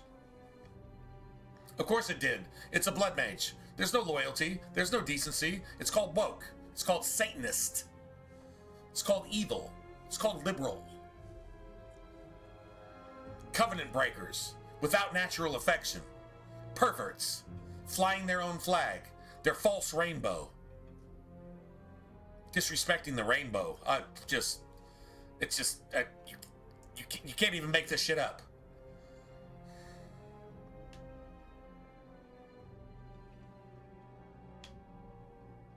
Don't murder this mage for no reason.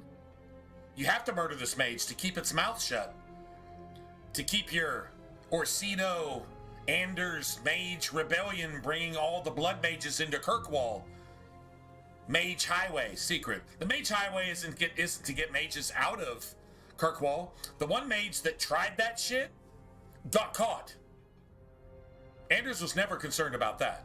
It's bringing the blood mages into Kirkwall to murder everybody. You got to bring in the jihadists. You got to bring in those emirs under the radar so that they can rise up at the end and kill everybody while they're sleeping, because they're a bunch of fucking cowards. Jihadists, terrorists, woke pedophile pieces of shit. True story. The Tranquil Island. That's what's actually going on in the game. So maybe it's not that bad. You have no idea. Just saying.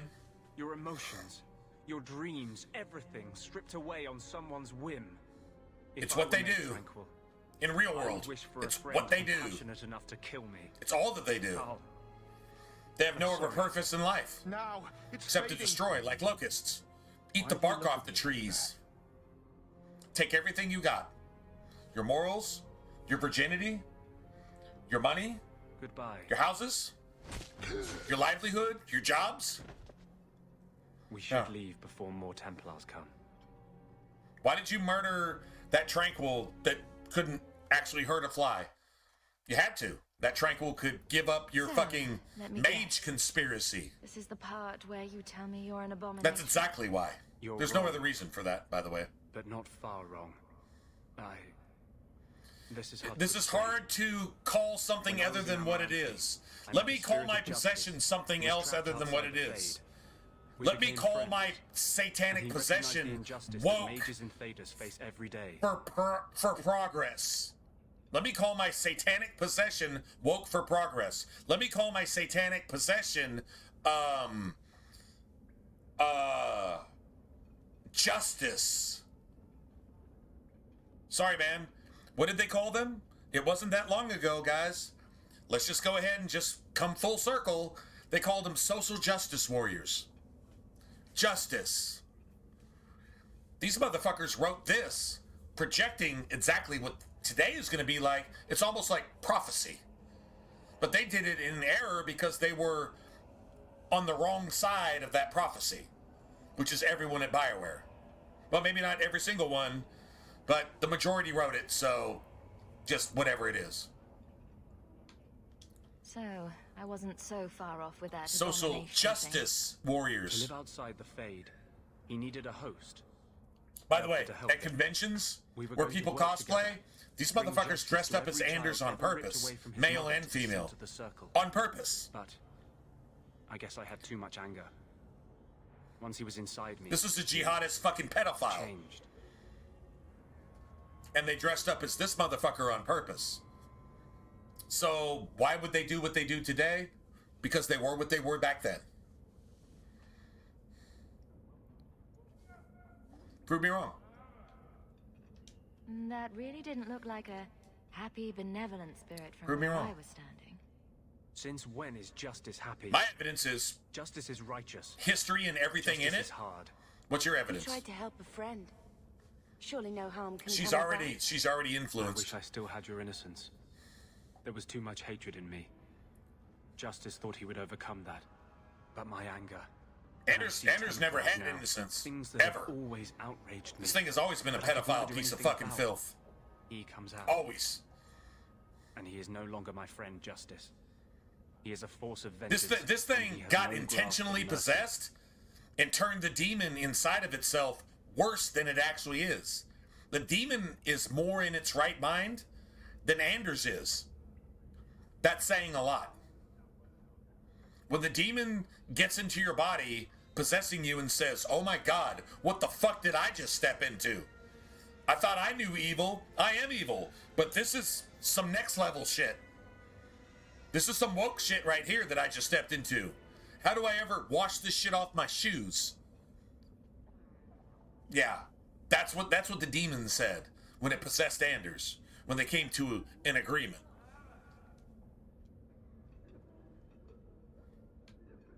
Wow. Your problems make mine seem small. Here. These are all the documents I have for this area. I can understand if you would rather me not join you personally. I cannot control my need for vengeance. Bring documents for I the would ask deep no one to roads take in on the danger of Kirkwall traveling with me. when I will it be here in my supposedly clinic if didn't you want need to me. have anything to do with the deep roads unless it knew what red lyrium would bring to the surface. Once again, if Anders didn't even want to think about the deep roads ever again, why does it have documents for all the deep roads in a land that it never lived in? Unless Anders came from Kirkwall as a blood mage, came south and just went batshit crazy and just got even worse. But as far as I know, Anders is Ferelden. Why does it have documents for all the deep roads in Kirkwall? Why would it bring that with it? Why would Anders bring documents for the deep roads in Kirkwall as the one thing that it carries with it on its escape to Kirkwall, fleeing Ferelden and the Blight? Why? Why? Why is that the one thing you're going to bring with you? Unless you want to go down to the deep roads and find that red lyrium for yourself, feeling the calling of Corypheus to go make sure this shit surfaces. By the way, if you take Anders into the deep roads, Anders is immediately possessed by Corypheus and immediately turns on you and tries to kill your entire party. That actually happens.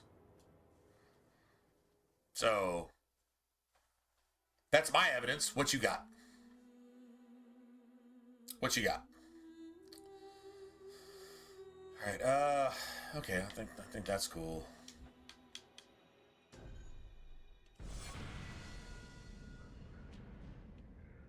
Nice.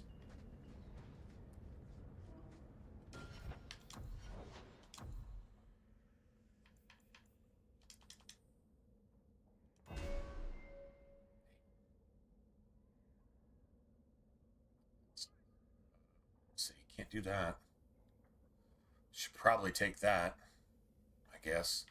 But honestly, I'd rather get goad too. Fuck.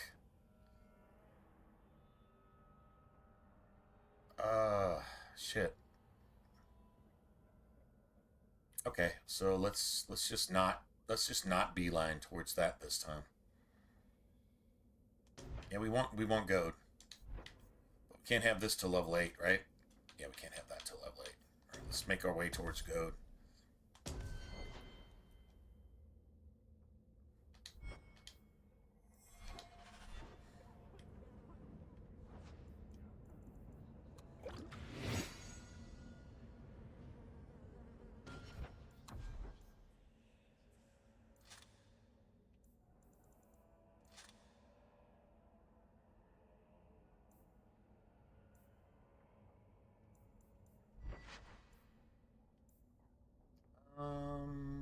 Okay, well, it's better than that, so whatever.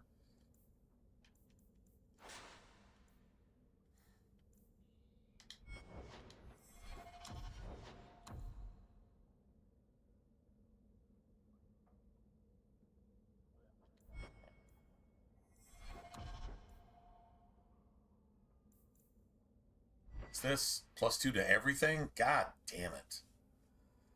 All right, so let's just do that real quick. I need like a true attribute distribution, right?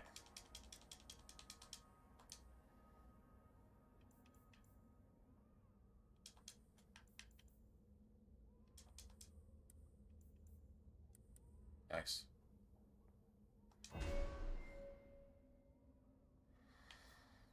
Okay, so here's the thing. We're not going to worry about any of that at this moment.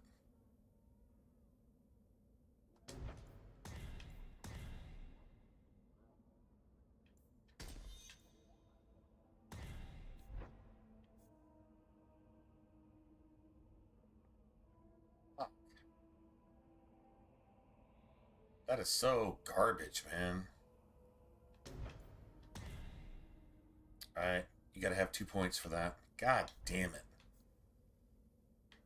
Well, chain lightning, right? Bitch. This is so bad.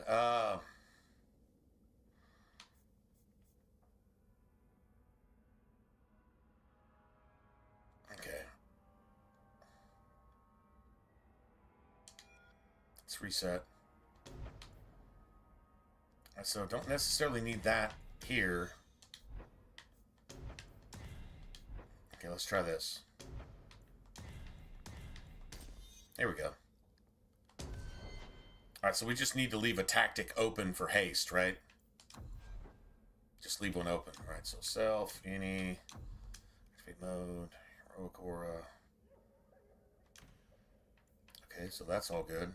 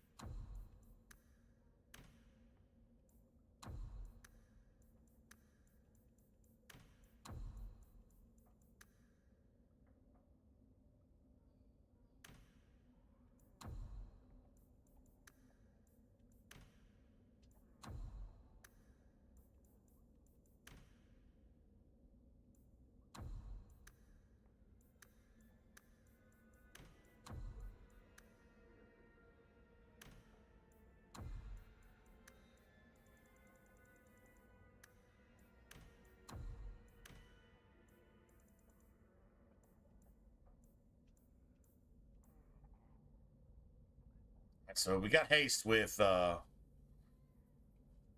Bethany right now. So we do this different if we didn't have Bethany, obviously. But either we'd be playing a rogue, which we'd still have Bethany, or we'd be playing a mage, which means we wouldn't really need.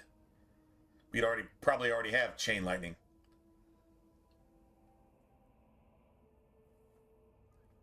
Right?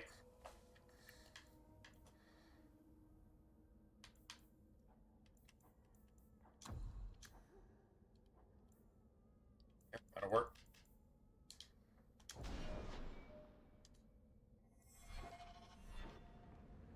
Well.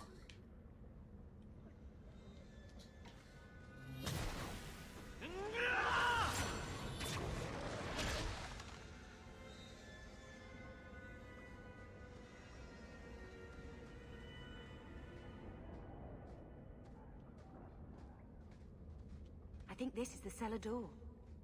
Let's go.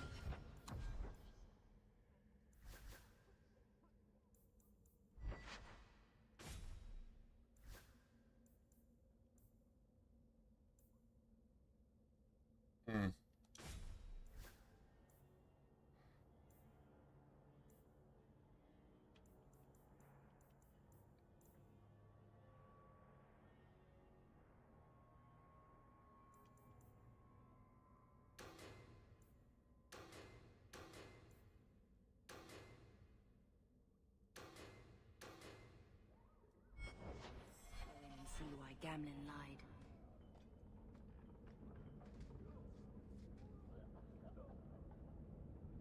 Well, shit, there's a lot of stuff you can't unlock until you do this anyway, to be honest. Right? Start picking up bullshit like that.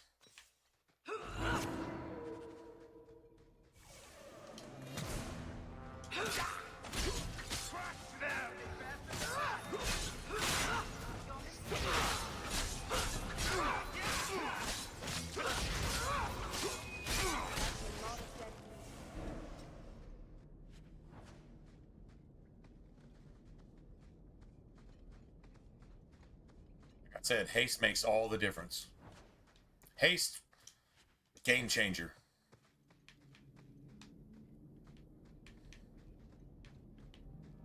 So now we have no Aveline, so it's gonna have to just do shit.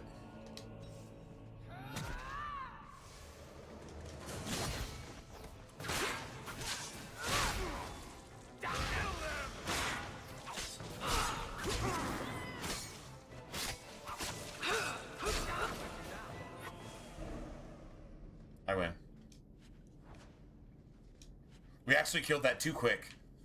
We actually lost, like, I don't know. Shit, almost 200 XP? Almost. Killing it too fast.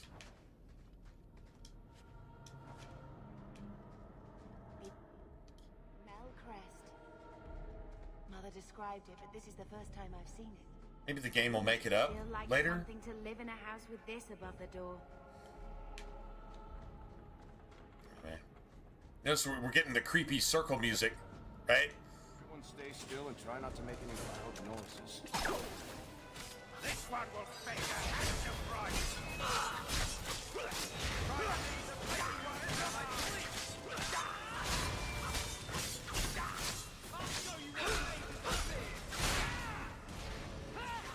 Everyone's still alive?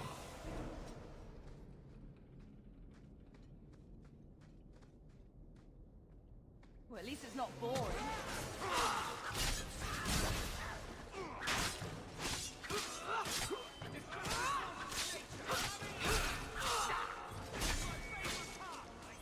Let's do this again sometime.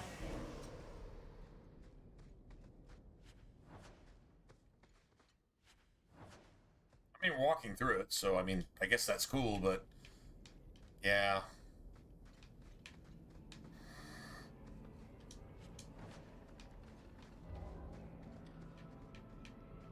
Gotta love the creepy ass circle music. Yeah, haste is the shit.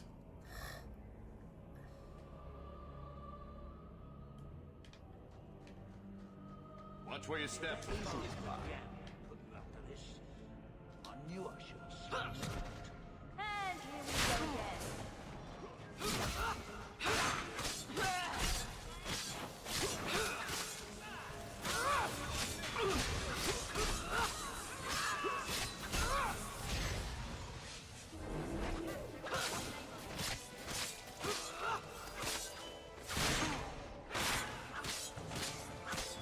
Crush them! You messed with the wrong mage! Yeah. You gotta love. Now, see, that's real enemy war cries. That's what I'm talking about. That's the real deal right there. Real war cries. Yeah! Come on, man. Why couldn't I get like a side job? Like, I don't know, man. Honestly, to anybody developing a video game, you don't have to pay me for it. Honestly, I'll do it for free. But I can go, yeah! As good as anybody else. I'm just saying. Let me voice act just the random NPC with their war cry. I don't give a shit. And I'd love to voice act a video game. Yeah! Everything we want to know about Come on, man. family is inside. I can do that. All set. That'd be so much fun, man.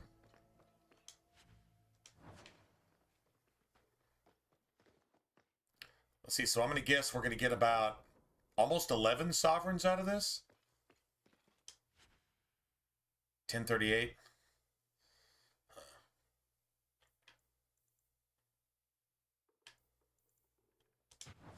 This Whatever. is it. Grandfather's will. Mother needs to see this as soon as possible.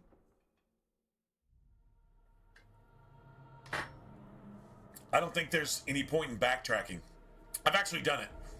Just to see, hey, wait a minute, not yet. To see if there was something to discover, like maybe an extra like spawn or something. I never found anything. I'm not saying it doesn't exist. I never found it. I did look before, though. We'll take it to her right now.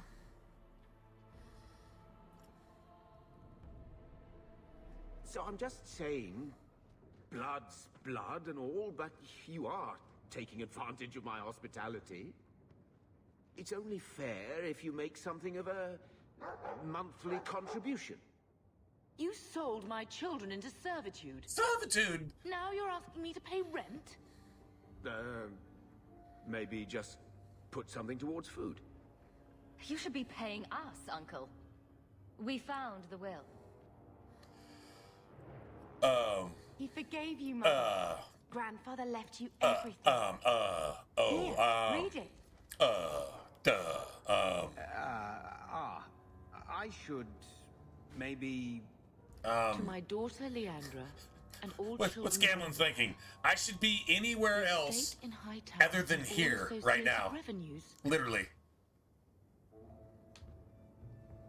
Check out the part where Gamlin is left only a stipend, to be controlled by you. Gamlin, how could you? You're the one who ran away, Leandra. What happened to love is so much more important than money. It is.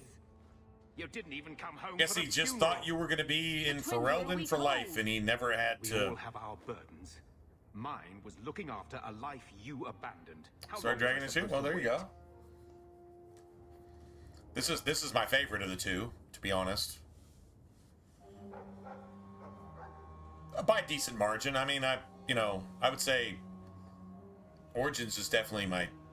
I think Origins is a really good opening chapter, and I think Dragon Age 2 is a really good second chapter. I think it's a better second chapter than Mass Effect 2 was. I'll say that. 100%. In fact, Mass Effect 2 is the one that if they left it out of Mass Effect would still be Mass Effect. You could take Mass Effect 2 out of Mass Effect, and it'd be the same thing.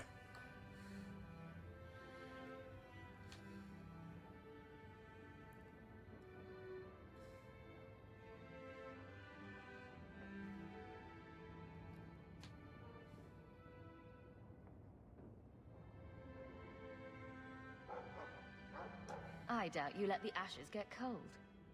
I took care of Father. I stayed. Most people And did. On his deathbed, all he could talk about was Leandra. I don't really know any RPG players Sorry. I shouldn't have or done it, RPG but I fans did. And there's nothing that I really can do like to Mass get it Effect 2. back. I don't expect that, Gamlin. But I know a lot of people like It's Mass enough Effect to 2. know Mother and Father didn't die angry. In my opinion, if you took Mass Effect 2 out of Mass Effect, to reclaim the you estate. lose nothing. Make a willing. You literally lose You'll nothing. have your house back within weeks.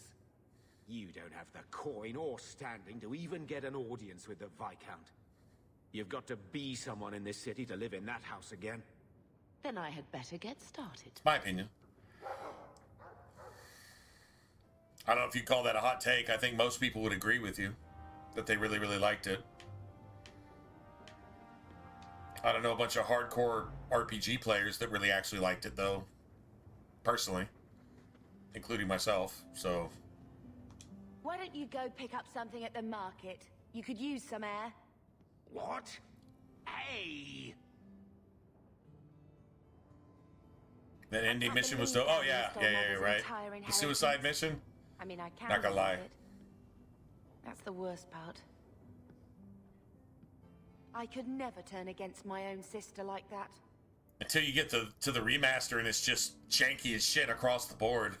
Like, doesn't it? I don't even. What do you call that? What do you call the remaster version of that? Like, you got the. Oh man, when they go to the collector ship, and then at the end in the suicide mission, that bullshit right there. It's so glitched. It's so bad. But I mean, that's the remaster, right? Like the OG though, Mass Effect 2. No, I agree. I agree. As far as that's action though, that's mindless action.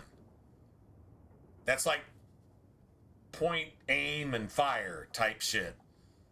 Doesn't have anything to do with an RPG. Doesn't really matter what your build is. Do you got a good gun or not? That's all that matters. It doesn't really matter what you picked, and doesn't. I mean, like, your build is completely irrelevant. It's not an RPG. It's an action game. It's a shooter. It's a cover shooter. Okay, if you're down with cover shooters, then okay, cool, I guess. But it's not an RPG in any sense of, pretty much in any sense of the word. It's about as much an RPG as what would you call it? Tomb Raider. Tomb Raider's an RPG if that's an RPG. Kind of like Skyrim. Fallout 4. You could throw some others out there. RPG elements. That's not an RPG, motherfucker. Call of Duty has more RPG elements than that does, if you just want to be honest. They have more XP, leveling up, and min-maxing based on perks than any of the games I just mentioned. Call of Duty is literally more of an RPG than any of those things. Call of Duty more of an RPG than Skyrim? Yep. Call of Duty more of an RPG than Mass Effect 1 and Mass Effect 2 combined? Yep. Call of Duty more of an RPG than fucking Tomb Raider? Yep. Call of Duty more of an RPG, everything more of an RPG than Fallout 4? Yep. I'd say Fallout 4 and Mass Effect 2 are about the same thing. Just cover shooters. Well, at least you can sprint in Fallout 4, I guess. I don't know. I mean, what does that matter? It's completely irrelevant in the conversation. Don't make any hasty promises. Joke all you want, but you make Gamlen look like the toad he is. Bills didn't matter in 3? You know, really? When we went to look for that will, Oh shit. I thought we were doing it for Mother. Did you use any combos at all in Mass Effect 3? Did you use any combos at all? No, I had grandparents. Because they had the same combo system as Dragon Age 2. You didn't use a single one? Oh, that kind of sucks. That kind of sucks. Well, I guess you missed like 80% of the game then. I guess maybe if you treated it like an action games without actually thinking for yourself and just played it mindlessly, I guess. I mean, that's interesting. It's the only RPG out of the 3, actually. At least when it comes to builds. There was more builds in Mass Effect 3 than... Well, I mean, shit, I don't know. I guess everybody to each their own, if you will. I couldn't disagree with you more strongly if I killed myself and came back to life and disagreed with you again. I couldn't disagree with you more strongly, but that's your opinion, I guess. But, They might have been all right with the Ferelden thing. But just imagine if they'd known you were an apostate. You're such a wretch. I was just hoping it would be different. Well, this RPG time. is builds. Here in Role-playing, you can role-play in pretty much anything. We're not running away. No, again. that's literally what makes an RPG is builds. But that's, once again, that's your take on it. I couldn't disagree more strongly, but that's your opinion. I guess. Let's see if Mother gets us that mansion. I don't want to call anywhere Uncle Gamlen is home. Has he moved that bowl of porridge since we've been here? It's been a year. I can't even remember what it was like to have a place of Well, our own. then again, my definition of an might even RPG take and the y'all's circle definition of if they'll give me a RPG are clean obviously bed like of my own polar sheets. opposites. And that's fine. I mean, whatever you consider one, I guess. I guess.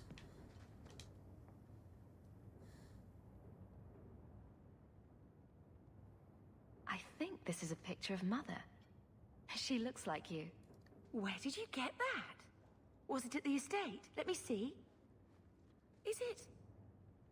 I think this is Mother's betrothal portrait from when she was supposed to marry the Comte. Look! You can see the ring. True story. Without combos. Well, I mean, I guess you could still play it as just a straight shooter.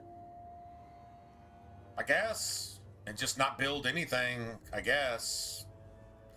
I mean, I think you're missing out on a vast majority of the game content.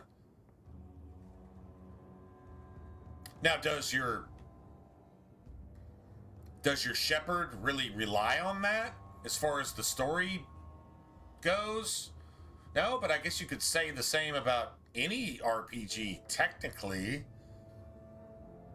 You don't have to immerse yourself at all, but if you can't build a character either, well then, like, you literally don't have an RPG whatsoever. Role-playing, building a character. Tabletop games come to life. A tabletop game is what? You got a dice roll. You got a limited number of skills. What are you going to put them in? Well, whatever attribute applies to your character, right? Now, I guess if you can just level forever, like a Skyrim or a Tomb Raider or a fucking Fallout 4 or a whatever, then you don't really have any choices. The only choice you had in Mass Effect 2 was, well, some of your skills were offense, defense. That's it. And in Mass Effect 1, there were really no options. Mass Effect 1 was literally that action, quote-unquote, role-playing game where you're just experiencing a movie, I guess. So I would say Mass Effect 1 isn't an RPG either. It's an action game. It's an experience, which it's amazing, but still just an experience. You're not building shit. You're not. How are you going to immerse yourself? I put points in the point thingies. That's my immersion. The immersion is, I guess, in the experience of actually, like, kind of controlling the main character of a movie, which is cool. Not gonna lie. Still wouldn't really call Mass Effect 1 an RPG. I prefer it over Mass Effect 2, because at least there's, like, a real story there. It's a setup. Mass Effect 2, to me, is like Chapter 2 in a 3-chapter book, where it's just like a bridge from the opening to the ending. That's what Mass Effect 2 was. So, I mean, I'm not really faulting it. I just say, if I never played Mass Effect 2 again, I'd be all right in life. I'd be all right as a gamer if I never played Mass Effect 2 ever again in like, ever. I'd be totally cool with that.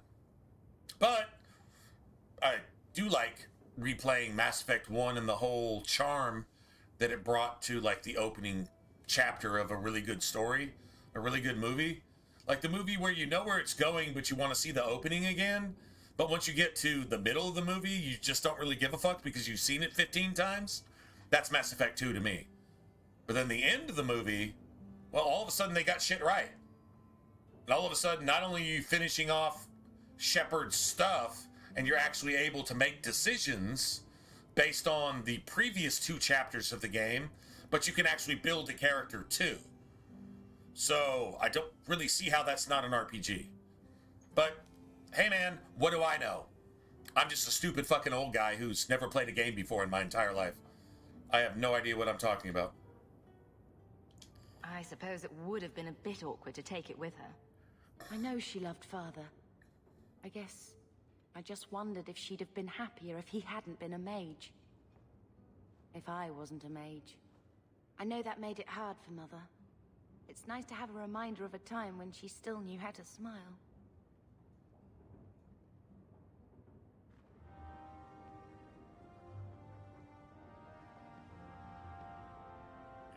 I mean, one of the funnest playthroughs I've had on Mass Effect 3 were never using a gun even once.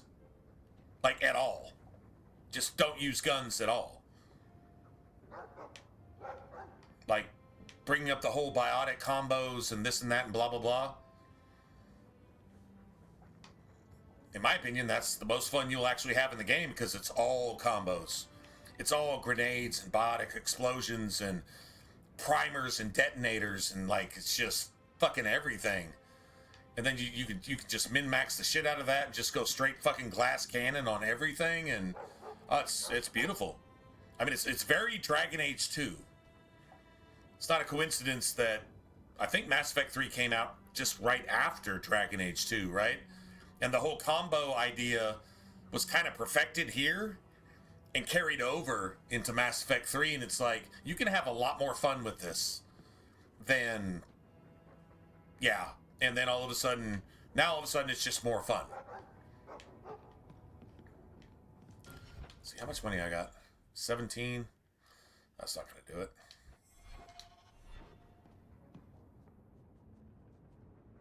Okay, so we got that.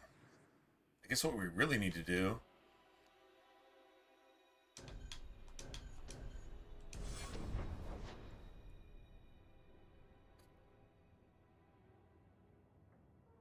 Yeah, no, that's Path of Exile is sick. Dude, like, you could put 10,000 hours into that and not even touch, like, you could put 10,000 hours into that game and not even see half the game. Like, you would just have to, like, just constantly regenerate builds. I mean, you can do, like you're talking about 7,000 branches off of each base, and then there's like, 5 or 6 different bases with, like, full and half combos and all that other shit.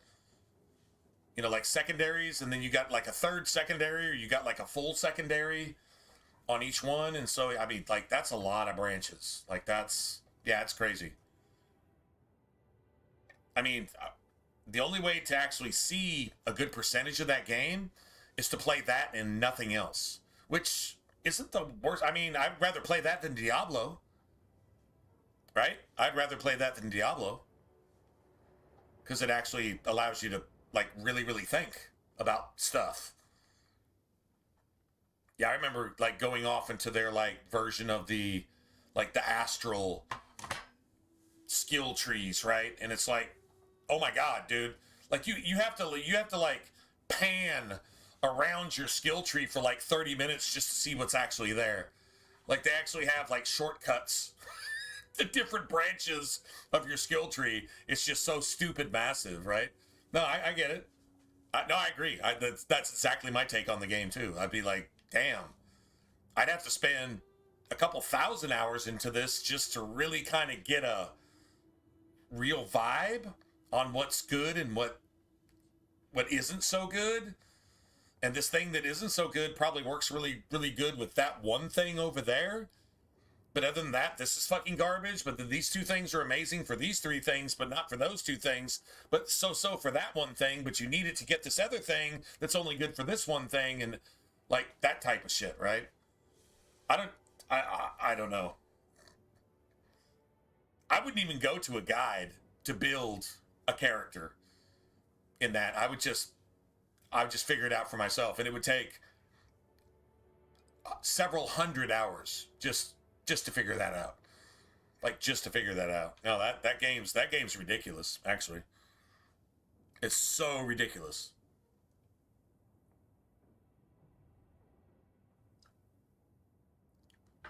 There's got to be at least several 100,000, if not 1 million plus, maybe a couple million possible combos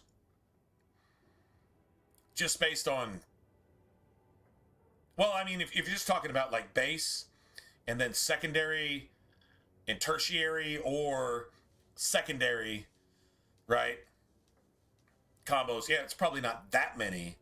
But then the possible skill combos and preferred paths that you actually go from there, and then now you're branching off into like hundreds of thousands, millions of possible combos. How can you experience that in a lifetime? I think it's a little bit extra. Although, I don't know, man. If you gave me like an action game, like say you gave me a Kingdoms of Amalur with like really cool gameplay, really cool crafting, and then you threw in all that skill shit right there and made it like, you know, like an open world, like action, real action RPG.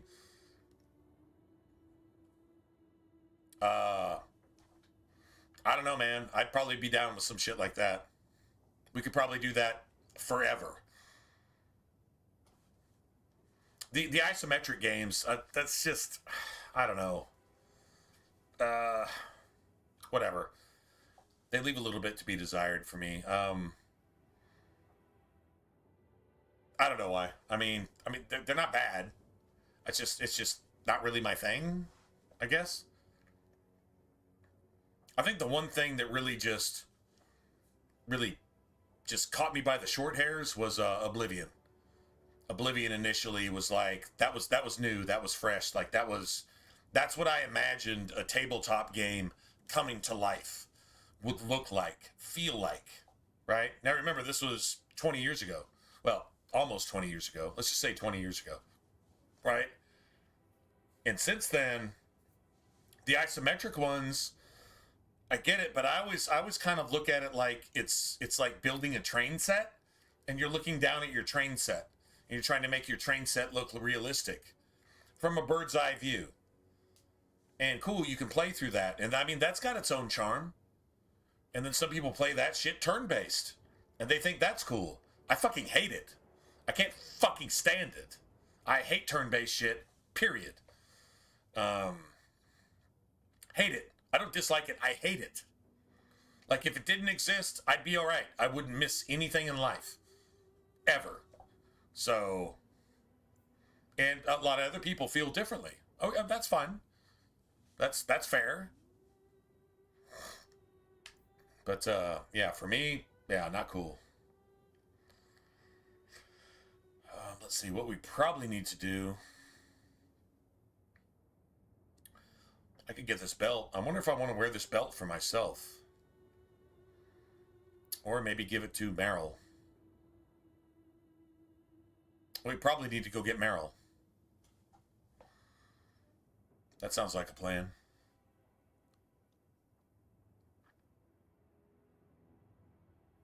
What, really? Seriously? Oh. As far as the gameplay goes, it's did you play Andromeda? Mass Effect Andromeda? I'm not making a comparison exactly, but I'm asking if you ever played Mass Effect Andromeda. Not as a Mass Effect game, but just as a game. Did you ever play that? No, it's not the same game at all. Not really. But yeah. I mean, I would say Kingdoms of Amalur is kind of like the Elder Scrolls to Andromeda's Mass Effect. If that makes sense.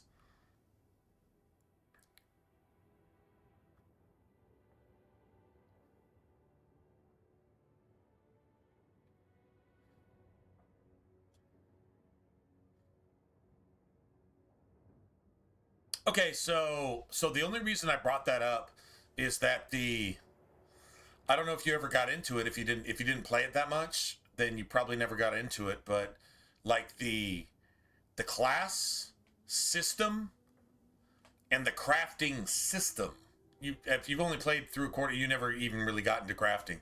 So like that was actually a carryover.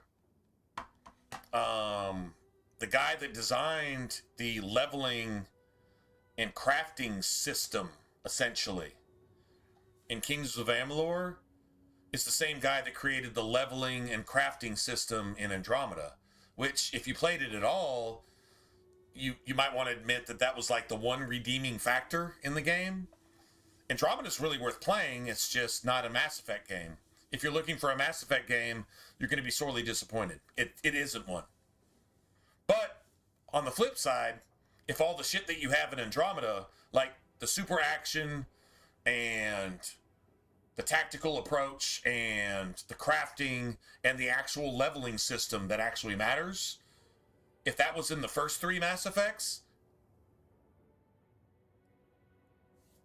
then if you were to compare that in the first 3 Mass Effects to Mass Effect 1, 2, 3 without it, you'd be saying Mass Effect 1, 2, 3 without it were pieces of shit.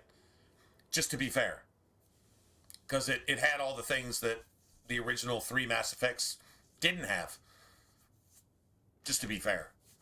But like the combos in Andromeda were as gangster as the combos in Mass Effect 3 and the combos in Dragon Age 2. They were just that gangster. And they were even more fun to watch sometimes.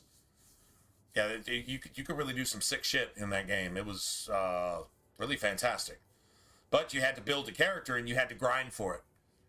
A lot like Inquisition. You had to grind. You're just not going to make your character in 20, 30 hours. It's going to take you 40, 50, 60, 80, 100 hours to make your character and get it to where you actually want it to be. And understanding all the mechanics in play. Like there was a lot of mechanics. You even had augments for your particular weapons. Similar to Mass Effect 1. Very similar. So, just, anyway, that's the only reason I asked this, because Andromeda was made by the same guy who basically designed the leveling and crafting system in Kingdoms of Amalur. Kingdoms of Amalur, the guy that was, like, lead was Ken Ralston, the same one responsible for Oblivion. But it's not an Elder Scrolls game. Visually, it's got a lot of Fable in it. Visually, I'm just saying as far as art design goes, and maybe even animations. But the animations progress with your character. So each time you add a new ability or upgrade, your character starts doing more and more cool shit. So I'm talking about like nuking the entire map eventually. Like, I mean, nuking the entire map type thing. The mage class is, like, really, really fun to play. But the two-hander is amazing. And the fucking daggers is amazing. And the cool thing is, there is no sword and board.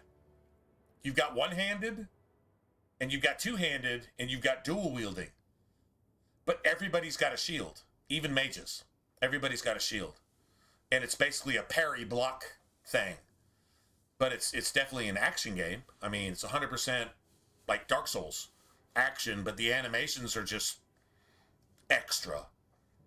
Animations are extra, like Bayonetta, extra animations, like that type of shit. And the open world is,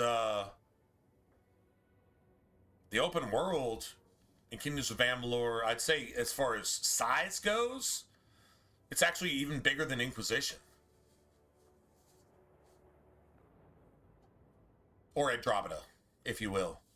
I'd say it's even bigger. You got regions, you got zones. It's not a Radiant level design necessarily. But then they came out with Kingdoms of Amalur Re-Reckoning, which is a remaster of it, and they added a new difficulty mode to it. So it was like very hard instead of, you had like easy, normal, and hard. Now you got very hard. I think it's called something else, but you get the idea. Hardcore, insanity, whatever they call it. But it always needed that because initially you could craft to the point that you could beat the game with like some early level shit. There was one or two things that you might run into trouble with, but for the rest of it, you could pretty much just roll through the game. It was very, very, very soft. And then they came out with Re-Reckoning and came out with the exact thing that it actually needed. What happened was the same people that do, I think it's Vigil, that did like Darksiders 2 and some other games. They bought the rights to it from EA. Because EA published it, but they let the fucking studio that made it die in a fire.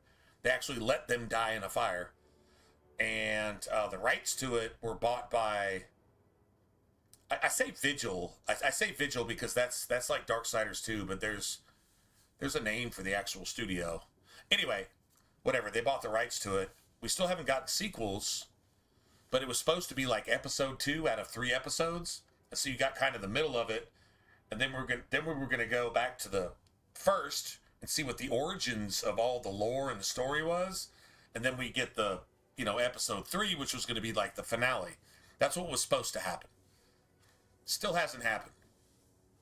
Shame that they just fucking let it just die. I don't know. Maybe the Re-Reckoning, they thought it would get more traction than what it got, but like you're talking about, if you're a gamer and you never heard of it, that's why it failed. But it's it's better than Skyrim.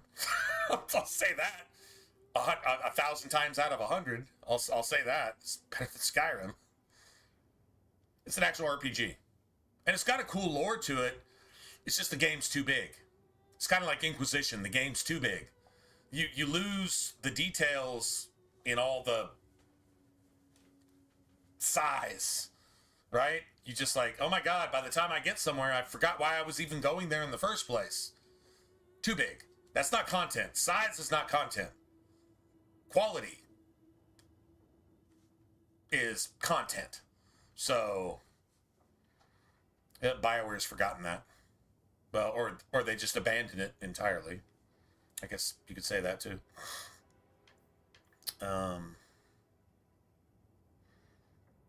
Okay, so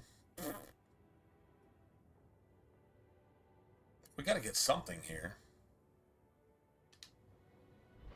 Hold on a second.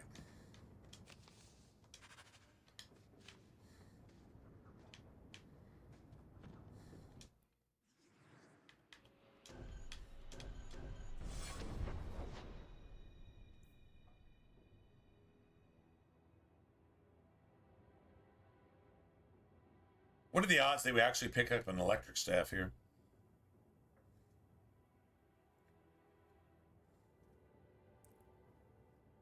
Sword and board's good in this game, though. I'll say that. But I agree. I don't play sword and board in basically anything, to be honest. But in this game, it's good.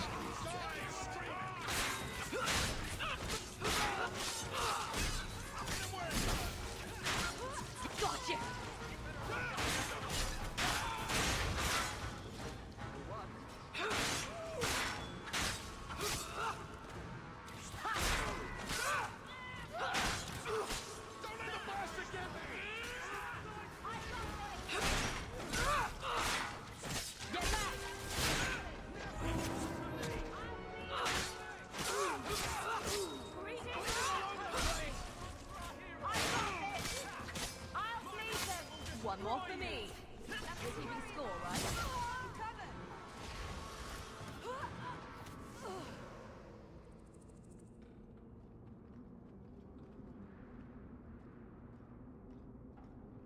Dude, that is so cocky. You can just strut around like you actually did some shit. You know, it's one thing to own some shit. It's another thing to strut around like that. Like, yeah, I did that. I did that. Like that go F your mom type attitude, right? Yeah, I did that. I don't know why you stepped up to me in the first place. Uh-huh. Yeah. Just saying. Well, if it ain't right, I'm gonna go refill. favorite new citizen. What are you doing here? Monster Hunter. Oh, my favorite shit in Monster Hunter was daggers. Dual wield daggers in Monster Hunter. And then, no, wait, there was I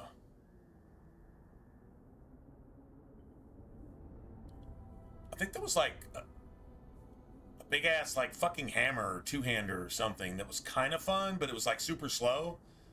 But the daggers were like super quick, and you had to like pull off all your shit so you could ride their back and do all kinds of cool shit.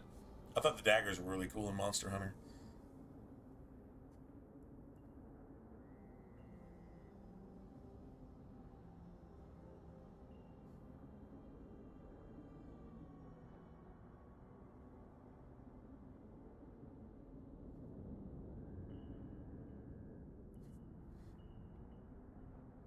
Oh, and by the way, Adept in Mass Effect Andromeda is some of the most fun you'll ever have in a video game. Because I mean, I'm talking, you actually get to like nuke, like you get to pull off nukes, like literally, it's like nuclear warfare. It really actually is. I don't know. I mean, I got a video up on it. In fact, I think it's called nuclear warfare. Exactly what I call it. Because I mean, what else do you call it? And I don't think it's spoilers. Not really. It's just build ideas, really, to be honest. But yeah. And you have options on which way you go with it, too. Yeah.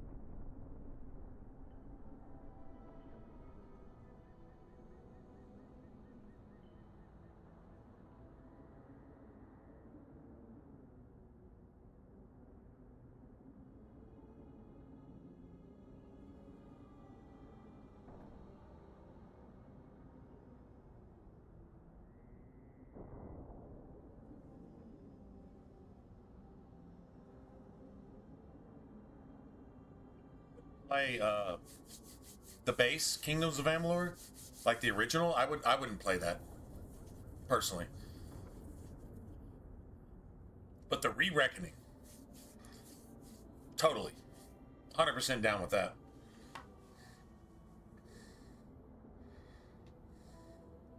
My year's done. But a day's work for a day's pay, that I could do. You mean you're not too good for my kind of work?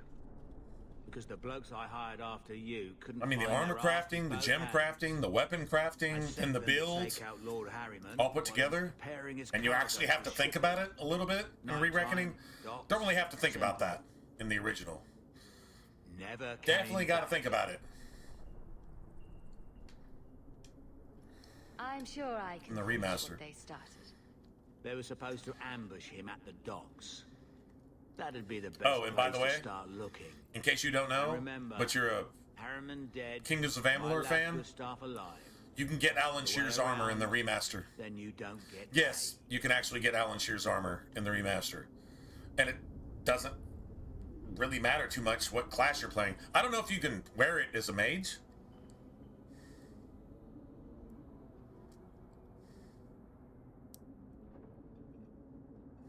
So I guess it kind of does matter a little bit. Yeah.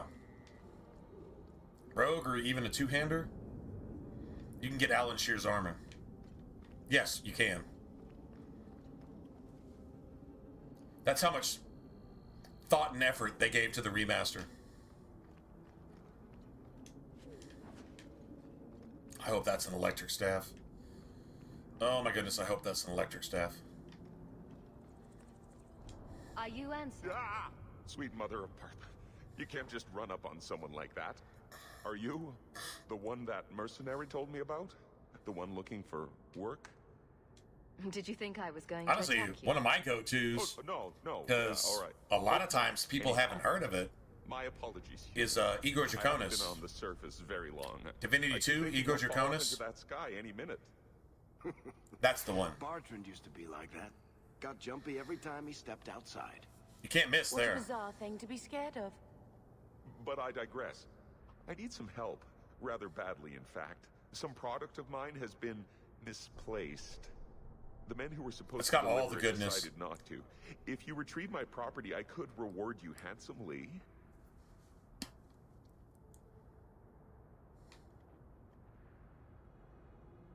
Make it worth my time, and I'll help you. Oh, I will. Or I'll try to. The gentlemen conduct their business at night in a little hovel within the alienage. If you have to kill them, then I guess it can't be avoided. But I'm sure they'll be reasonable.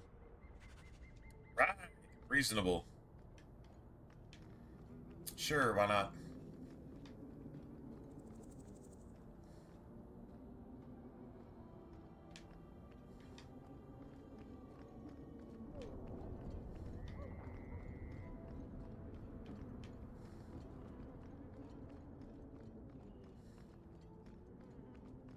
We should just be able to just run down here and own shit, right? We're under attack. What a surprise.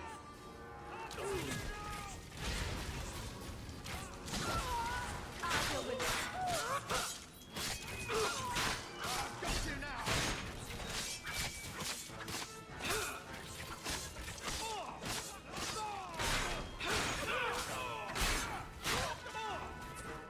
Making the world a better place, one enemy at a time.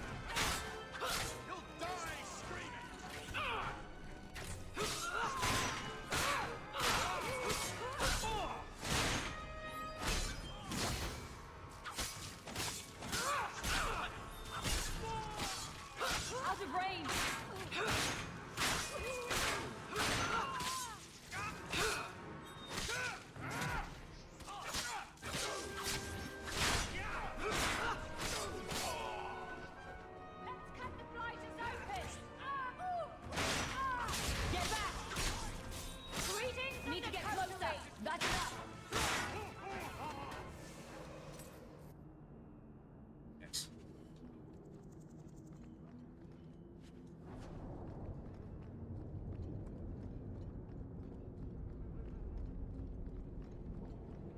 If you notice that the sword and board is probably dishing out as much, if not more, pain than two-handers sometimes, that's true story.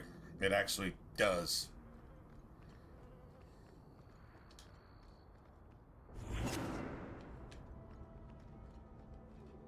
Well, we can at least get paid right here.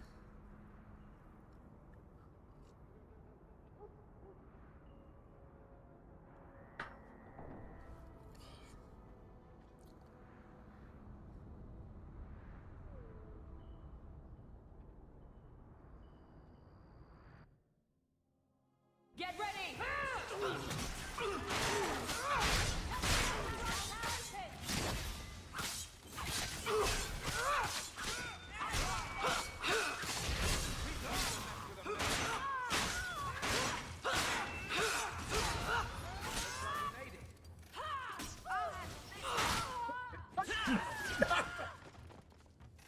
Damn dude did a backflip.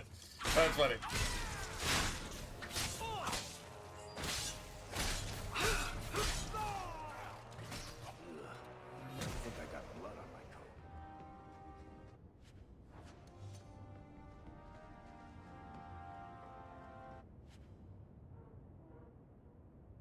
Damn it. I kind of saw that coming. Let's see.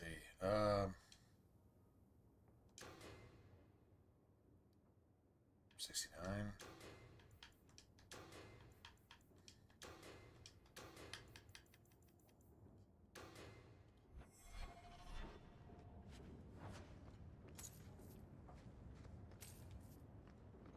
Shit, I don't care if it's a copper piece. There's no point in wasting whatever money we got, though, right? We gotta go hit a merchant. Good job in there. In fact, get rid of any other groups like that, and I'll be at the Hanged Man with some toys as reward. Courtesy of some interested friends. I never meet anyone normal.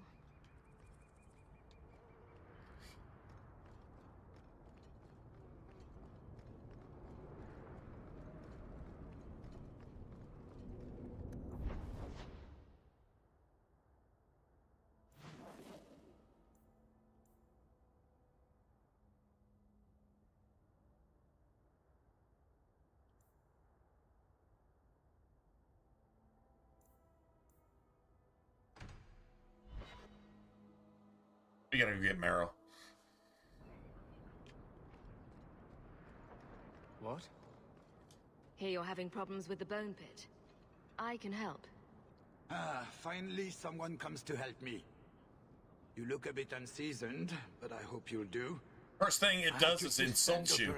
That's the first My thing. workers are lost in the mines or have run off. Well, you look like garbage, but I guess you're better than nothing. I sent others before, but That's how you no butter word. somebody up, huh? Perhaps they are putting me off.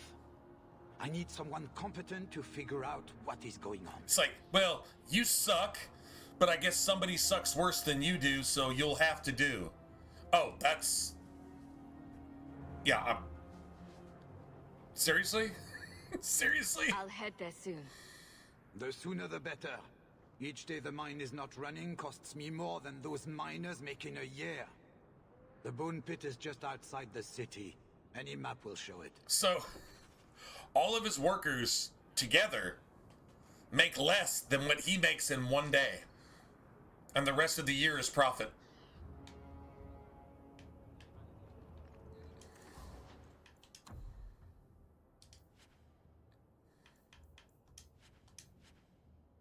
That's Spirit. God damn it. Oh well.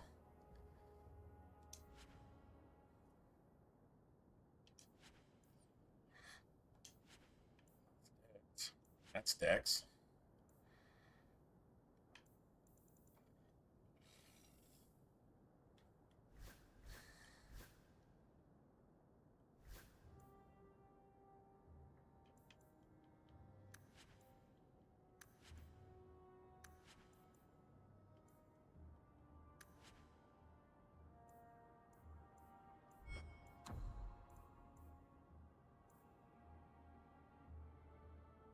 Oh my god, I'm pretty close. Well, then There might be some shit I can actually turn in here, or something. My wife has gone missing. You need to find her. Ho ho! You there. You look. You What there. do you mean you can't help me? This is a domestic matter, Sirrah. If your wife has chosen to leave you, there's nothing we can do. Ninette is my wife. She's legally bound to me. Bring her back. We're done here. Useless. Why are we still paying those sluggards? Useless. Ho ho!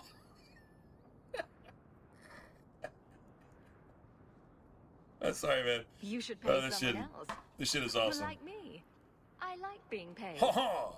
If you can find Ninette, Ho ho! I will gladly pay you.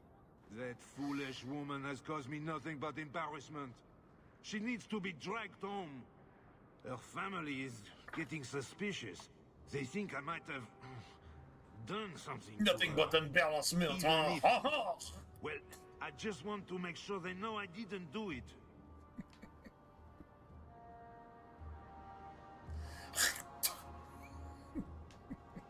I'll try my best to find Ninette and bring her home. You should talk to Jeff. Am I the only one finding the this Blooming funny? Rose. Seriously? I didn't know she visited whores. It's just Until Jeff whores. sent a letter to our house. He even sent her flowers once. Lilies. Her favorite. Ah, talking about it makes my head hurt. Good luck to you, Sarah. Say what you want. But they eat snails. On purpose. No, like literally on, like... I'm sure there's a standard of snail that you actually pick to eat on purpose. Enough said.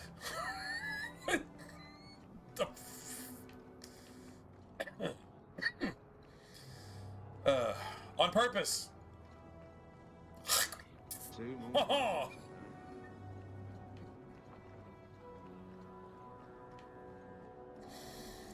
Oh, shit. Have you seen a dog? Please, can you help me? I guess the lack of respect is real, right?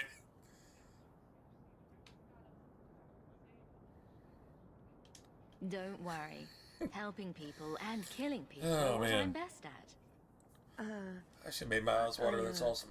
Hope there will be no call to kill anyone, Sirrah. Karen was always so devout, so idealistic. He was so proud when the Templars accepted him. Oh, I shit. pleaded with him not to join the Order. Okay. He wouldn't listen.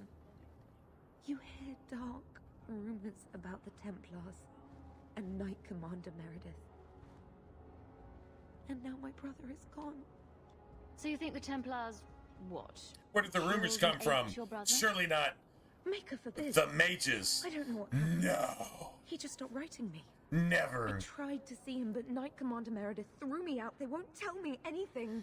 Couldn't possibly be the mages. No. Your brother may indeed be in trouble. What can I do for you? Perchance. In your journeys, if you find yourself in the gallows, ask the other recruits, Wilmerd and Hugh, about my brother. They were Karen's closest friends in the Order. If anyone knows where he is, it's them. Maker bless you and watch after you in this endeavor.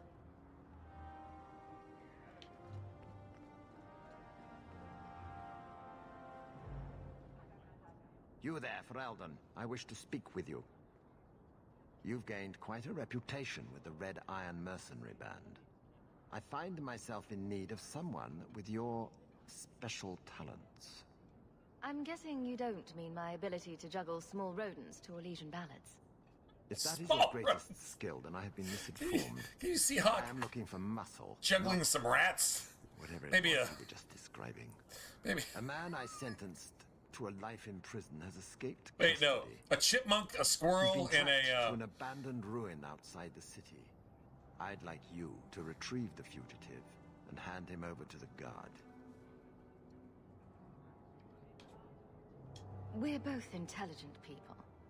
There's something in the ruins, isn't there? A gerbil, maybe?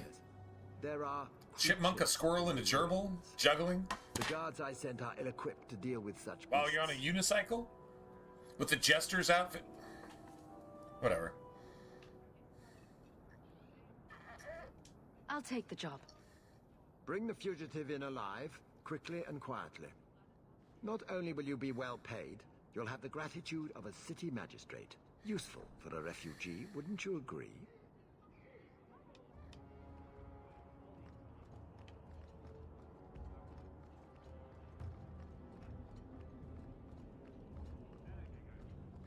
She visited horse. Nothing to see here.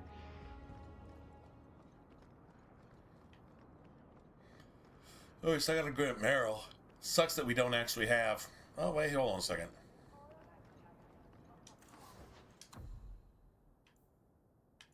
Nature and spirit. That sucks.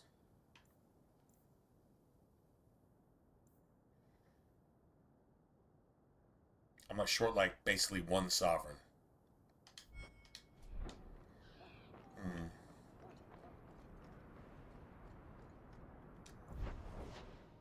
You know what, though?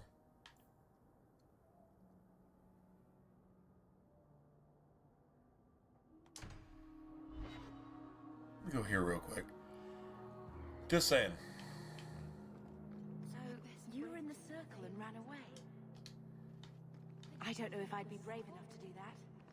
You've been an apostate your whole life. Exactly. It was never anything I had to work for. Other people always took the risks to keep me free. Everybody always suffered to keep Anders free, too. And they always paid for it. Always. Mika. True story.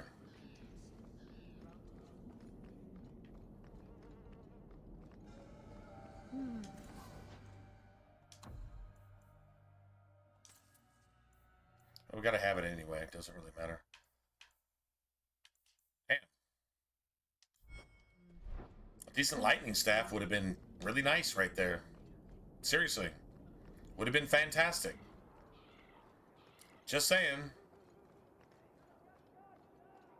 Don't worry.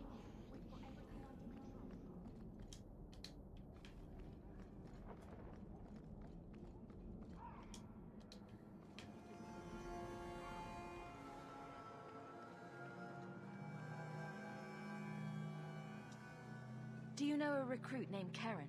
His sister is looking for him. We cannot speak to you, Messer. Oh, good. We'll just be leaving then. To go somewhere that isn't the gallows. Somewhere just anywhere else. I love that. Karen and the others Oh, good. Well, you don't want to talk to us. Well, The Knights we'll aren't just doing anything to find go you. anywhere else. Maybe it's time to as ask long for as it's not outside here. help. Seriously. You're already defying orders to talk to I me. love Bethany. Might as well share the good stuff. I hear that Knight Commander Meredith has some new initiation you have to go through. If you're not strong enough or fervent enough in belief, you don't make it out alive. Her own people. That's horrible. Yeah, you would believe that. Honestly believe that. No, even the Templars don't believe this Wilmot shit. came back. What? He did. I saw him this morning. If Wilmot came back, he might know more about the other missing recruits. I bet he would. Wilmot told me he was going outside Kirkwall. Bethany is still really young and gullible, didn't you tell us apparently. this? Knight Captain Cullen ordered it. But right before he chased you can after you can Wilmot. thank That wasn't too long pedo ago. Anders. You can If you can hurry, thank the he might pedophile catch them on the road. for corrupting your sister's brain out the chute, Kirkwall may not have the best circle. confusing her logic and reasoning, and honestly probably making her forget half of what your father actually taught her in the first place. Honestly. True story. See, that's only 50 silver, though. Fuck.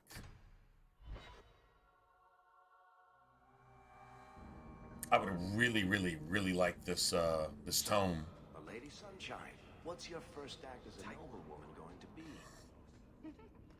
A noblewoman with no fortune and no I title. think I found something. Looking of for yours. work, probably. Where did you get practicality is for peasants, milady.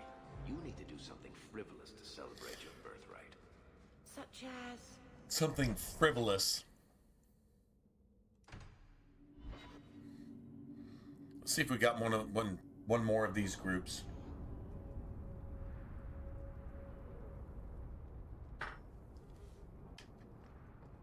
I don't think so, but if we did, it might just be enough. Why is every surface dwarf a merchant or a smith? You left out criminals and hired muscle. They don't count. Dwarves are drawn to shiny objects, sort of like magpie, but with business sense. You're kidding. Of course I am. We come to the surface with the skills our ancestors had, Blondie. You think there's a tradition of dwarf woodcutters in Orzammar? Beekeepers? Sailors? Well, there could be mushroom growers and nug wranglers. Orzammar will never let those people...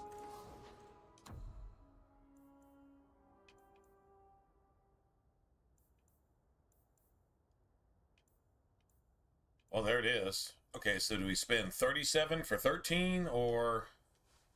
Motherfuck. Dude, that's a sick-ass electric staff, man. Although this'll do what we need to do. Yeah. I guess we buy the better one.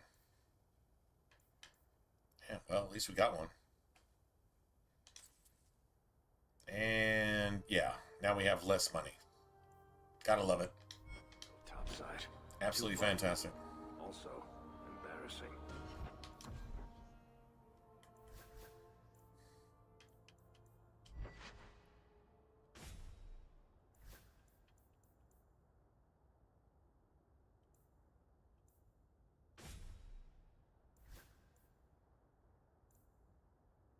Honestly, I think we're good all the way up the mountain with this shit.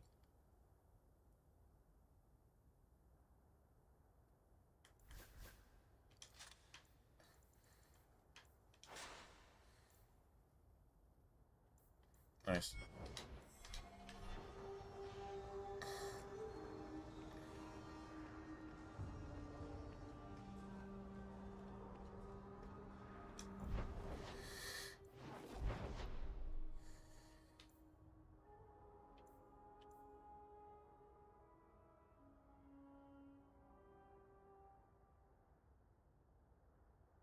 Doesn't really matter which order we do it in, I don't think.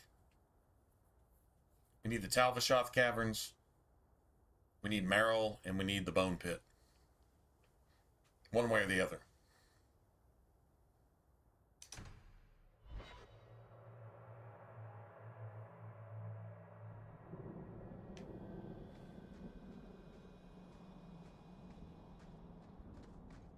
I knew this would happen.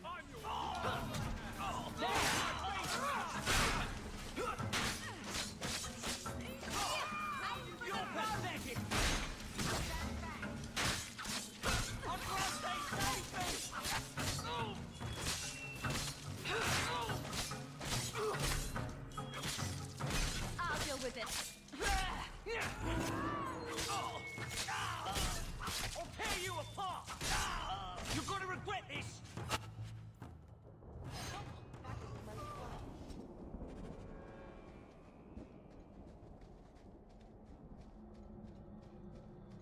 Nice.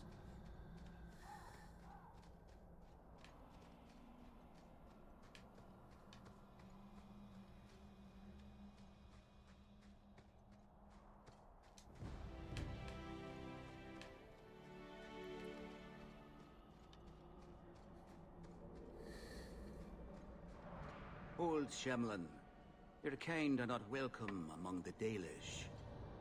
I'm not expecting tea and cakes. So say I tea, just need tea, to man. see someone. What kind of pizza did you There's get, man? nothing here for any human. I need details, bro. Wait, this is the one the Keeper spoke of. A Shemlin? I thought she'd be an elf. Enter the camp. Keeper Marithari has been waiting for you. Cause trouble, and you'll meet our blades, stranger. Yeah, shut up. Marithari, I was told to bring you this amulet.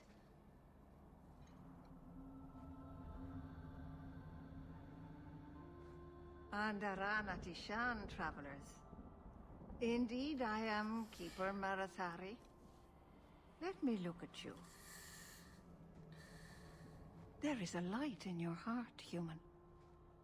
Don't let it go out.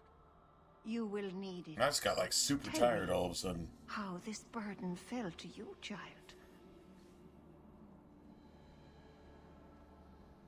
A dragon fell from the sky, charred some darkspawn, then asked me to bring you this amulet. No big deal. You are blessed by luck, then. Seriously, like just all of a I sudden. will pray that Mithal watches over your path. The amulet must be taken to an altar at the top of the mountain and given a Dalish rite for the departed. Then, return the amulet to me. Do this and your debt will be repaid. Are you going to teach me this rite for the departed? I will send my first with you. She will see to it the ritual is done. And when it is complete, I must ask that you take her with you when you go. That seems a little odd. It is her wish, and I must grant it. You will find Meryl waiting for you on the trail. Buffalo? Just up Oh, the mountain. nice, man. Dareth Shira. Oh, hell yeah. Is it my imagination? Or is Master Island's temper getting worse with time? That's legit. And buffalo chicken, man. Yeah. Barbecue chicken, buffalo chicken. Dare. If I were the keeper, you wouldn't even have that. Fucking chicken Alfredo. Your family murdered It's all that good, man right? And his entire tribe. They weren't themselves. Peppers, They were olives. cursed, and each day more lose themselves to the beast. I would say if I had a choice, I would probably go mushroom pepper. I think. For some reason mushrooms on pizza is just I don't know, it does something. What's this about curses? And beasts? I think it adds texture to the pizza, if nothing else. And a certain She represents murderers. And saviors too. They gives it fought that at the same back of shit the that like Faerun with the heroes chicken for mushroom Eldon. soup But now gives they're you. losing You know, it's just hold of that their senses. it's that mushroom Even the vibe. lady of the forest is growing wild. If you don't help soon, there will be nothing but monsters, and then Buffalo chicken, barbecue chicken, and Alfredo We are chicken. done. All of them. Like seriously, can't go wrong there.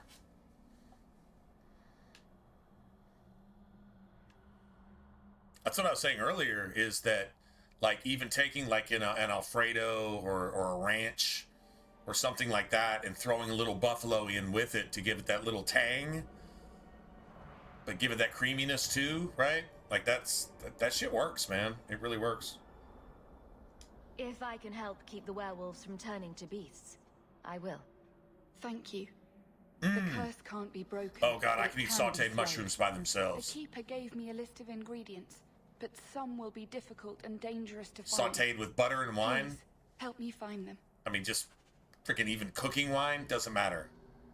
Butter and wine, sauteed mushrooms, I can eat that shit. You can just give me an entire plate of sauteed mushrooms, I can eat that shit by itself. Like literally by itself. Oh my god. And don't throw some onions in there too. Oh my god, that shit's amazing. To him for me, please. He doesn't bite, Paul. Just tell him you made a mistake. I ruined a piece of iron. Man, no doubt. It's not a mistake to Master Island. Anethera, human. Oh, and don't get me started about putting that shit on steak. Give me a steak with sauteed mushrooms and or onions. Whatever.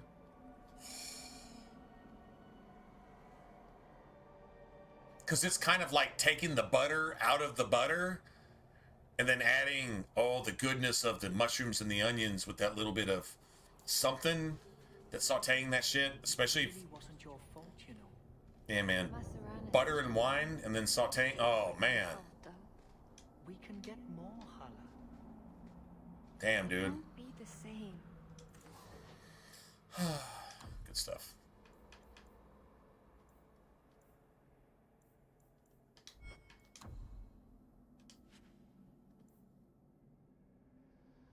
Not gonna be using that.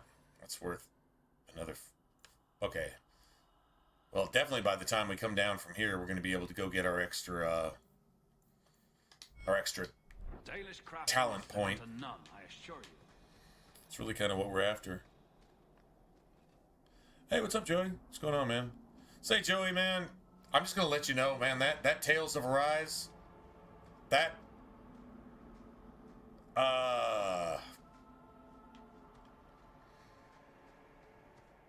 I don't really have a nice way to put this, man. There isn't anything about it that I would ever want to play That hurt like mad. in 5 lifetimes. Not even once. Why It's waste just... a perfectly good setup? And also, by the way, just actually booting that up, it actually killed an entire stream. Because we were streaming and we were streaming and streaming, and I got a little bored, and I was like, you know what? I'm just gonna switch this shit up, man. Let's go take a look at this. And so, like, it was towards the end of the stream. We went and jumped over there, and I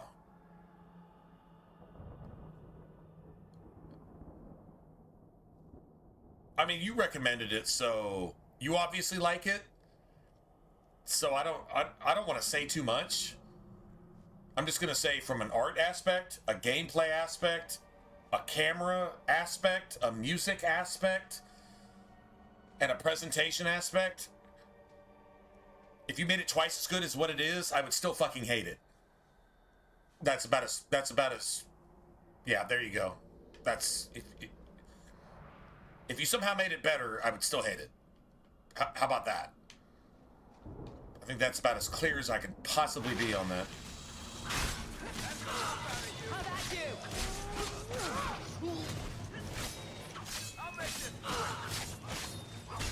I'm not gonna lie, man. T-Verse didn't seem to get that, and James, Whiskey James, he didn't seem to get that take on it. But I'm just being honest. Just being totally honest. Yeah, not for everyone. There you go.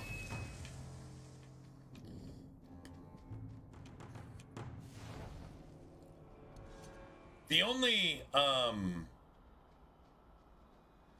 okay.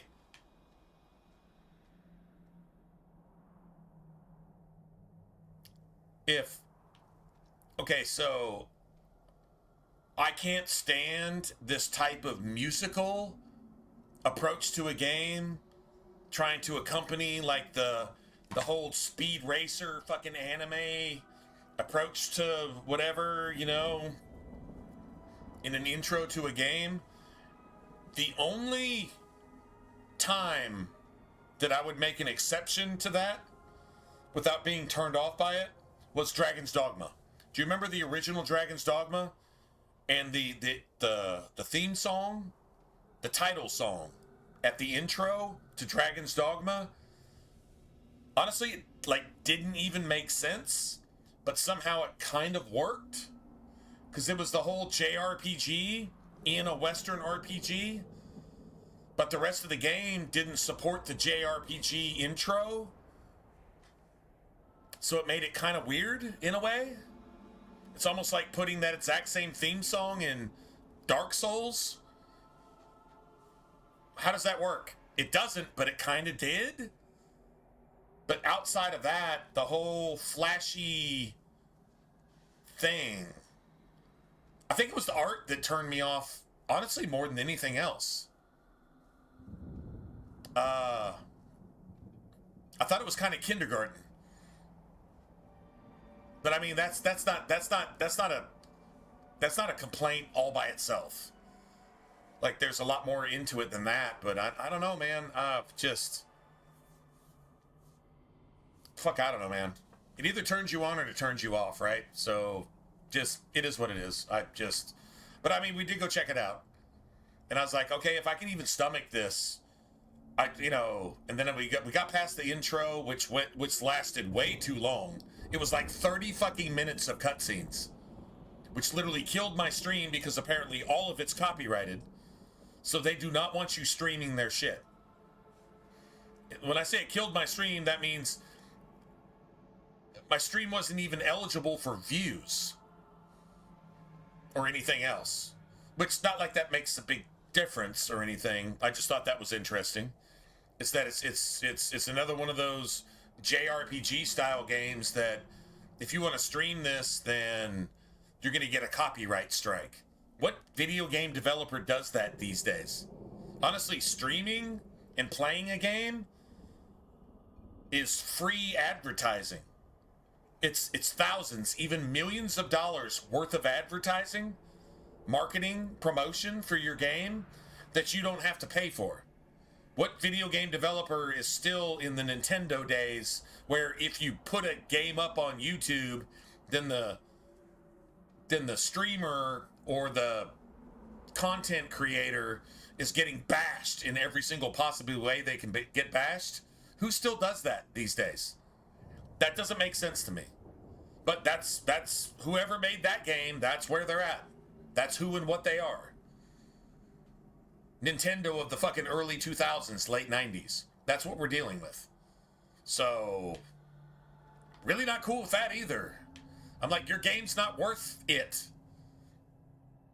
I would say your game's not worth shit, but your game's certainly not worth it in terms of you making a big deal. It's like, oh my God, I just went and got my nails did. Now IP's worth millions. No, man, no, you're still not worth millions. No, you're not even worth 50 cents. Just, like, seriously, I didn't really get that either. I can't see why they would possibly do that. But, there you go. I guess maybe it's super, super popular overseas, so they don't need our fandom or whatever. That's fine. If they want to fail on purpose, then I'll let them, because they're not worth the shit to me, so... I would actually like to see who made that game, so if they come out with another game that I might want to look at, I'll make sure not to play that either. That's where I am with that.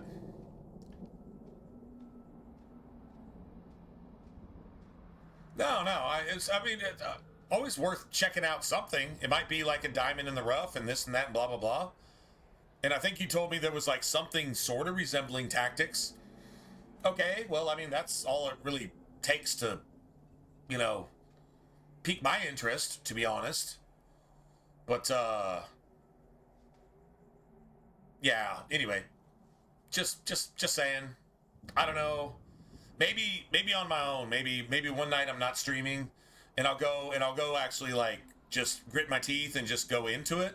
But the problem is, if I even stream that shit, I risk getting some kind of strike or something on my channel for a game that I don't really want to play in the first place. So that's not cool. Like, I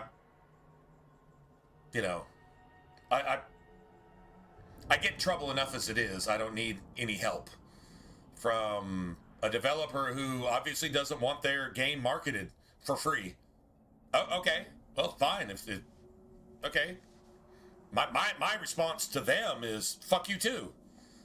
Twice. With the cactus. Like, seriously.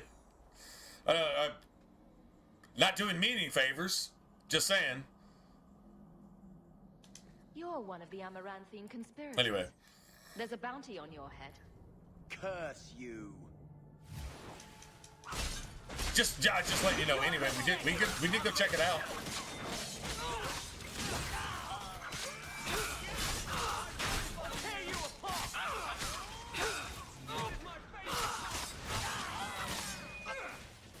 I'll deal with this.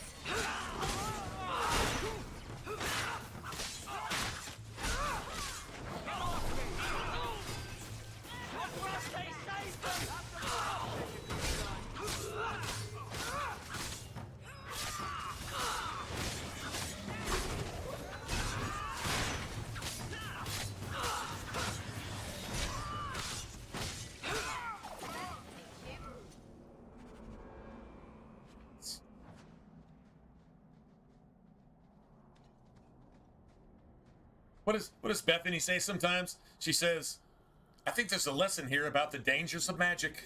After she gets done kicking your ass. Dude, I love that. That is so spunky, man. You know, I think there's a lesson here about the dangers of magic. I can just see her going, taking a slow sip after that. You know, I think there's a lesson here about the dangers of magic. Just like that.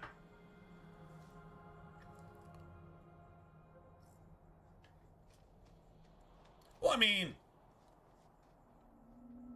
it's honest. I don't think it's slander. Slander is throwing somebody's shit out there that's not only embellished, but it's probably just a lie. I'm not lying.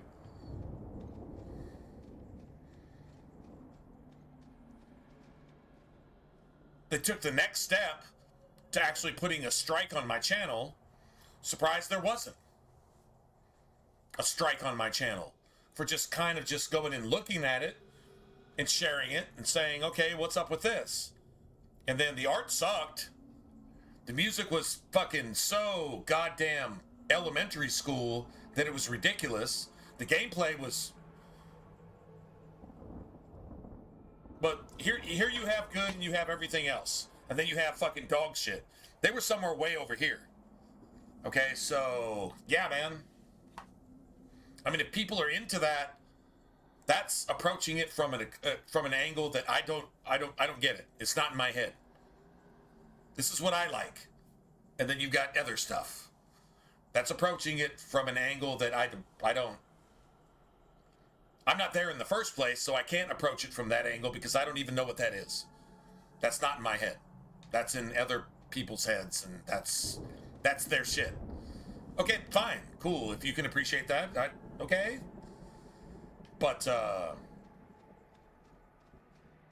even in a game like okay, for example, like I hate turn-based with a passion, but I appreciate Baldur's Gate 3 or the remaster or whatever you want to call that release, not that long ago, for what it was.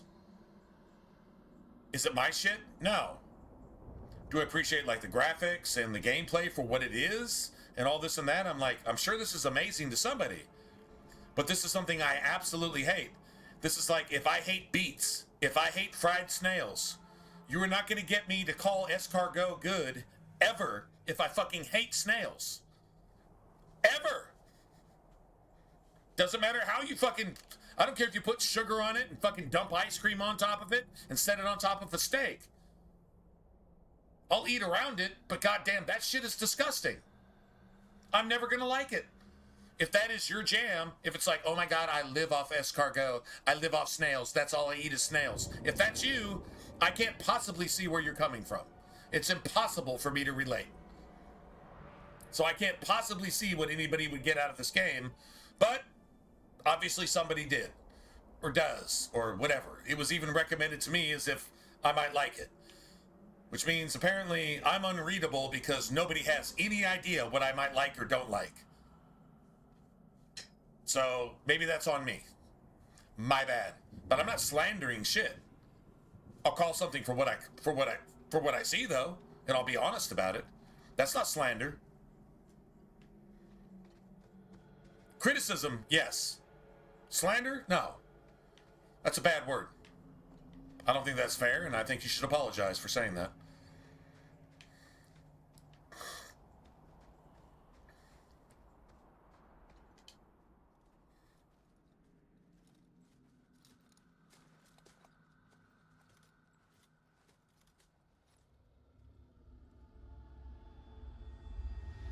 Oh no!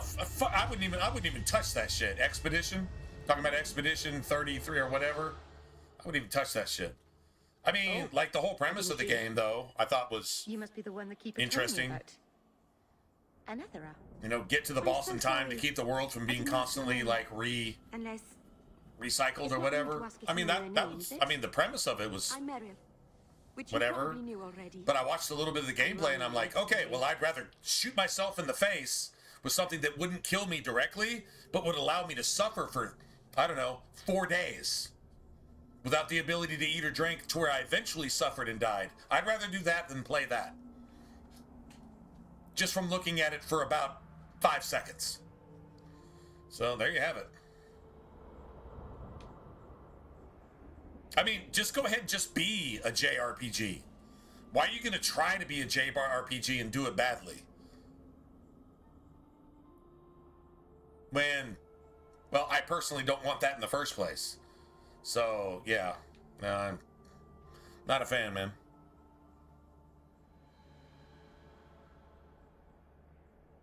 No, there's not a single turn-based game I like. No, there's not even.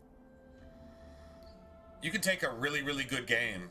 Honestly, if Baldur's Gate 3 was even if Baldur's Gate 3 was isometric action, although they couldn't have incorporated all the tactical situations there, but what I say is just put in tactics. If oil, then flaming arrow. If enemy clustered, then blah blah blah. And then, you know, execute the environment accordingly. Oh, I'm down. I'd be down with that. I would have actually enjoyed that game. I don't know. I'm not saying I'd still be playing it now, but I mean, I tried really, really hard. And I like the dice roll thing. I liked all that stuff. But when you include the dice roll, well, you take the action out of it because you have to stop and pause. If I have to stop and pause in a game, well, I'm sorry, man. A computer is able to roll the dice 736 trillion times every, like, second. And if I have to stop to roll the dice, I'm like, well, that's lazy. You're not letting the computer do what it's actually good at. Especially these days. Where you can, what? You have, what? How many billions of calculations a second? Of course, depending on your hardware, right? But how many billions of calculations a second? And you want me to stop for 5 minutes at a time to fucking roll some dice? No. The entire purpose for playing an RPG on a game system. If I want to roll dice, I'll go play a tabletop game. I'll go play some fucking Dungeons and Dragons with some people. If I want to spend 30 minutes on a 5-second fight, I'll go play a tabletop game. The reason we have computers is that we don't have to spend 35 fucking minutes. You can let your attributes and your stats and your skills and your build speak for itself, and you can just go ahead and play the game and have some fun doing it and not stop every fucking 2 seconds for 5 minutes over and over and over and turn a 30-hour game into a 500-hour debacle because you got to go through all the bullshit. Just go play a tabletop game and have some actual fun with people in person.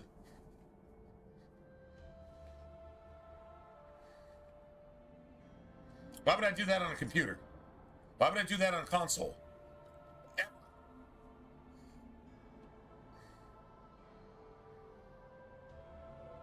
Well, that's retro computing. That's taking all the purpose of putting a game on a computer and taking it away from the computer and putting it back into the hands of a tabletop that you're not playing on. That's the logic. I don't see how anybody gets anything out of that. But then again, that's me. Maybe you get some, maybe you love the shit out of that. That's awesome. I can't relate in any sense of the word. I have no idea what you're even thinking. I am literally chocolate to your vanilla. Period. End of conversation. And that's fair. That's not criticizing. That's not saying one is right and one is wrong. I'm saying I fucking hate that and you love it.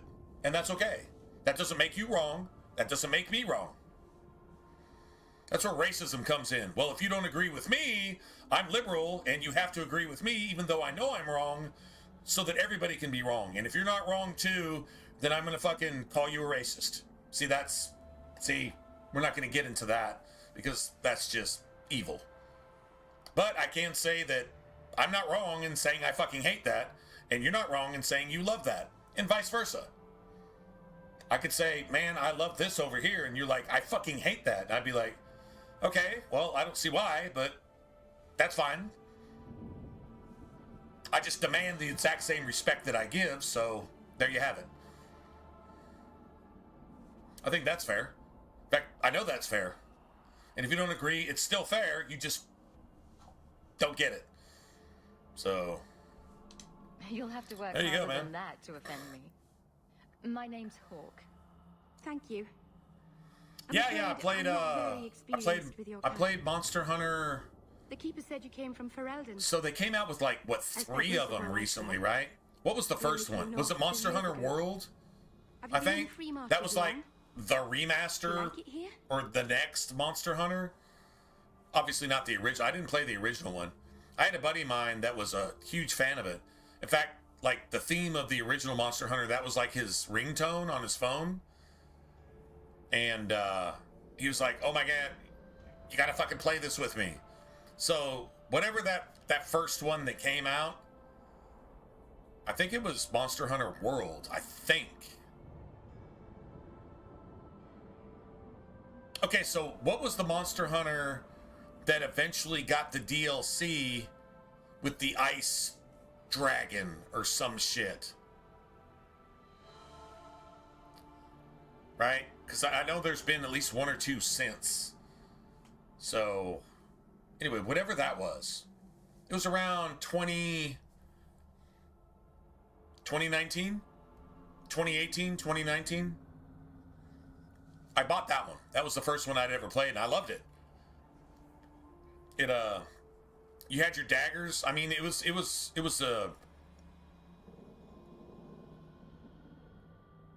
your entire build was based on your familiarity with whatever weapon you specialized in, whatever weapon you wanted. So it was kind of Dark Souls-ish, but you really didn't. I don't even remember it really having attributes. You just went out there and you kind of scaled with your weapons and shit, right? Basically, you just went out there and just collected monster parts so you could get better shit, right? I mean, it was the grind without any of the RPG elements. It was just the grind of the RPG. It was like an MMO where you never really leveled. You just scaled based on the shit that you crafted and found and grinded for and this and that and blah blah blah. So it was like the grinding without the thinking. There was nothing cerebral about it. It was just the grind. Okay, I mean, cool. I mean, I appreciate the game concept. I guess I appreciate that. It was kind of fun to do with friends, as long as your friends got into it as much as you did. I didn't really find anybody to play with like that for the most part. In fact, even my buddy that talked me into it, he wasn't playing that shit a month later. I still kind of tried here and there. Yeah. Kind of disappointing. Somebody who was like the biggest fan of Monster Hunter in the world stopped playing it before I did. So, I guess that says something. Whatever. I mean, it didn't suck. It was fun running around with my daggers, and you go find a boss, and you're flipping around them and fucking trying to jump off cliffs and land on their backs and do like all this really cool shit. It was fun. It was fun. For a while. But, whatever. Oh, I miss the cold. And the dirt. Dark Souls 2 is disrespectful. But hey, no Darkspawn. Ferelden wasn't that brown. The dirt and muck gave it character. We should go. Your task is for Asha Bellinar. It's not wise to make her wait. I wonder if I've still got this. I wonder if I actually still got it. Let's see.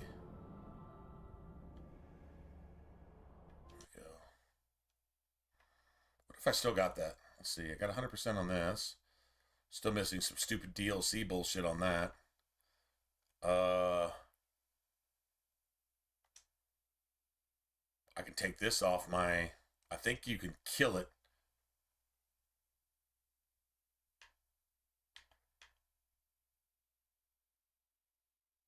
Yeah, 37 minutes. That's all I could stomach.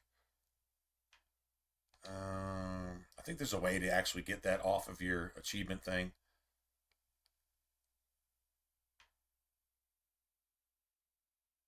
Let's see. I still need to complete that. Where's Dark Souls 2?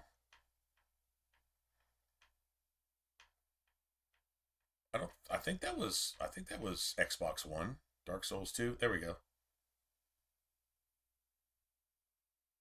Wait, was Dark Souls 2 on the 360 as well? Because I know I 100%ed that. I 100%ed Dark Souls 2.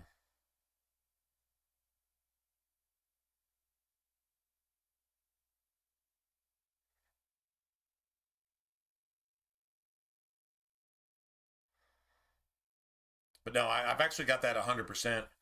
But I think it's... Wait, hold on. It actually might show that down here. Let's see, Mass Effect. I got all the Mass Effects. Monster Hunter World. That's it. Yeah, Monster Hunter World. That's it. I got Dark Souls 100%. There's Kingdoms of Amalur. There's Dragon's Dogma. Those are 100. The original Risen. Man, I couldn't figure out the rest of those achievements. Saints Row the Third. Darksiders 2, I got 1,000. Bayonetta, I got 1,000.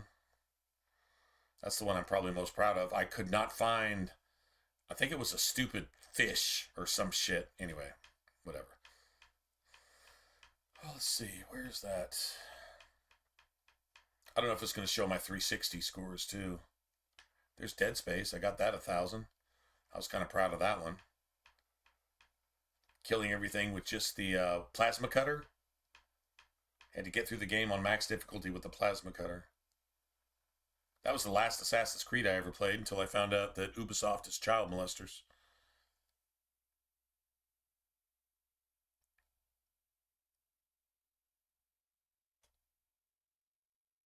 Green Bay collapsed?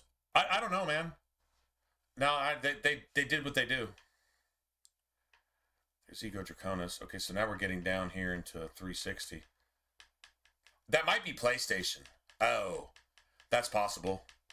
Yeah, it's very likely. Yeah, Darksiders 2. Dark Souls 2. I got 100% on PlayStation. That's very likely. And then I came over here and probably played it with somebody for a little while. Probably paid for the motherfucker again, too, and it's not worth paying for. This piece of shit. It's an accessible version of Dark Souls. Literally ignoring everything that makes Dark Souls great is Dark Souls 2. And then trying to apologize for that is Dark Souls 3. Why do you gotta apologize for something if you didn't do anything wrong? Because you forfeited everything that made you great in Dark Souls 2. And then, Bloodborne can go fuck itself, and yeah, I just don't have any time for any of that bullshit.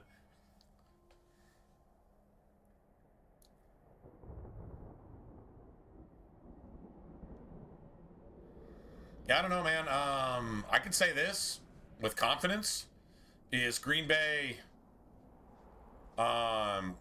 there's no need to get rid of the coach if you're not going to get rid of Jordan Love.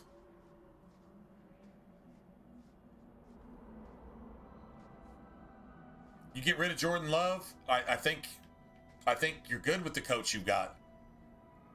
But Matt LaFleur really loves to run it out of 2nd and 1 on the goal line, and you're going to run it 3 times in a row out of shotgun on 2nd and 1, 3rd and 1, and 4th and 1 at the goal line, and you're going to run it out of shotgun. Okay, I mean, he did that all year long. So, and it never ever worked, but he just kept doing it over and over and over again. There's a certain level of stupidity that's unforgivable. So, yeah, I don't care. Fire, get rid of, whatever. You get rid of Matt LaFleur. You get rid of the special teams coach, which is the highest paid special teams coach in the entire league and has been one of the bottom 5 performing special teams in the league for the last several years. Don't really care about the defensive coach one way or the other. And you got to cut your kicker, who actually lost the game. Remember, that's 7 points off the board. An entire touchdown is what the kicker cost us in that game. So, I mean, it was a group collapse. The coach is mainly responsible for that. Jordan Love is definitely responsible for that. You can't credit him with all the points in the first half, but you can credit him with the lack of scoring any points in the second half. 100%, right? Overrated piece of shit. So I'm guessing the quarterback will get the coach fired, and then they'll stick with Love until they realize that their window is closed. Then they'll trade him off or cut him. So my team is fucked for the next few years. Mainly because of Jordan Love. He's the type of quarterback that gets your coach fired. But, I mean, running on 2nd, 3rd, and 4th and goal at the 1 out of shotgun over and over and over and over and over and over and over and over again, you need to get fired too. But I don't think Jordan Love goes with Matt LaFleur. If Jordan Love stays, Green Bay will never win anything. That's it, that's all. Oh, and by the way, I said it was going to end with an interception. So, once again, in a playoff game that mattered, what was the last thing that happened? What was the very last play of the game? An interception. At the end of the 4th quarter or in overtime. Interception to end the game. That's all Jordan Love does. The motherfucker, he doesn't throw a lot of picks. He throws picks that count. Whatever pick it takes to lose the game, Cleveland, Carolina, and now this. Anyway, just Ben Johnson talked shit, and Green Bay shut him the fuck up in the first half. And then guess what? They said, no, go ahead and talk shit and go ahead and stick it where you want. You want it like this? You want me to get on my knees? You want me to just go ahead and get on my knees and turn around? That's what Green Bay said to Ben Johnson. Yeah, go ahead and talk shit, punk us, and then we're going to be punks for you on purpose. You don't have to pay us. Green Bay is going to pay Chicago to get punked by a motherfucker who had no business talking shit. That's more than embarrassing. Well, at least it's not boring. Well, if Ben Johnson is your GOAT, maybe fucking shit Chicago Bears fans shouldn't have been booing their fucking team in the first half. I don't want to hear it. That's your greatest of all time? Let him win something. Well, I'll tell you what. If they lose the next round or the round after, they'll do everything that Ben Johnson's ever done is lost in the playoffs. Out of range. So if that's your greatest of all time, that's impossible to I respect. didn't mention you were a mage. All keepers know a bit of old magic. The stories tell us that all Elven once had the gift. That's your GOAT? A motherfucker who's never won anything? It was lost. Wow, your standards are pretty low. It's a keeper's job to remember, to restore what we can. I'll call LaFleur a bitch. But if you can't call Ben Johnson a bitch, what does he want? Let's take the best team in the NFL 3-1 over any other team and lose in the fucking conference or NFC finals anyway. Really? I don't know how Detroit lost last year. It's impossible. If you're the GOAT, you can't possibly lose last year. You've got more talent on your roster that if you lost half of your talent, you would still be more talented than any other roster in the entire NFL, and you still lost? I don't know how that's your GOAT. How do you fuck that off? Remember, Chicago didn't win. Green Bay lost. So if that's your GOAT, damn, your standards are low, man. Fuck, you think McDonald's fucking McDoubles are steak, don't you? Please keep turning skeletons into toads for us. But I never... Right. Not literally.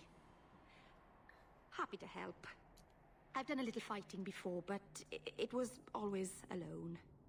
I'll try not to hit anyone. Oh, I knew Green Bay was going to lose. I called it before it happened. Joey, did I not call that shit before it happened? They'll fuck it off. And Jordan Love will throw an interception at the end of the game. I called that shit a week ago. I'm not a Dallas Cowboy fan. I actually know football, and I'm actually real. My fucking coach needs to be gone. Our quarterback needs to be gone. Ben Johnson is not the savior of anybody because he's never saved anybody ever. But anyway, as far as my team goes, our kicker needs to be cut. Needed to be cut 8 weeks ago. He's lost 3 games for us this year. Lost. Single-handedly lost. So, yeah, man. I know we lost. I just said that. I'm not delusional, though. Like I said, I'm not a Dallas Cowboy fan, or the equivalent thereof. I'm not going to the Super Bowl every year. I'm not going to do shit. My team is not going to do shit for the next 5 years unless they get rid of our fucking quarterback, get rid of our coach, get rid of our special teams coach, who is the highest paid special teams coach in the entire league. And we've had the worst special teams now for like 4 or 5 years running. I know this. But I know this, and I'm admitting this. Other people are not able to admit it, and they say, my GOAT is somebody like Dak Prescott. My GOAT is Dak Prescott. No, if you're going to have a GOAT, maybe Tom Brady. Shit, maybe even like an Aaron Rodgers. But if your GOAT is Dak Prescott, you're the type of fan that makes the NFL bad. If your GOAT is Ben Johnson, you're the type of the NFL fan that has no idea what football actually is.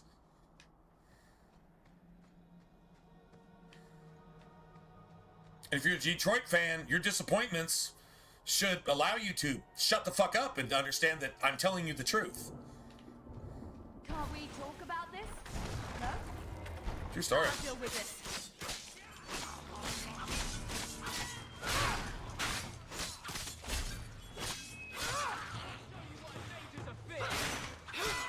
Don't.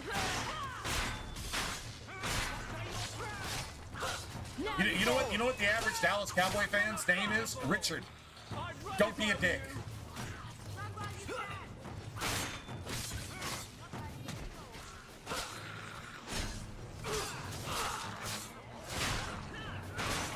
It's the only thing Stephen A. Smith has ever been right about. Make the ground vertical. Dallas fans. Oh, wait, 2 things. And that Aaron Rodgers was a bad man. And without LaFleur, Aaron Rodgers probably would have won 2 more. Aaron Rodgers probably would have won 2 more without LaFleur in there. But you got Matt LaFleur, who couldn't even win with Aaron Rodgers. So, there you have it.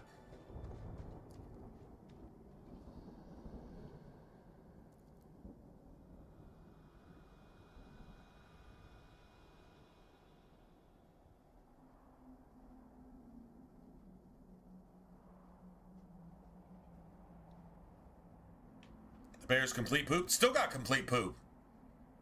Do you know that with like 2 minutes left in the 4th quarter, your fucking quarterback was like 9 for 22?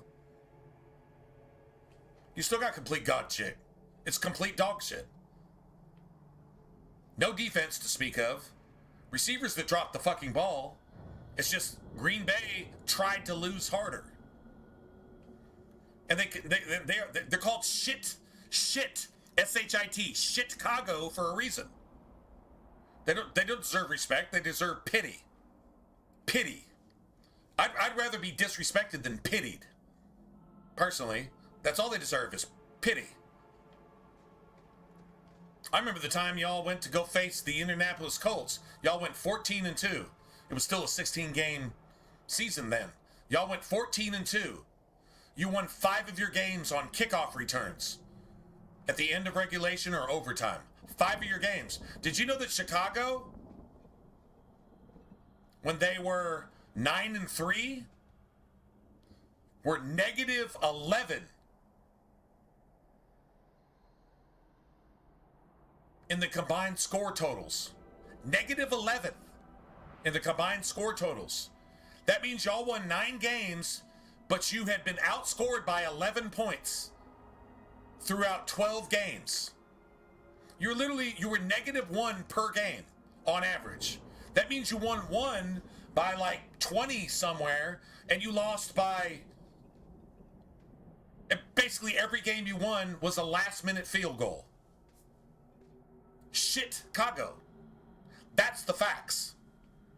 So no respect. They get pity. Pity.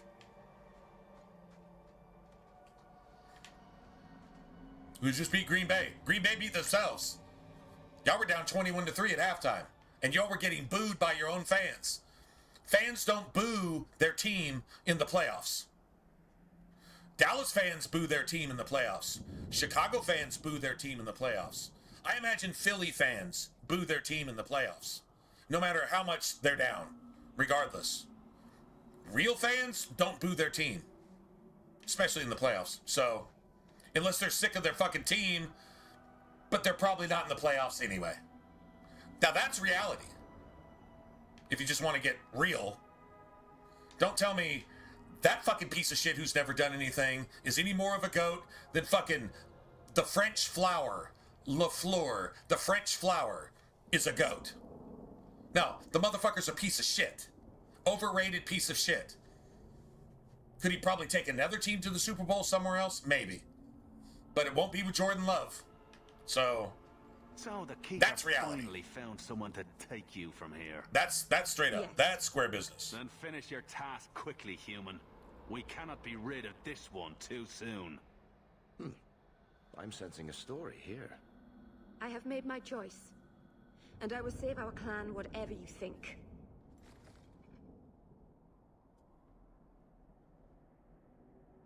True story. You know what's crazy, Joey? Is I actually thought by getting Burrow and getting Chase, I actually thought that the Bengals were going to be the Warriors of the 2020s. You remember when the Warriors, people went there to die? People went there to, well, they just always got the first round pick, and people went there to get a deal somewhere else. And they would show out on a really, really bad team. It was easy to look good because everybody else sucked. The Warriors were like that forever. Then they changed ownership, and next thing you know, they got Steph Curry, and you just look back and you say, oh my God, man, they just fucking went off. The Warriors before that were like, do you remember the New England Patriots before Tom Brady? They never did anything. They got to the Super Bowl once against Green Bay and got their shit kicked in. I mean, like, shit kicked in. I think the final was 35-21. It should have been 35-7. Like, literally.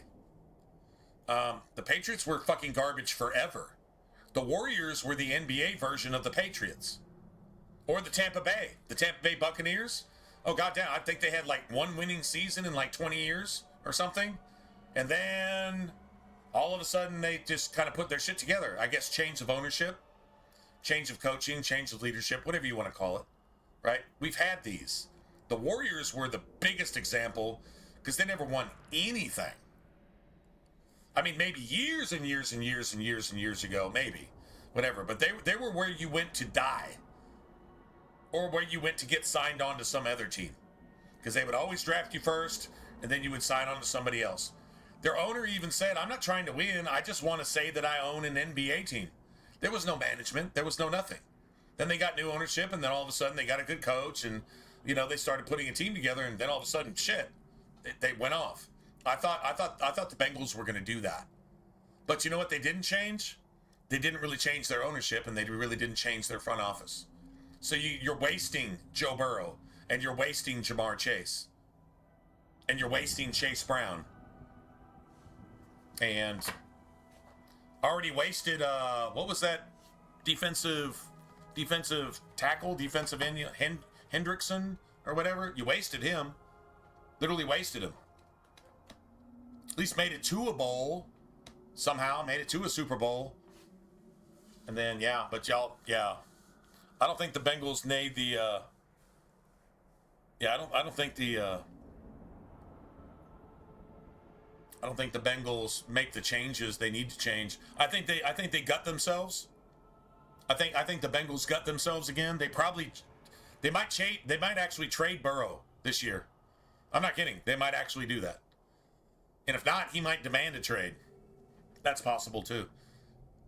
Where does Burrow go? Probably New Orleans. If not, then New Orleans or I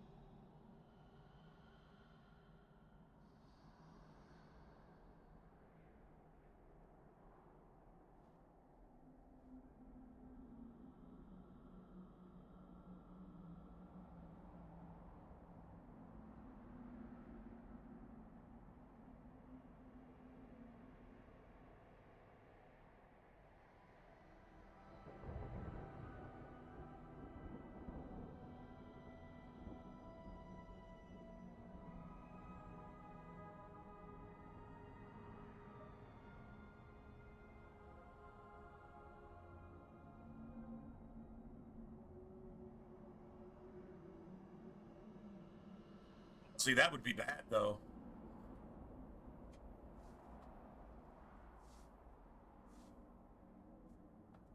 Vikings, yeah.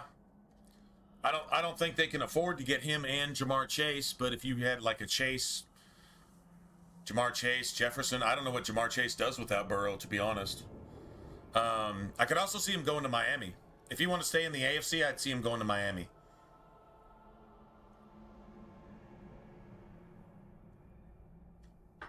NFC, I mean, Minnesota has capital. I think they have some draft capital, and I think they got some space too. About the only people they're paying is Aaron Jones is gone after this year, probably. So they're gonna get some space. I don't know what their picks are, because they're gonna have to have 2 first-rounders.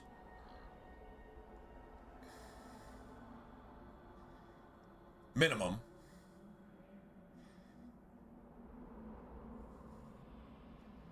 But yeah, more than that, man. You're going to have 2 first-rounders. I mean, who actually has those? Who actually has, like, multiple first rounds?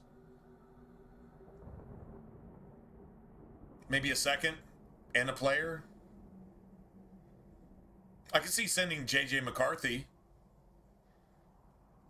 to Cincinnati. I could see that. Plus 2 first rounds and probably a third. And some other kind of compensation. Maybe. I don't know. I mean, fuck, Minnesota has... I don't know, does Minnesota have an extra first this year? Because I could see like both firsts this year, a first next year, and J.J. McCarthy. I could see that. If they wanted to pull that trigger.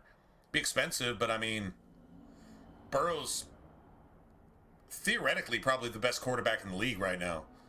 I know you got all these other motherfuckers. I know that, but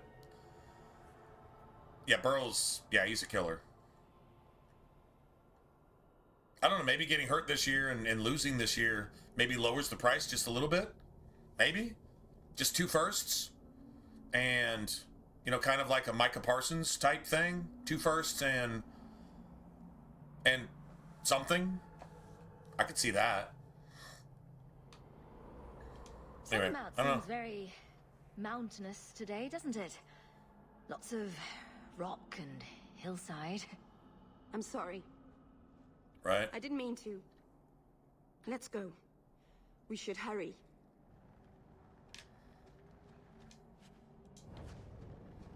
Burrow, in my opinion, had the best college season. All things considered, the best college season in the history of ever. Remember, college football has been around shit longer than the pros, right? Going to the late 1800s, and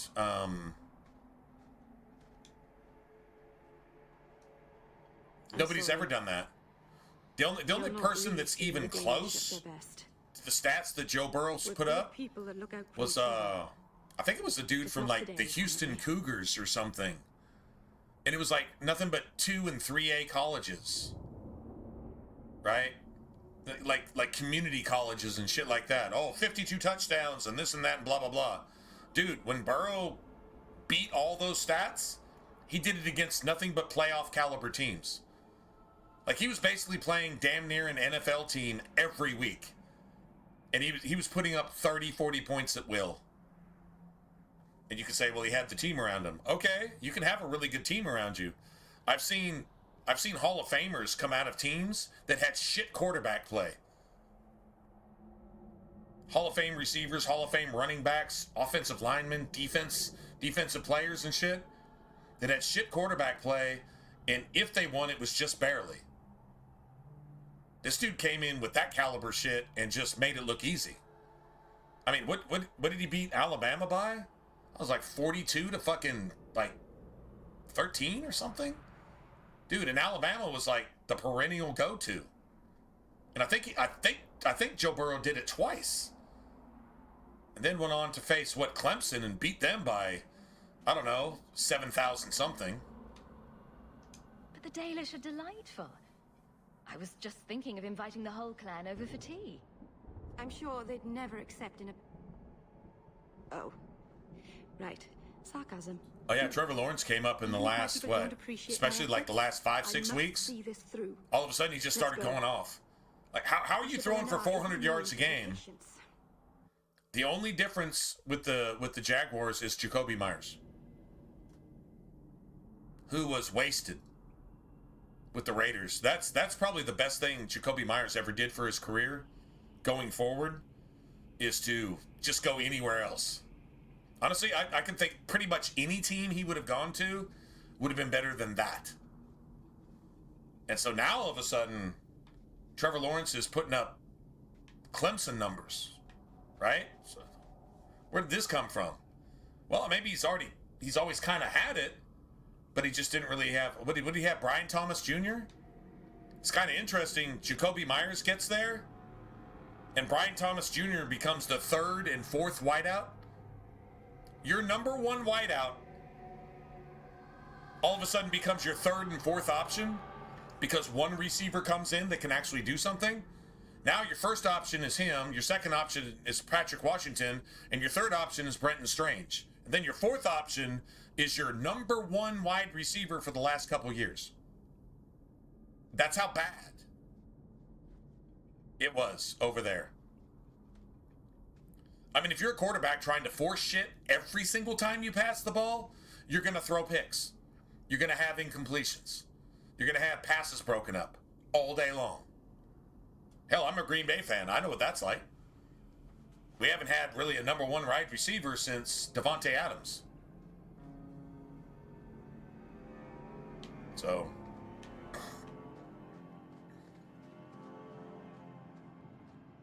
Get ready! Go down!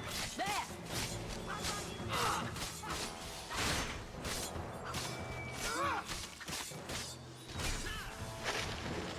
I'll do this.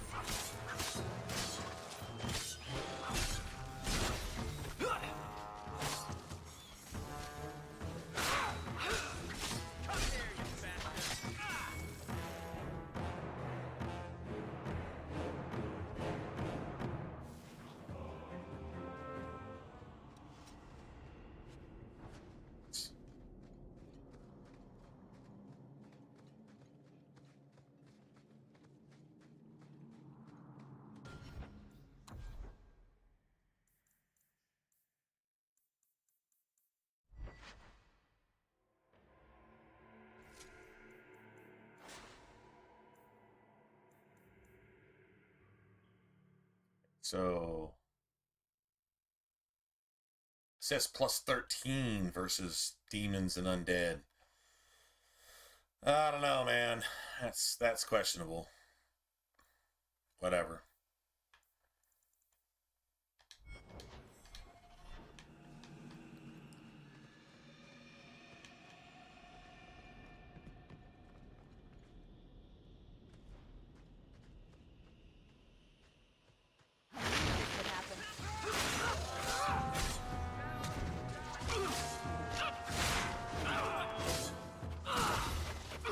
Let's finish this!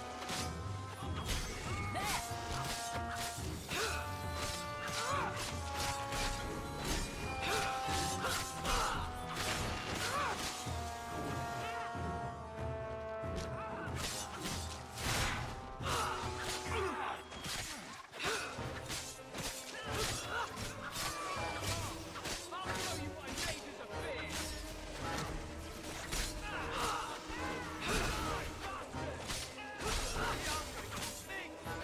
What a mess. Get back! Looks like we made it. Yes.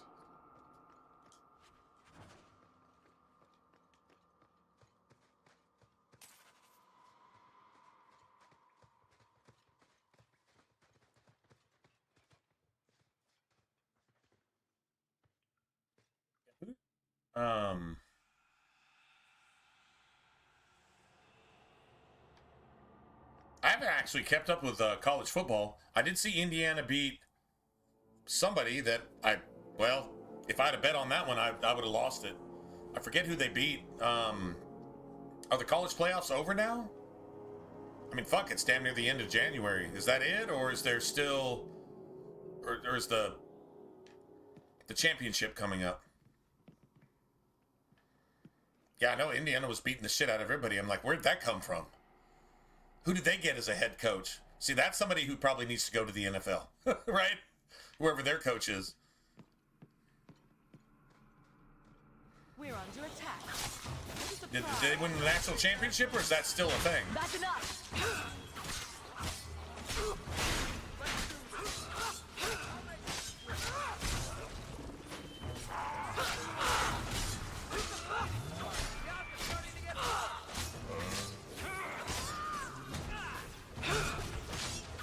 That's enough.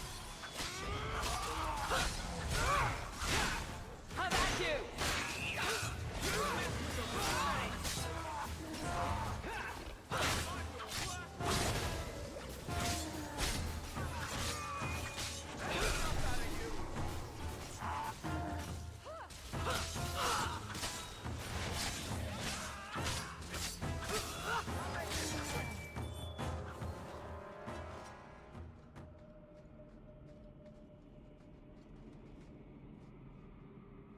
You know, I might be able to give you a hand with that.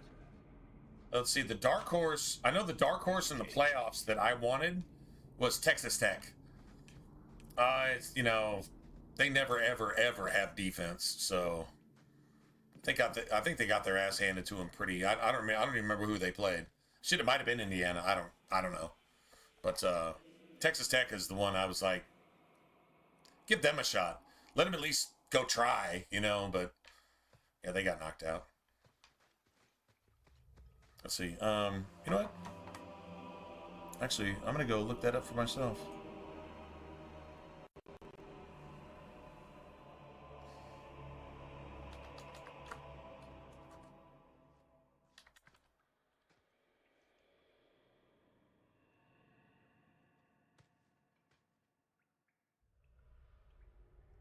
Oh, it's Oregon. Yeah, they beat the shit out of Oregon. Time's the championship game.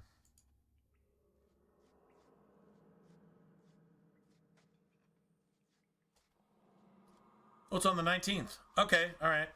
Yeah, we're not that late in January. There you go. Oh, they're going to beat the shit out of Miami. Oh, yeah. Yeah, they beat the shit out of Miami. How the fuck did Miami make it in there? That doesn't really even make sense.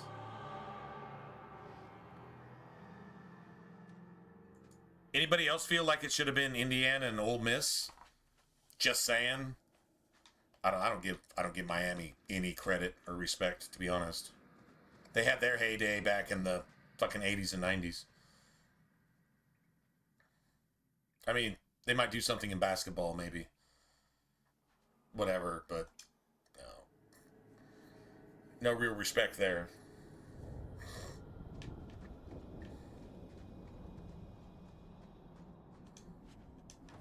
Nice.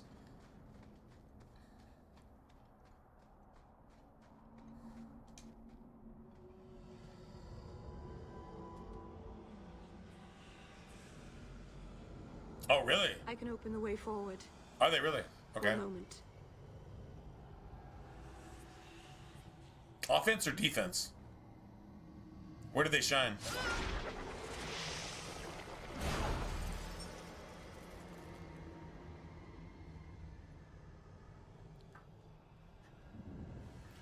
That was a summoning.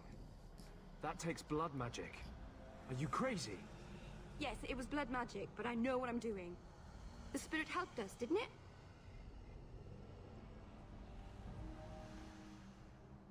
Sure, demons are very helpful. Right up until they take your mind and turn you into a monster. Oh, defense? Oh, okay, Well, then. Yes. No, Indiana should still beat the shit but out of that them. won't happen. I know how to defend myself. You can't defend a good careful, offense. You can defend a bad Restless offense. things prowl the heights. Yeah. In the days of You can defend a mediocre The end of offense or a human bad history. offense. Hard to defend a good offense. Uthanara. The endless dream, they called it. but they don't sleep peacefully anymore. Interesting to see what happens there. That actually kind of made it more interesting, to be honest. But, like, seriously? At least it's somebody else. At least it's fresh. At least it's not fucking Alabama versus fucking whatever, A&M or Texas or Clemson or whatever. At least it's not that.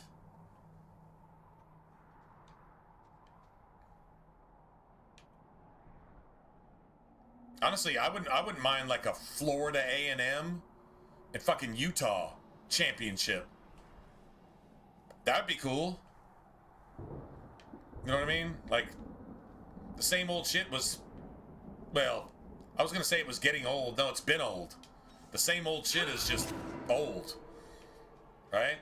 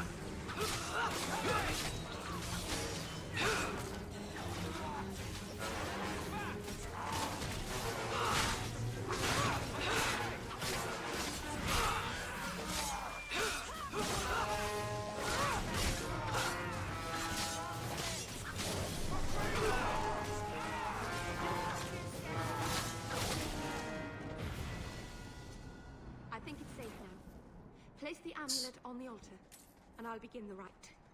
It's almost 7. That's almost 7 sovereigns. Huh?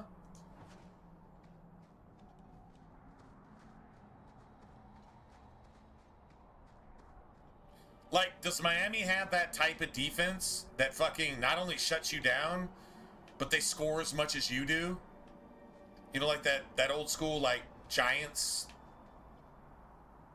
back in the day, or Chicago back in the day, or freaking Baltimore back in the day, like that type of thing. Like, there was a time when, what was it, under Tebow? I think it was when Tim Tebow was there. It was what, Florida, the Gator defense was like stifling. And it wasn't like just all turnover dependent. Like, they were just stifling. Like, they would, I mean, you could still score, but not a lot. All Florida really needed was a ground game. And that's, you know, like that type of thing. That's stifling. You got a stifling defense, you could potentially win any game. But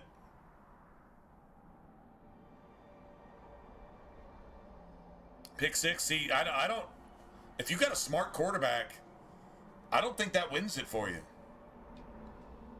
But I mean, if Indiana's defense is like your typical 2A, 3A fucking community college defense and they're just putting up a lot of points, then yeah, you can beat that.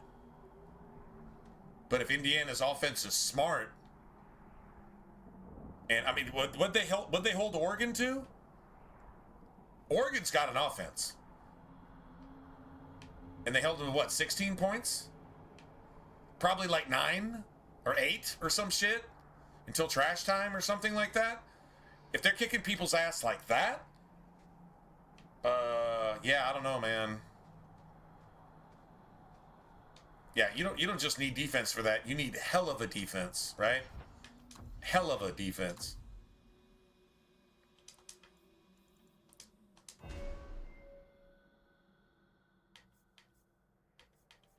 right, let's see. Let's start with this.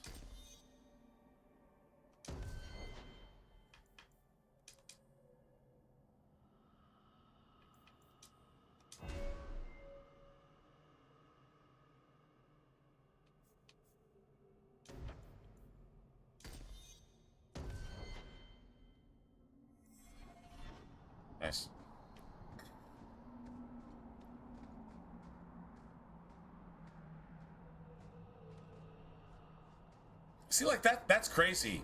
Your Indianas, your Oklahoma States, your Texas Techs, your I don't know, your Wyomings, your shit like this. Your Florida A&M, all that stuff. Shit, even your Texas A&M defense, like that's their weakness. Like they don't really have one to play with. Like they have high school defenses with damn near pro level offenses sometimes, but they got like high school defenses always, perennially. So like even if they get late into the game, they can't hold anybody. They can't stop shit. That's always been like a thing. So I'd be curious where Indiana, like, where did their fucking coaching staff come from? Because they haven't done anything ever. Not in my lifetime. Not that I remember. So, like, how all of a sudden are they so fucking dominant? Now they're all of a sudden they're the New England Patriots of college football? Why? I mean, what changed? Okay, maybe they had a decent draft. Okay, I guess, but that doesn't really explain it either.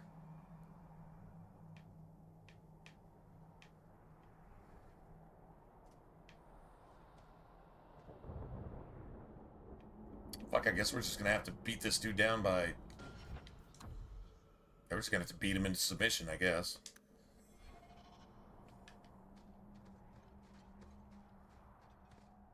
Kind of curious, actually, what the difference is. Someone's left a surprise here for us. I love doing that. I don't know. I haven't been keeping up with college. For all I know, they've been getting better and better for the last couple of years. I don't know. Easy as pie. I love doing that. Here we go.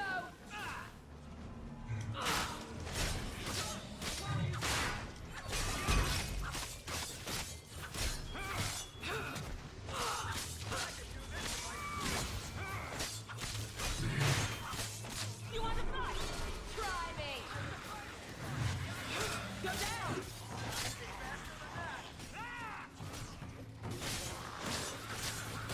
Let's finish this. There's a lesson to be learned. Messing with us is suicidal.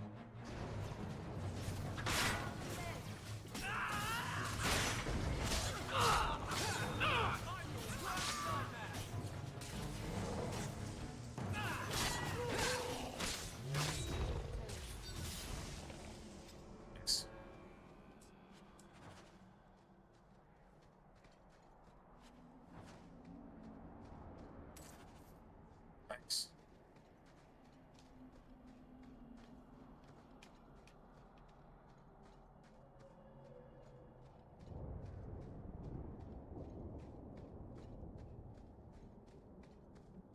Where did you learn your magic?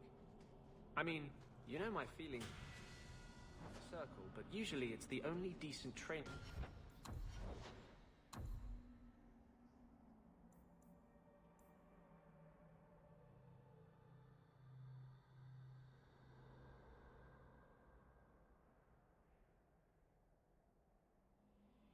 Wow.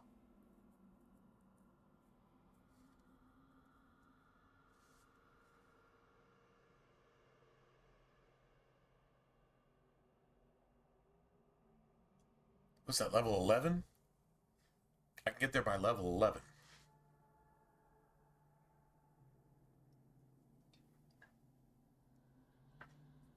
The one thing I can do differently here is just put that up to... Get that up to 75. But then 9, 10, and 11, I got to put everything into cunning. That'll work. I can do that.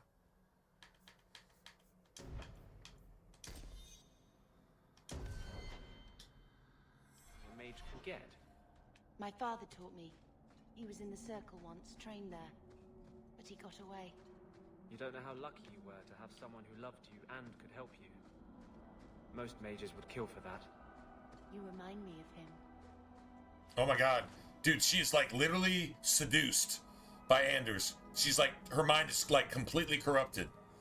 Next thing she knows, she'll be flying a rainbow flag.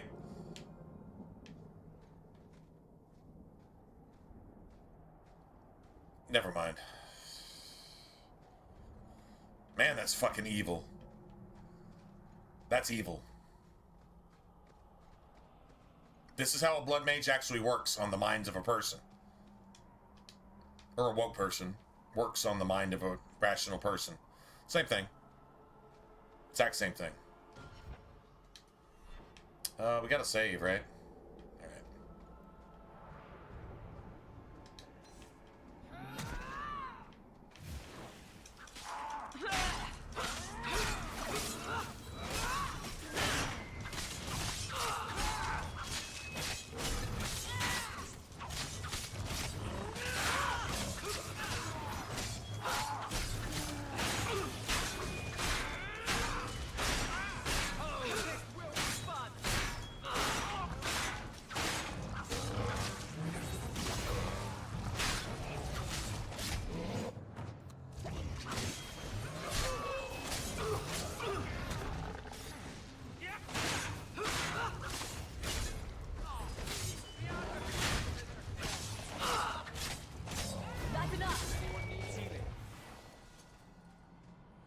That was close.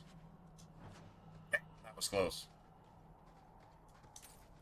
Damn, that was close.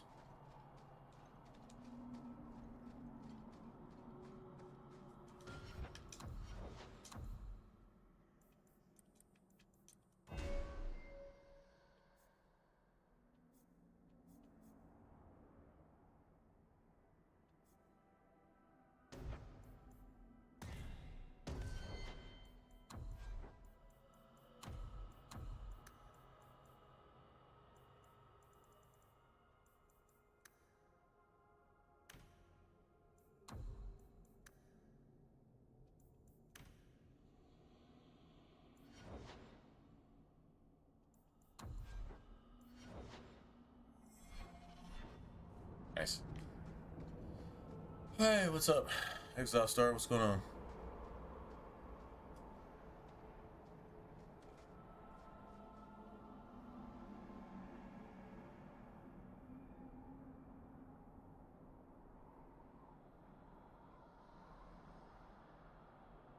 Yeah, no shit. I mean, yeah, obviously, right? Now, see, you got a coach that turns a team like that into that without any real draft stock? Like you're not getting all your, 5-star recruits across the board every single year, right? You're not just one of those that's like, you're picking the top 5 out of 20 because everybody wants to come to your program. I haven't personally heard of anybody saying, oh my God, the team I'm going to play for 5 years from now when I get into college is Indiana. No, I don't think that's actually a thing. So a coach that can do that much with that little, that's something. Well, if he's going to the NFL, maybe he could go to Green Bay. I'll take him over Matt LaFleur.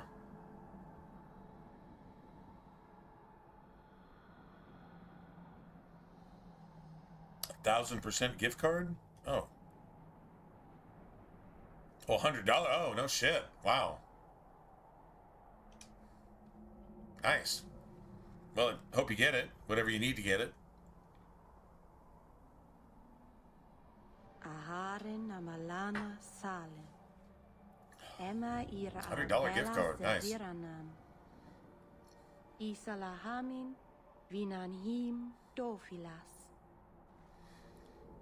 I think I'm qualified for like a $2 gift card. $3 maybe? Maybe $3? $2.49? $2.50? Maybe? And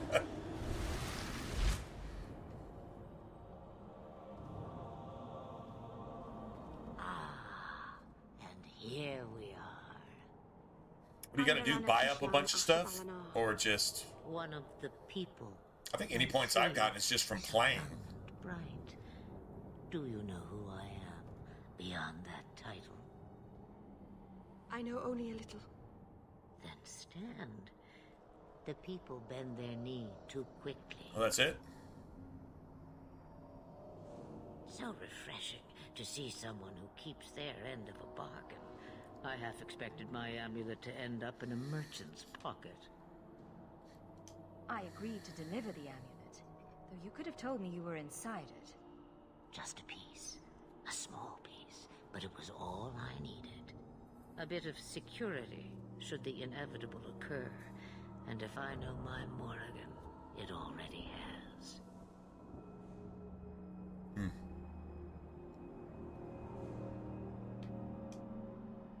Is that someone I should know? She's a girl who thinks she knows what is what better than I or anyone. And why not?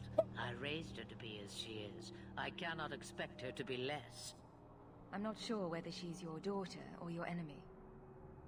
Neither is she. You have plans, I take it? Destiny awaits us both, dear girl. We have much to do. Before I go, a word of advice. Listen to this. We stand upon the precipice of change. The world fears the inevitable plummet into the abyss. Into the abyss. Watch for that moment, and when it comes, do not hesitate to leap. It is only when you fall that you learn whether you can fly. They took that foretelling from Flemeth and turned it into a quest in Dragon Age Inquisition.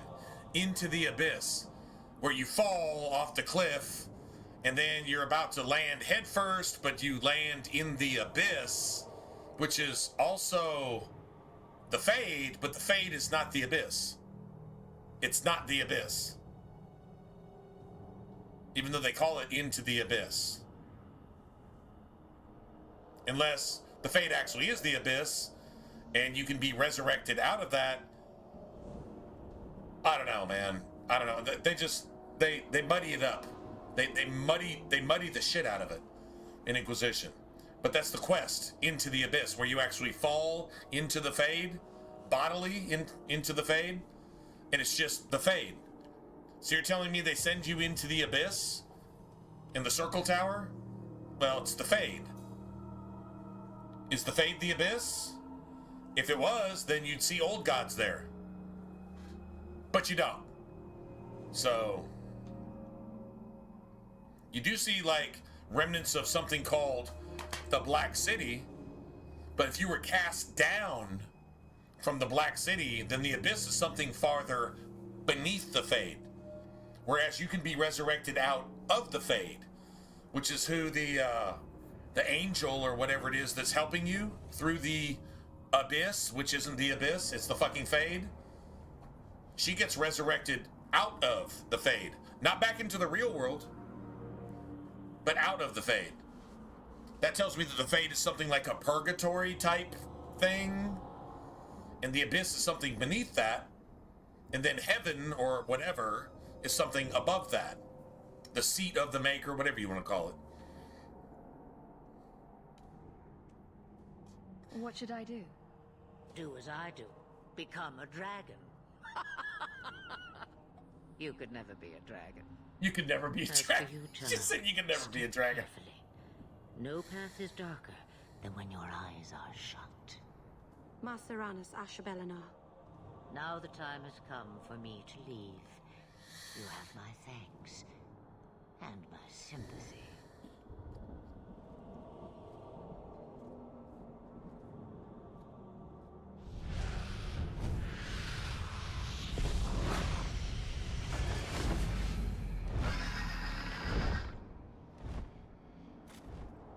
But she can be a dragon. We got 8 more sovereigns, so shit, I damn near got enough sovereigns right there just to buy my my talent tome.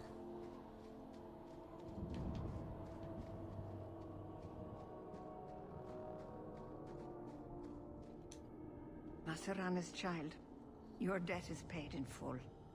It isn't too late to change your mind, Alain. Dareth Shiral, Keeper. I'm ready. Let's depart. So that's it, that's all, huh? Meryl's not even trying to talk about it.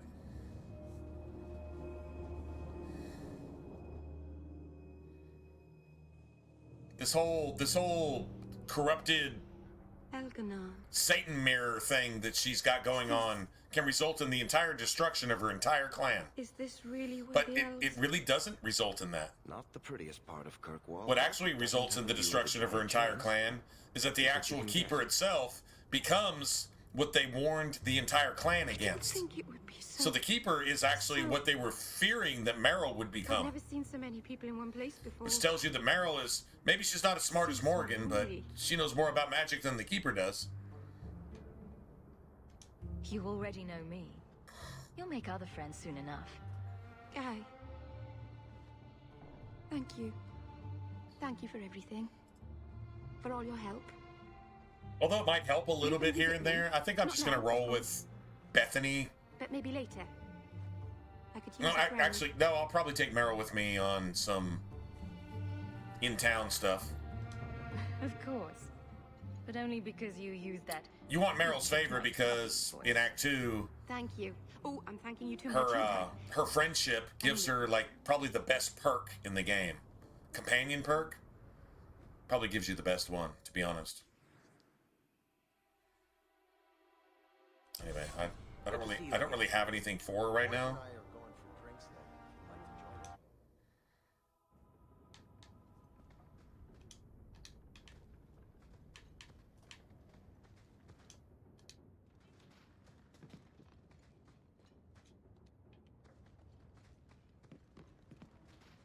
You're wondering why I'm grabbing all these codex because they're worth 50 XP apiece. Basically. I didn't think you'd come. I'll find something relatively clean for you to sit on. Relatively clean. Like clean as opposed to what? Can I get you something to eat or drink? I have water. Water. I came here to see you, Meryl. You don't have to fuss over me. You're so kind. My first guest, and I'm already a terrible host. I wanted to thank you for bringing me here, but I'm making a mess of it. I'm sure I could think of a better way for you to thank me. Well, of course you could. I haven't exactly had many friends. Not even among my own clan. This is tricky.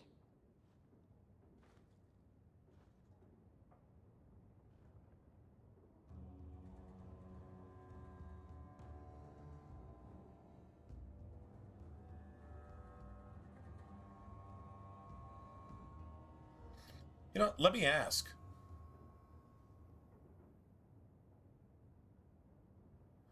Who got the overall first seed in the AFC? Was it Denver?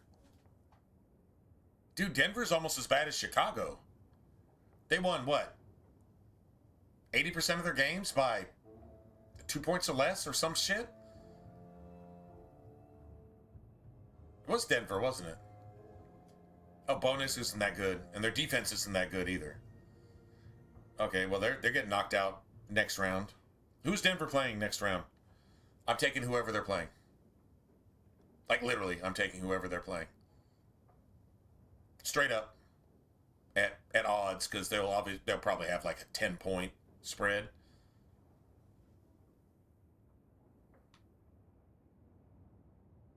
You seem to be getting the hang of it already. I'm glad you think so. Thank you for coming to visit me, Hawk. It means a lot to me. T-Verse was doing a John Wick. Doing a straight up John Wick in New Vegas. You know, I guess the whole 9mm. I guess you run around with, I don't know, maybe like or a tuxedo or a business suit or whatever, right? Straight up John Wick. Thought that was funny. I'm like, man, I probably need to try that. That sounds actually pretty cool.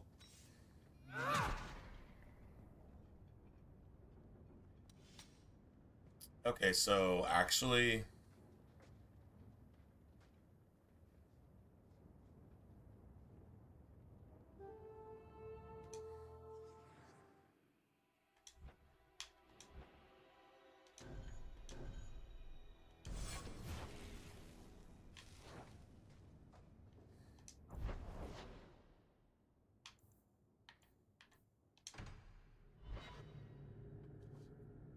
Yeah, you're gonna have Fenrir's thing here too, right? Yeah.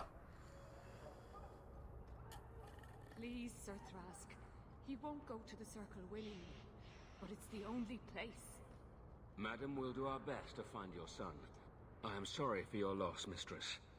But I can offer your son mercy only if he turns himself in. Dude, I'm totally fading, man. To find him, but I know it's not even 2 in the morning, but I'm so tired.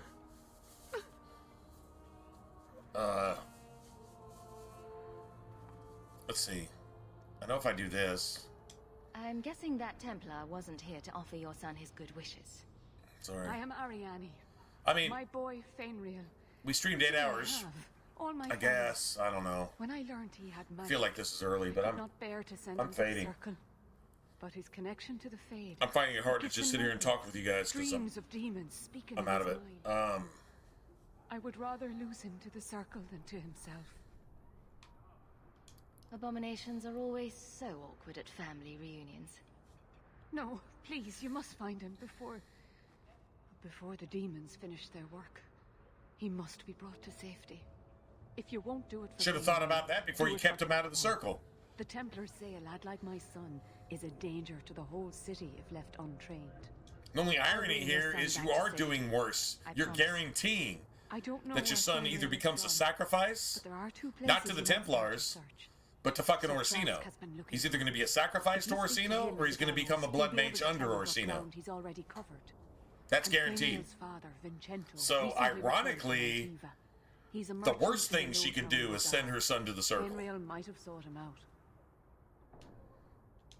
I will not leave you fearful for a moment longer than necessary. He ought to have his own life. Out from the shackles of the Circle. The shackles of the Circle. Everyone should. Sorry, the real world has a whole lot more shackles than paid protection. It's almost a relief. All your bills paid, all the SNAP benefits, all your rent paid, and somebody coddling you and protecting you day and night to keep you from the dangers of the world. That's exactly what they get in the Circle. It's not a prison. It's just the opposite. It's fucking daycare. And all the brats are spoiled. Imagine a spoiled brat with the ability to set the world on fire. There you go. Guess what they're going to eventually do? Set everybody on fire. Anyway. Just saying. Alright, guys. I'm gonna go ahead and call it a night, man. Like I said, I'm drowsy. I'm sorry, guys. But hey, we got to do things, man. At least I know where I'm at, so I can just kind of pick up tomorrow. Act 1 is huge, and Act 2 is damn near as big. I think I'd say 80% of the game is in the first 2 acts. Act 3, by the time you get there, honestly, unless you're just really pushing for one thing in particular, you can kind of get through that. But this is where most of your building and most of your grinding is. Getting all your stuff. Anyway. Alright, guys. You too, man. You guys have a good evening. And I will see you I'll see you tomorrow. I don't know what time I'll be on. It'll probably be probably about the same. Maybe a little bit later. I try to get on around 8 or 9 if possible. Sometimes it's 11 or 12. I don't know. I don't have a scheduled time. Eventually, maybe we'll do that. We'll say scheduled streams at such and such. Is that going to make a difference? Probably not. So, whatever. Anyway, but yeah, for right now, let me go ahead and get out of here. Go find something to eat, and then yeah, I'll see you guys tomorrow. If I don't, then you guys have a good rest of your week. Have a really good rest of your week. Stay safe. Be careful out there. Hey, speaking of a $100 card, I could just apply for an Xbox MasterCard and go into debt to Microsoft through my Xbox. That sounds like a good idea. Not. Now, is anybody interested in this? Y'all want to see this real quick? I saw this earlier, and now I'm like,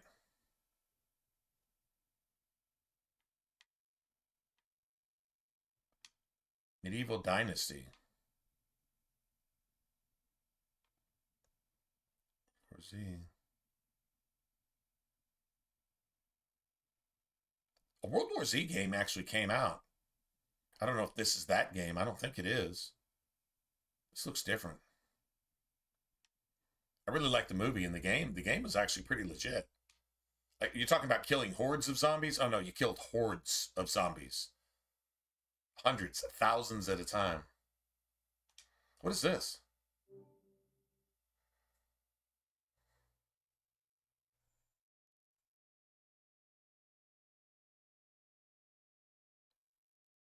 $1996. Oh, it's a remaster. Genre-defining game with jaw-dropping and powered by Unreal 5. Modern gameplay. Okay, hold on a second. Y'all see this? I want to see this. Amazon Game Studios. Crystal Dynamics. Okay. It's only 300... No fucking way.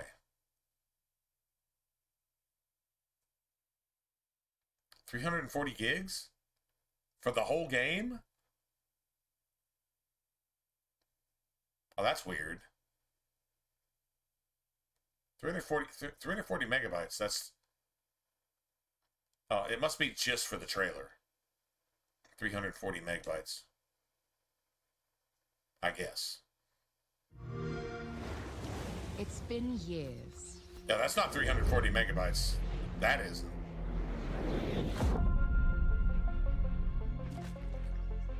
But the events are still etched in my memory.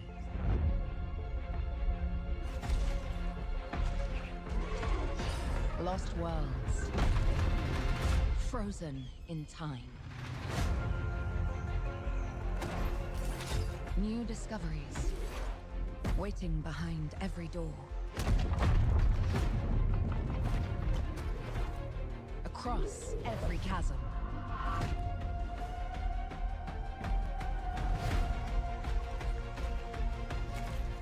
I didn't know then the path this adventure would send me on.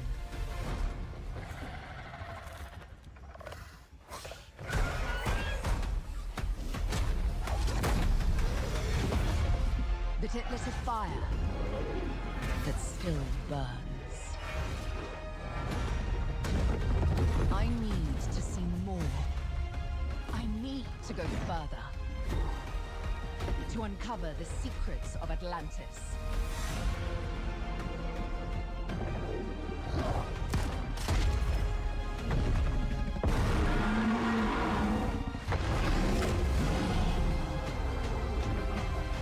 Some legends are destined to be retold. Wait a minute. Was that Hawk's voice? Wait a minute. I think that was Hawk's voice. Was that Joe Wyatt?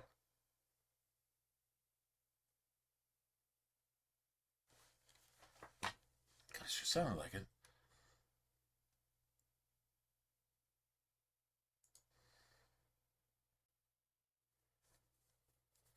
All right, hold on a second.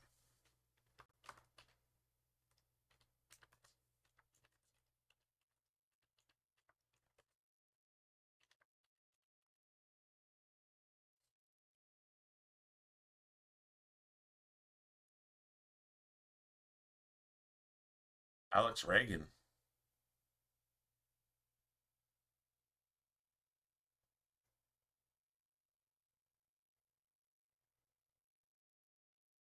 Known for roles in Cyberpunk, Mass Effect 3, and Inquisition.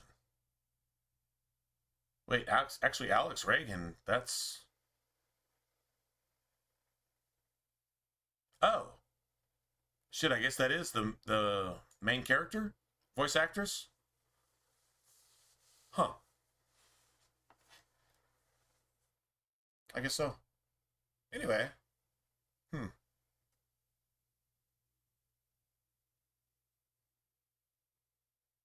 wonder if there's like slow time in it and all that type of stuff. It's going to be puzzles, right? It's going to be puzzles and a bunch of parkour type shit. I mean, that's cool. I mean, for what it is. It's not trying to be something that it's not. It is what it is.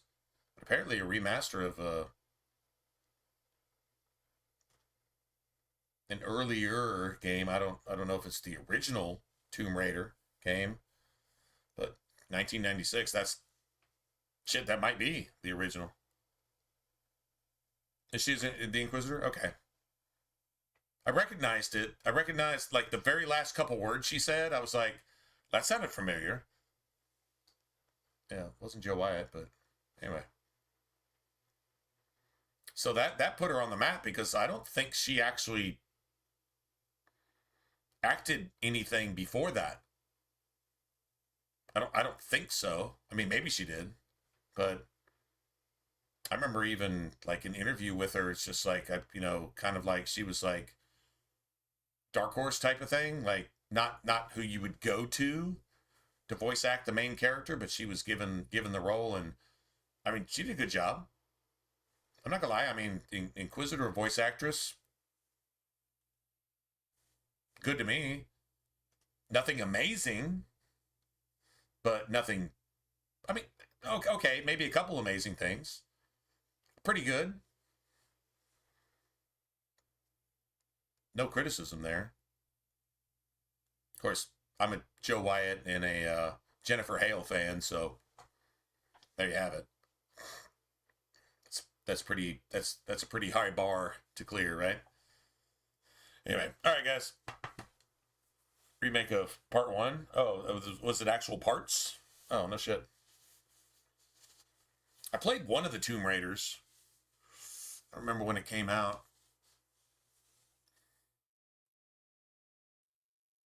It was cool. I'm not gonna lie, it was actually cool. It even had like I think a PvP option in it too, which was apparently like really clunky, really bad. But the game itself was cool as shit. But I mean, it was like, action game type shit. You just eventually grinded the game out until you collected all your points and this and that, and probably a little bit like Horizon Zero Dawn type of thing. Probably. I guess. I don't know. I never played that one either because I thought it was a lot like Tomb Raider, to be honest. Maybe I was right. I don't know. Anyway. All right, guys. I'll see you guys later. Catch you tomorrow. Like I said, if you're not here, man, you guys have a good rest of your week. Good night, everybody. I'm going to go ahead and get out of here. That is something to actually take a look at, though. Let's see. All right. Good night, everybody.